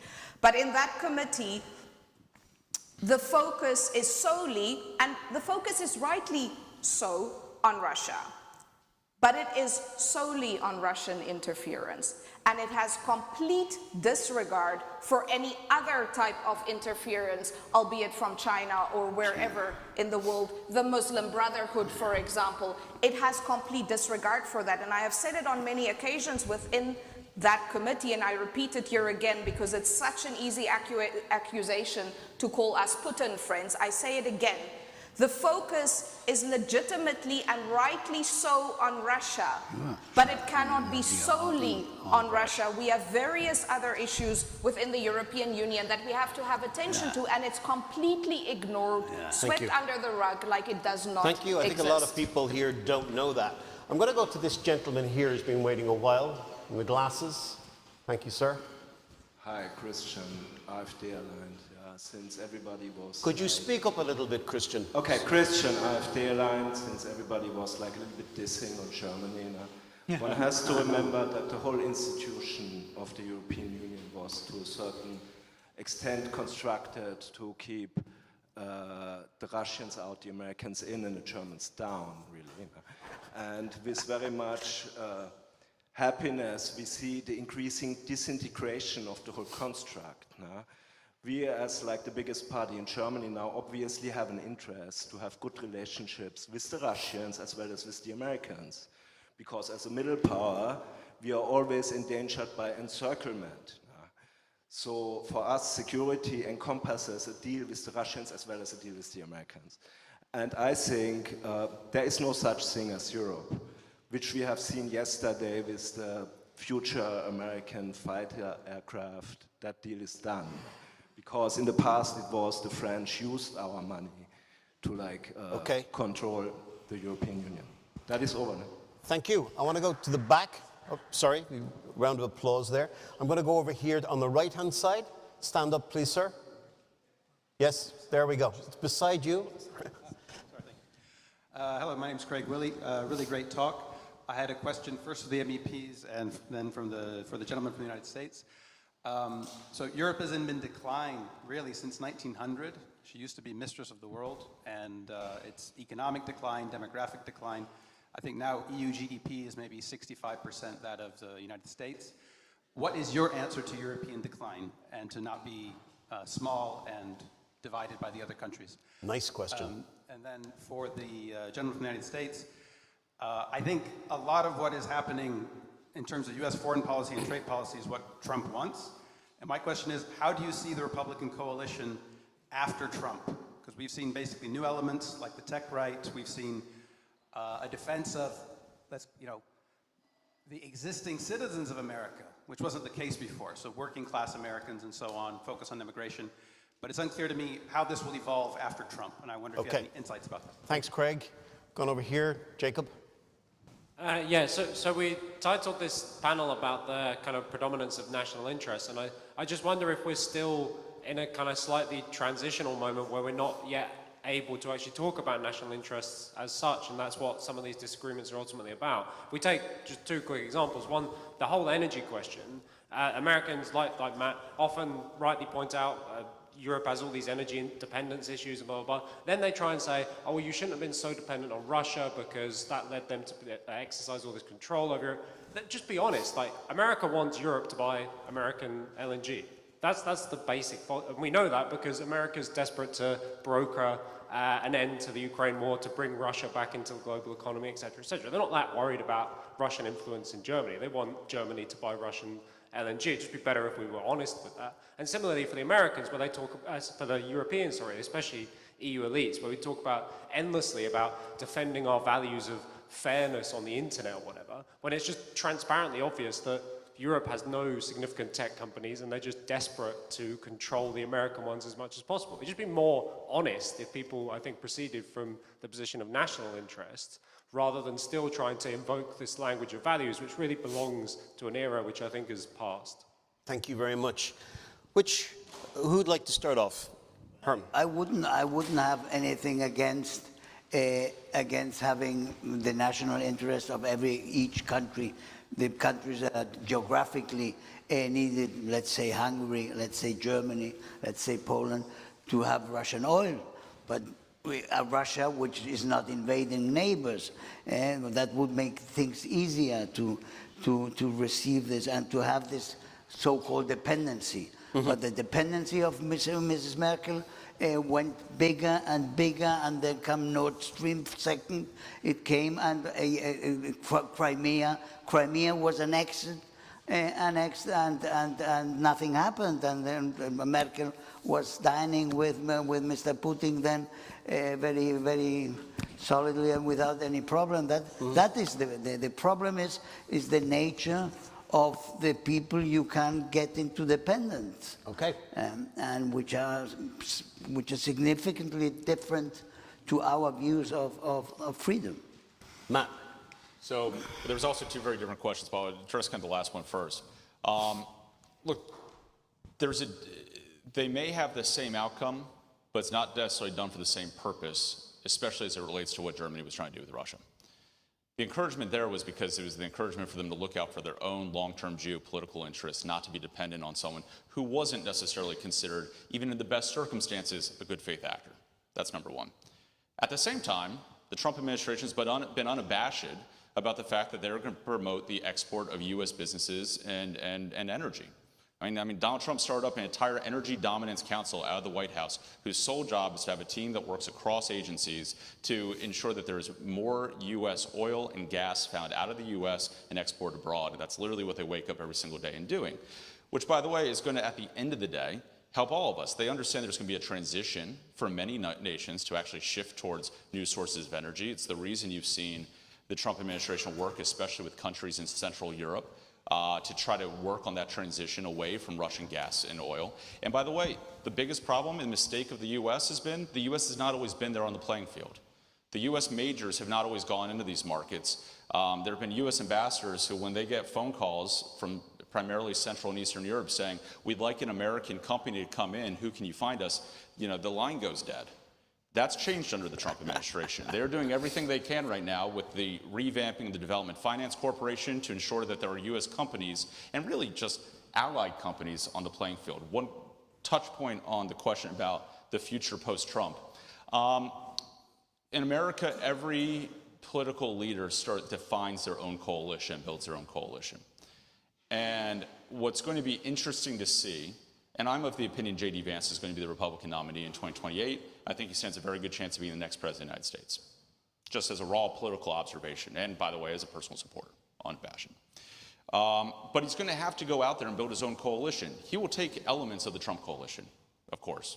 He was Donald Trump's vice president. He speaks the same language as the MAGA base. He is truly a converted populist, you know, certainly compared to where he was a decade ago. And so he's going to carry a lot of that. But he's also going to have to find his own political identity as becoming a national standard bearer and bring his own coalition, because some elements are going to be unique to Donald Trump. He's a unique phenomenon, not just in American culture and politics, but certainly worldwide. Marika? I'm just going to briefly answer the second question that related to Europe 1900s economic decline. I mean, first we had 2 world wars, so I guess that could explain some of it. But what would explain the economic decline now, and what would prevent that from continuing, is not to regulate ourselves to death, because that is what the EU has been doing. We have seen that with the Green Deal. We have seen that with the AI Act. We have seen it with the Digital Services Act and the Digital Markets Act. It is the EU that is placing an unbearable bureaucratic burden on businesses to have endless reporting obligations, and it is driving businesses away at a staggering rate. And we and the European Union and its policies is responsible for that decline. If you take away the overregulation, I believe you solve half, if not more of half, of the problems we have. Thank you. There's a gentleman here at the front.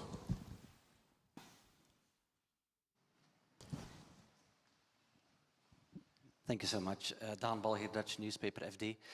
A lot has been said today about free speech and tech regulation, especially the Digital Services Act. The line of the Commission is always, what should be illegal in the real world should be illegal online, always referring to national and European legislation that has a year-long tradition of coming to fruition. So I guess my question is, what does the US expect on this aspect of the EU, that there are different standards to be held for free speech online than in the real world? Thank you very much. Here. Thanks very much. Marika, you made a very good point about the problem is but then it takes, I think, to a bigger problem. It's the problem is the nation states. Nation states have given authority to the EU. And in your speech, you rightly made the point that the fight is within the nation states. So the question then is, how do we overcome this? Because America wants to deal with Europe. Matt used the phrase Europe, you said EU, but there's this almost like this sense that you want to deal with a single entity. And as various people have made the point, it's not a single entity. So even you, Marika, I think, slip into the habit of not hiding behind the EU. Others hide behind you, you're not hiding behind it, but it's like accepting it as it is. And as it is, the EU is a barrier to European nations discovering their national interests. So how do we overcome that? What could the relationship between the European nations look like that it's not now? Because not now is a big barrier to any progress. And it's actually, in that sense, our reliance on America, keep looking to America, despite, Herman, I know you're trying to help us out, is also a barrier to addressing European weakness. Europe is weak, morally, economically, in many, many respects. And until the we take the fight back to the European nations, we've done a lot of events ourselves here on populism, populist spirit. Thank you. Take that fight back to the European nations, we're not going to get anywhere. Thank you. And I'm just going to encourage the audience. It's one of those moments, you know, that you don't want to be driving home in the car or on the metro and going, I should have said that. I should have asked that question. Now is your opportunity to do so. No regrets, so get involved in the conversation here. I'm going to take the gentleman at the back. Yes, stand up, please. Yes. Yeah, thanks. My name is Jaro Deli from the Charlemagne Club. I have a question about sovereignty. What would national sovereignty concretely look like in our time where you have these huge power blocks like the United States or China, which are able to use or mobilize vast amounts of human capital, resources. They have, you know, enormous military powers, leverage powers over national states. So how would sovereignty on the national level look like if you have, you know, a lot of smaller European countries that have the GDP or around the GDP of McDonald's? How would that, I mean, from a realistic perspective, is it even possible to be truly sovereign? Gotcha. Is it not wishful thinking? Gotcha. Thanks.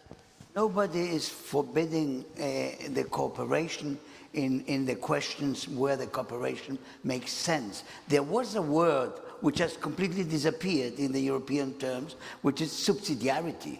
There is subsidiarity is a key word of the building of the European Union, and suddenly subsidiarity has disappeared. They want to be from the top. They want really to decide the last action of the last farmer in the last province of Greece, with some Finnish and German and French or Spanish people deciding it, without a clue about the real situation there. Right. Marika, to go to the gentleman's question about the what's on the internet, what should be illegal online. First of all, will you address that question with your being on the committee and stuff? Yes, so I think the debate that we're trying to have on this is not that what is illegal offline should not be illegal online as well. I think the case for that has already been made, and that is settled. What is illegal offline should be illegal online. What we are arguing in this committee in particular is that the EU is using guidelines and normative values to decide what speech is acceptable and what is not, to deplatform opinions that are acceptable and those that are not, and to use side avenues to determine that. So we're not talking about illegal things that would be illegal if I said it in a room today. It should be illegal offline. That is a different debate. What we are saying is that opinions are being checked and being deplatformed through side avenues that have no actual basis at law and that cannot be tested against the law. I also want to briefly thank Tony for pointing out that we often confuse Europe and the EU. Those are not the same things. I love Europe, a little bit more opposed towards the EU, to say the least. The point is, the whole world exists with small GDPs. Those countries survive.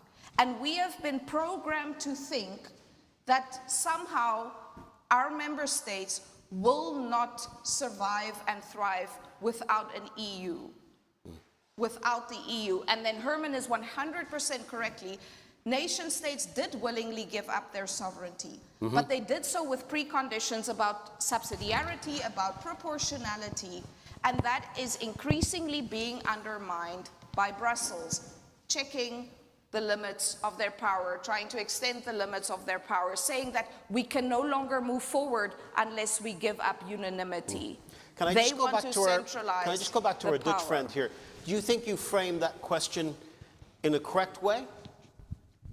About what's illegal offline should be illegal online? Do you think? I just repeated what the Commission's line was. Yeah. And what do you think of that? Well, it's not relevant what I think about it, is it? Well, I'm curious. Well, I think that what should be legal offline should also be legal online. Yes, I guess I would want to know how you see these side avenues, and yeah, would like to hear more about that. Okay. Can I briefly say yes, please. Pick up on it. The House Judiciary report clearly indicated that they were summoned to meetings by the Commission where they were told, if you do not monitor before the elections in various member states, including in the Netherlands, then there will be consequences. And what they use to make those threats is not hard law, it's guidelines, the guidelines. And then they threaten these companies to check. And what do the companies do? They don't want those fines, so they preventatively take off what should be legal content. But once that content is removed and you've gone into an appeal procedure, 3 months later it's put back online, it's too late. So I think we all very clearly believe that what is illegal offline should be illegal online. But opinion checking people on the internet for holding opinions that you don't like will cause civilizational breakdown, because our democracies exist exactly because we can differ, exactly because we can debate, exactly because we hold different opinions, and that we should protect with everything we have. Matt, is that where the American concern is? It is. I mean, and by the way, it was the concern on the American side for 4 years too. I mean, the Biden administration stood up, or started to stand up at the Department of Homeland Security, essentially something very similar, that was going to crack down on tech companies if they didn't take down forms of speech that the Department of Homeland Security, deemed a threat, which often was political speech. Some phrases that I think we would all agree were political speech, not hate speech.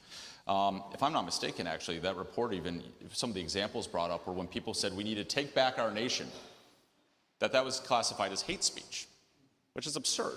I think all of us would probably agree on that. And that's the problem when we start outsourcing the ability of what is right and wrong speech to bureaucrats, not even to lawmakers, not even those who actually have to stand for election and go before the people and actually have to be accountable to the people, but a bunch of unelected bureaucrats. And by the way, it applies just as much to Brussels, it applies just as much to Washington, D.C. Herman, briefly. Is the difference in the interpretation that they make, and they want to judge and have the right to exclude discussions and opinions. I mean, Lula da Silva said 2 days ago, Brasil para los brasileiros, Brazil for Brazilians. I mean, if you say Germans for Germany for Germans, you get the prosecutor after you. I mean, immediately. Norman, briefly. Yeah, I wanted to make a point about sovereignty, because it seems to me in the EU, the only sovereignty they love is everything but national sovereignty. So their whole digital sovereignty, for example, the strategy that they've just announced, this new Chip Act, etc., the way this works is very important, because it's the mechanism through which member state politicians and leaders avoid the question of their own sovereignty. They hide behind the EU, and the EU hides behind the fact that it's attempting to introduce a strategy where it doesn't have sovereignty. You know, the EU is not a sovereign state.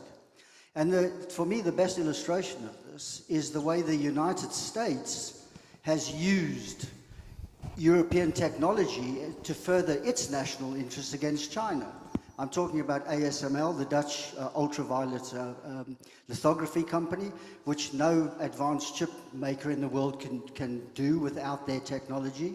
And America has forced the Dutch government to prevent ASML exporting their machines to China, to stop China gaining advantage and the ability to develop advanced AI chips.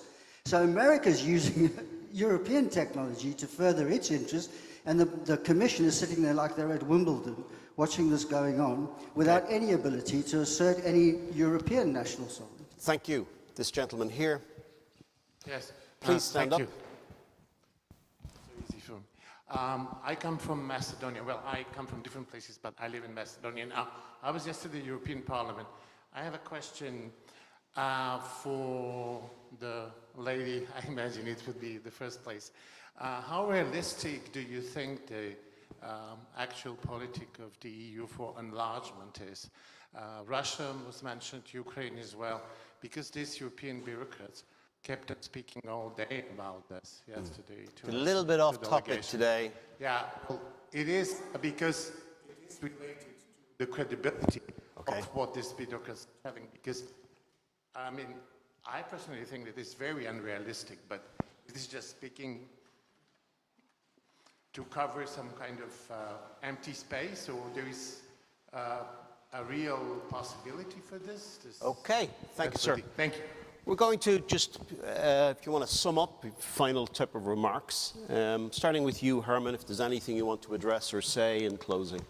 Well, no, I'm very happy that this debate take place, and that they take place here in Brussels, and that people really get awareness about what is happening inside the European Union and what this Commission is doing in the questions, specifically in questions of free speech. I think that there is an enormous danger, and that's why I said that this influence of the Trump movement, and specifically the two interventions in Munich, have been very beneficial, because I think they have helped a lot to this debate in Europe. And it is, as Maria Kay was saying, it's vital. It's vital that we break this tendency, because if not, we are dead. Thank you. Matt. So I'll say one thing that I think sums up a few of the questions come this way. I think actually touches on one of the last questions I was asked. There's little that Donald Trump enjoys more than seeing another leader of a country stand up for their own people. I think there's this idea that he wants to kind of browbeat every country into submission for the U.S. And the truth is, deep down, sure, he would love to, but he knows he won't if there's leaders on the other side trying to do the same for their own people every single day. So that encouragement comes to encourage Europe to be its best self. That's what the U.S. ultimately wants. And it seems that's much more likely to happen in individual capitals throughout Europe than it is in the EU. And that ultimately that's going to be what needs to happen to ensure that Europe, I will emphasize Europe, not the EU, is actually the partner that America can be, has been for 250 years, and can be for 250 more. And I know that's what Americans want, and so we're hopeful, and we're also always here to help. Thank you. Marika. Yes, so very briefly, just to agree that the reason why European states are not sovereign in their energy or digital whatever sphere is because of themselves. Okay. It's because of themselves, to be clear. And exactly right, that what I said in my introductory speech as well, we have weak national leaders. And what is easier than taking responsibility for your own actions than to hide behind the EU? And that's what we see very often. Oh, it's the EU who says we can't do this or can't do that. That is because we have weak national leaders. Does that mean I want EU foreign policy? Absolutely not. When the Iran war broke out, we had Ursula von der Leyen on the phone with everyone and no one saying, we'll convene a meeting on Monday. Okay, it's a bit late then, but okay, on Monday. And that's the thing, they like to talk the talk and walk the walk, and they look fancy in their suits, and they're calling their, their counterparts across the world, but they are not telling the truth. And I believe the same goes for enlargement. Apart from the fact that I don't agree that the EU should enlarge further, I had the same argument with Schengen. A chain is only as strong as its weakest link. It shouldn't enlarge, it's not working. Schengen shouldn't be We shouldn't enlarge the Schengen area when we can already see the current area is not working. I feel the same way about the EU. Why enlarge something that is clearly not working? What would happen if we had more countries who couldn't agree on things? It just would not work. And so they're selling a dream to these countries, which I think is also extremely unfair to the countries waiting to be allowed into accession talks. They're selling a dream. They're not defending interests. They're defending an ideology. They're defending their values. They're defending their dreams. But it's not our interests. Good and important conversation. Please give our panel a round of applause. Thank you very much. Microphone. I'm going to invite Frank Ferretti to come on the stage and give us some final thoughts. No. We need you with a microphone. Here you go. Do we stay or go? Just stay. Right, so today has been very interesting. I do think that the one lesson I take away is what we're going to dig a little bit deeper to understand what the real issues are.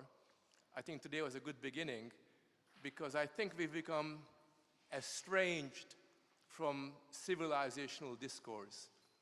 I think it's interesting that a lot of people are skeptical about the idea of Western civilization. I'm not really surprised because if you go to a bookshop, almost every book written about Western civilization, with the exception of James Hankin's book, talks about the myth of civilization and calls into question the idea that there is a West or that there is Westernism. I think what people often forget is that the idea of Western civilization has never been a geographical term. The idea of Western civilization has always referred to the historical experience that kept us together despite our differences. And one of the nice things about Western civilization is that we can have bloody wars against each other. It has been the case in the last 2,000 years. Protestants against Catholic, different ideologies fighting each other. And yet, despite all these civil wars within Western civilization, we knew that we were rooted more or less in the same system of values. And that's an important legacy that we're forgetting today. One of the things that I worry about is the opposite of civilization, which is de-civilization. De-civilization is the opposite of civilization. And that's what we're talking about today, the way we're losing our values. We're not just losing our values, but in the course of losing our values, we end up being different kinds of people. And that's something I take personally.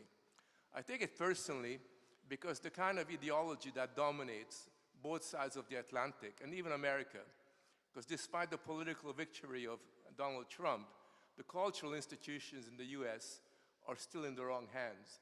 They still dominate what culture represents, not just in the United States, but throughout the whole world.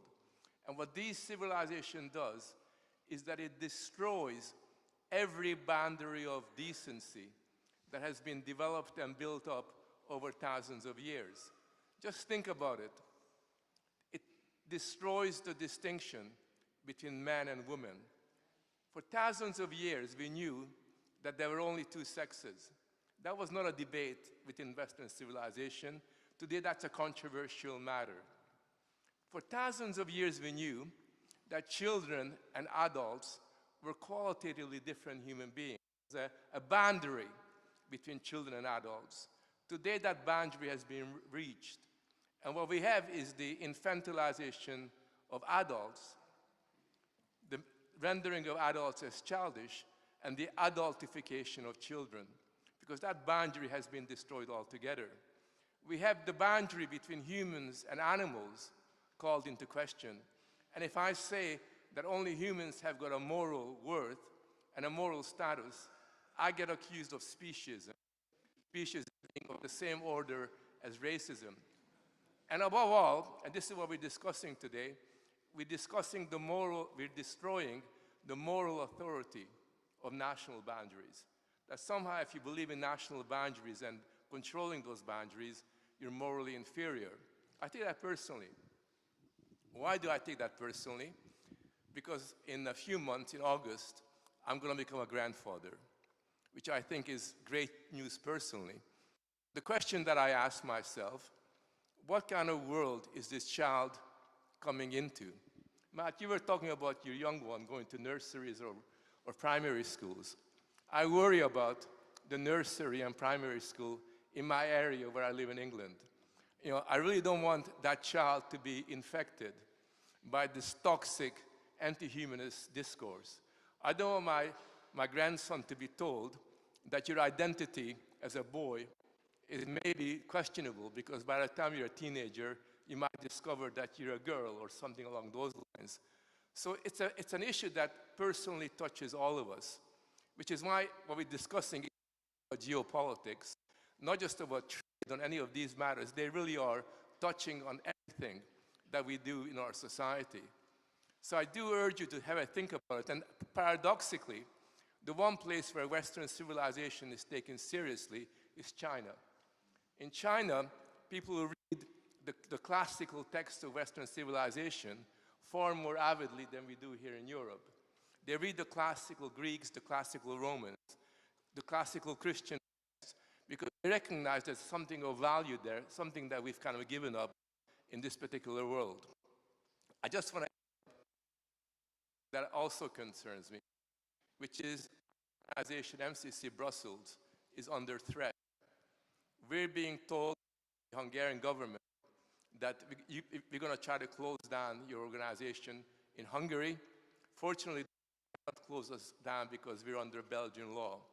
There's a Soviet-style purge that is being directed at organizations like ourselves.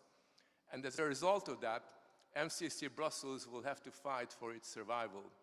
We're going to have to find new sources of finance. We're going to have to find new sources of money. And we're determined to continue our work here because I think our work is really important in terms of giving an alternative view to the world, an alternative intellectual ideal to what's happening in Brussels.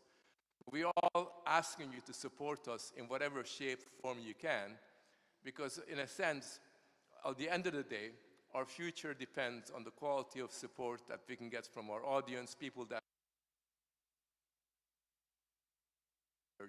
and intellectual work.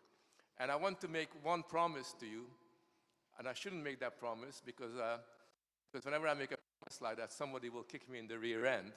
But the promise I want to make is that whatever happens, whatever they're trying to do to destroy us, we're going to fight it.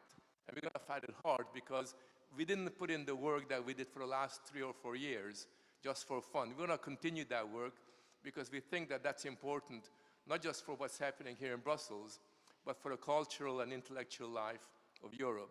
Thank you for coming and enjoy the drinks.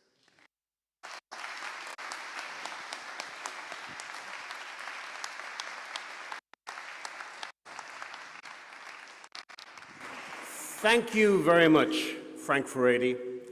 Thank you to all my colleagues at MCC Brussels. We will fight, always. And thank you to our speakers today. I thought our speakers were fabulous, helping us understand better the relationship between the United States of America and European countries. I'm going to invite you to join us and have a drink. Part of what we do in MCC Brussels is to build community. We're about building conversations, building community, building understanding. And that's the reason we have a drink. So please join us and let's continue the conversation. Until next time, I wish you the best from all at MCC Brussels. Thank you.